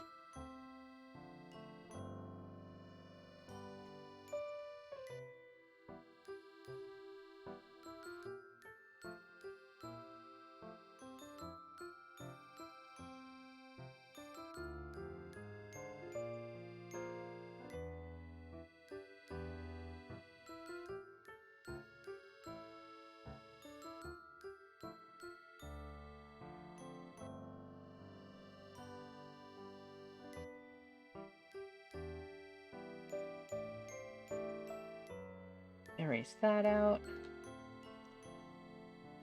Let me make this a bit bigger. There we go.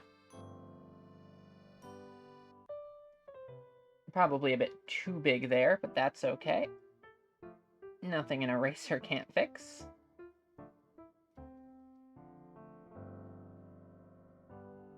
And is that good on the edge? Yeah. Okay. Went a little bit overboard there, I think.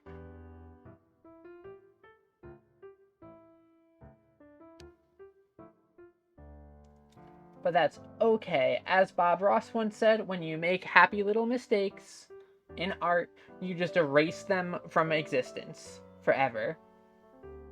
And then never mention them again. Pretty sure that's how that saying goes.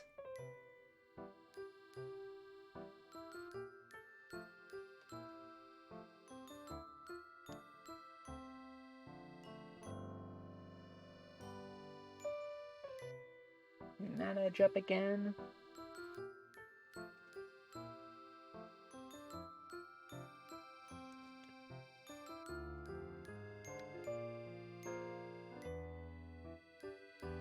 With hair, I always like kind of overdoing the shape and then cutting it into form with the eraser.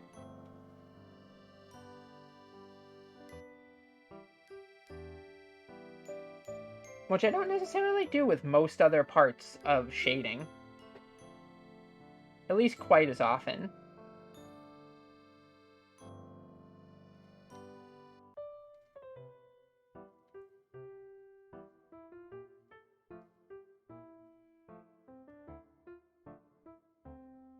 Alright, get that cleaned up. And erase this little section that got out of lines. Clean that up to make it nice and sharp.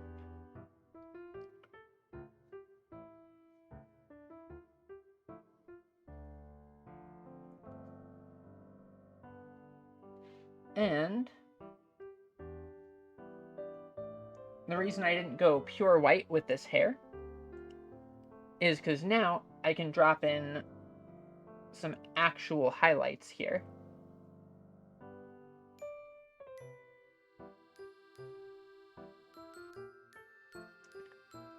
And cut those to shape as well with the eraser.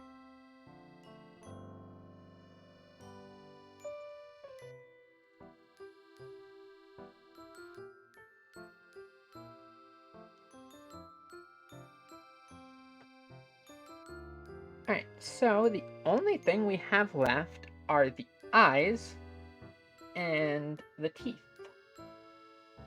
which I will go in here and quickly just put a little line there. And now I should be able to select the whole thing. Grab some pure white. With stuff like this, it's usually easier to start with the shadow color and then just come in with the base color like this.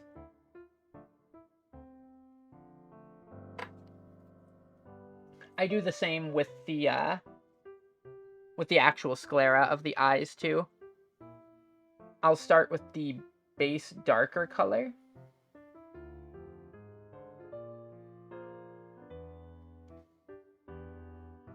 And let's do it like this.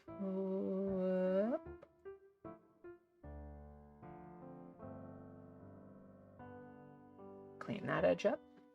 And do the same for this eye.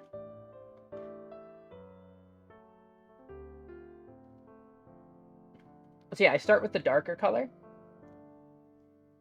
And then I just grab the lighter color. And hit it like that.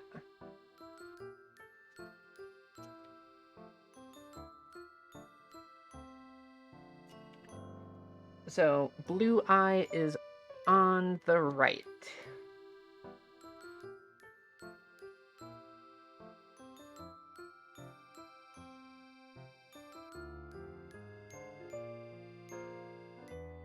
Make sure that's all filled in all nice.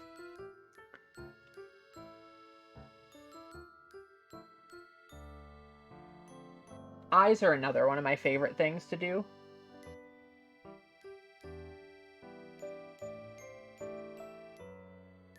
Some artists do eyes that are just absolutely breathtaking.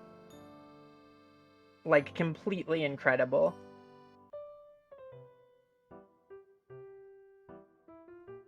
I am unfortunately not one of those artists, but I do like drawing eyes.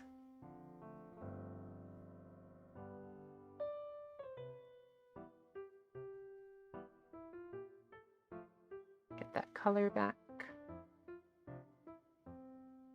And carry it up.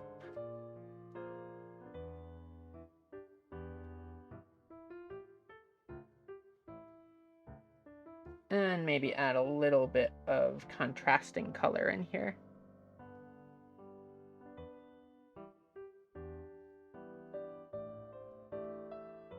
Ah, accidentally selected the black instead of the dark color.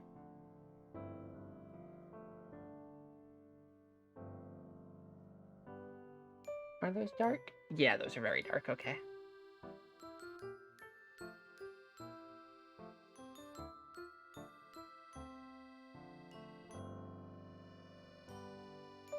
And that. Alright, there's that eye. And the other one is gold.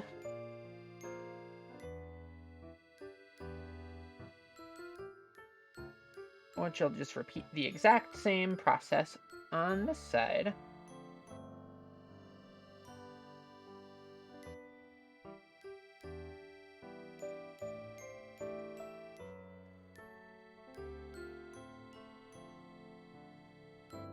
A darker area. Whoops. And carry that down a tiny bit. A much darker area.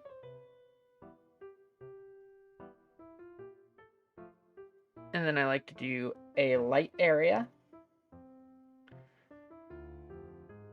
And some super duper duper light highlights in there.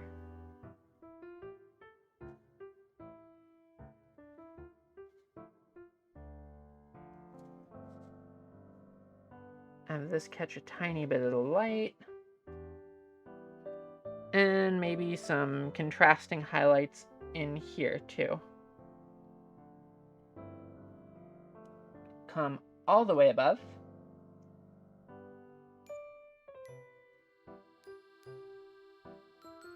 And then add these highlights to give the eye that extra little bit of life.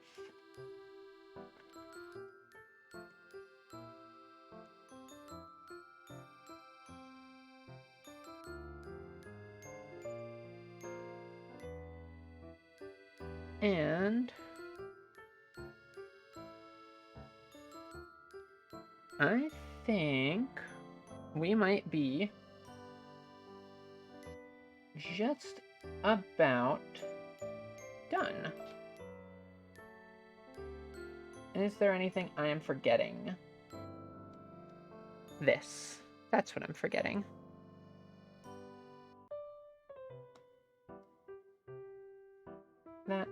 That, and that. This just takes like 2 seconds, though, to do.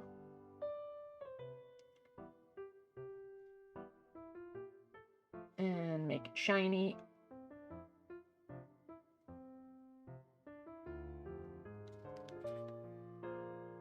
Alright. I think we're actually done.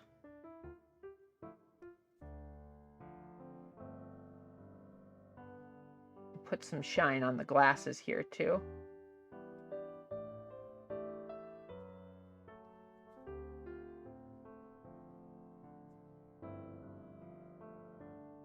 Yeah, I'm pretty happy with this one. I'm usually fairly happy with these. I like how these turn out most of the time. So I feel like I say that every single stream, but also, like, it's true. I'm pretty happy with this one.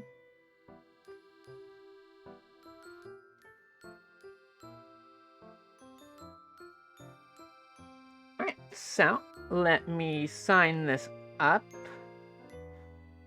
And also, I will find a raid target for us.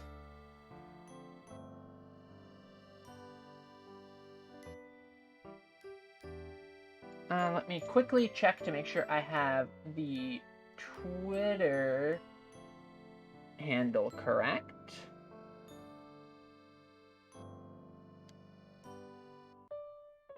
At Mag.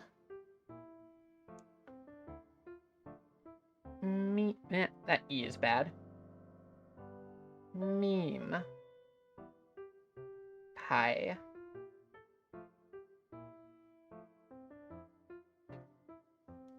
And the usual signature right here.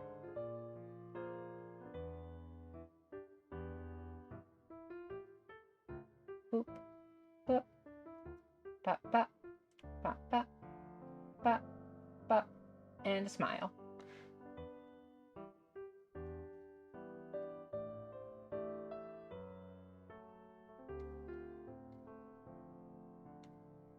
And I don't know why I put these on the same layer as everything else, so let me fix that. Cut. And go all the way back up to the top. And paste. Give these a little bit of this, so that they pop a bit more. And save.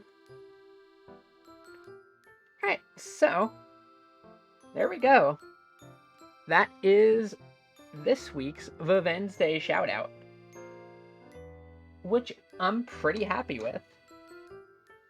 I really like the expression in this one. However, that also means it is, unfortunately, time for me to see who is live for me to pass you all off to. Let's see. I will send you all to Abigail, who is playing Night Delivery, which looks to be a spooky horror game, which would be in line with the little horror chat we had earlier. So, let me get a raid message. And...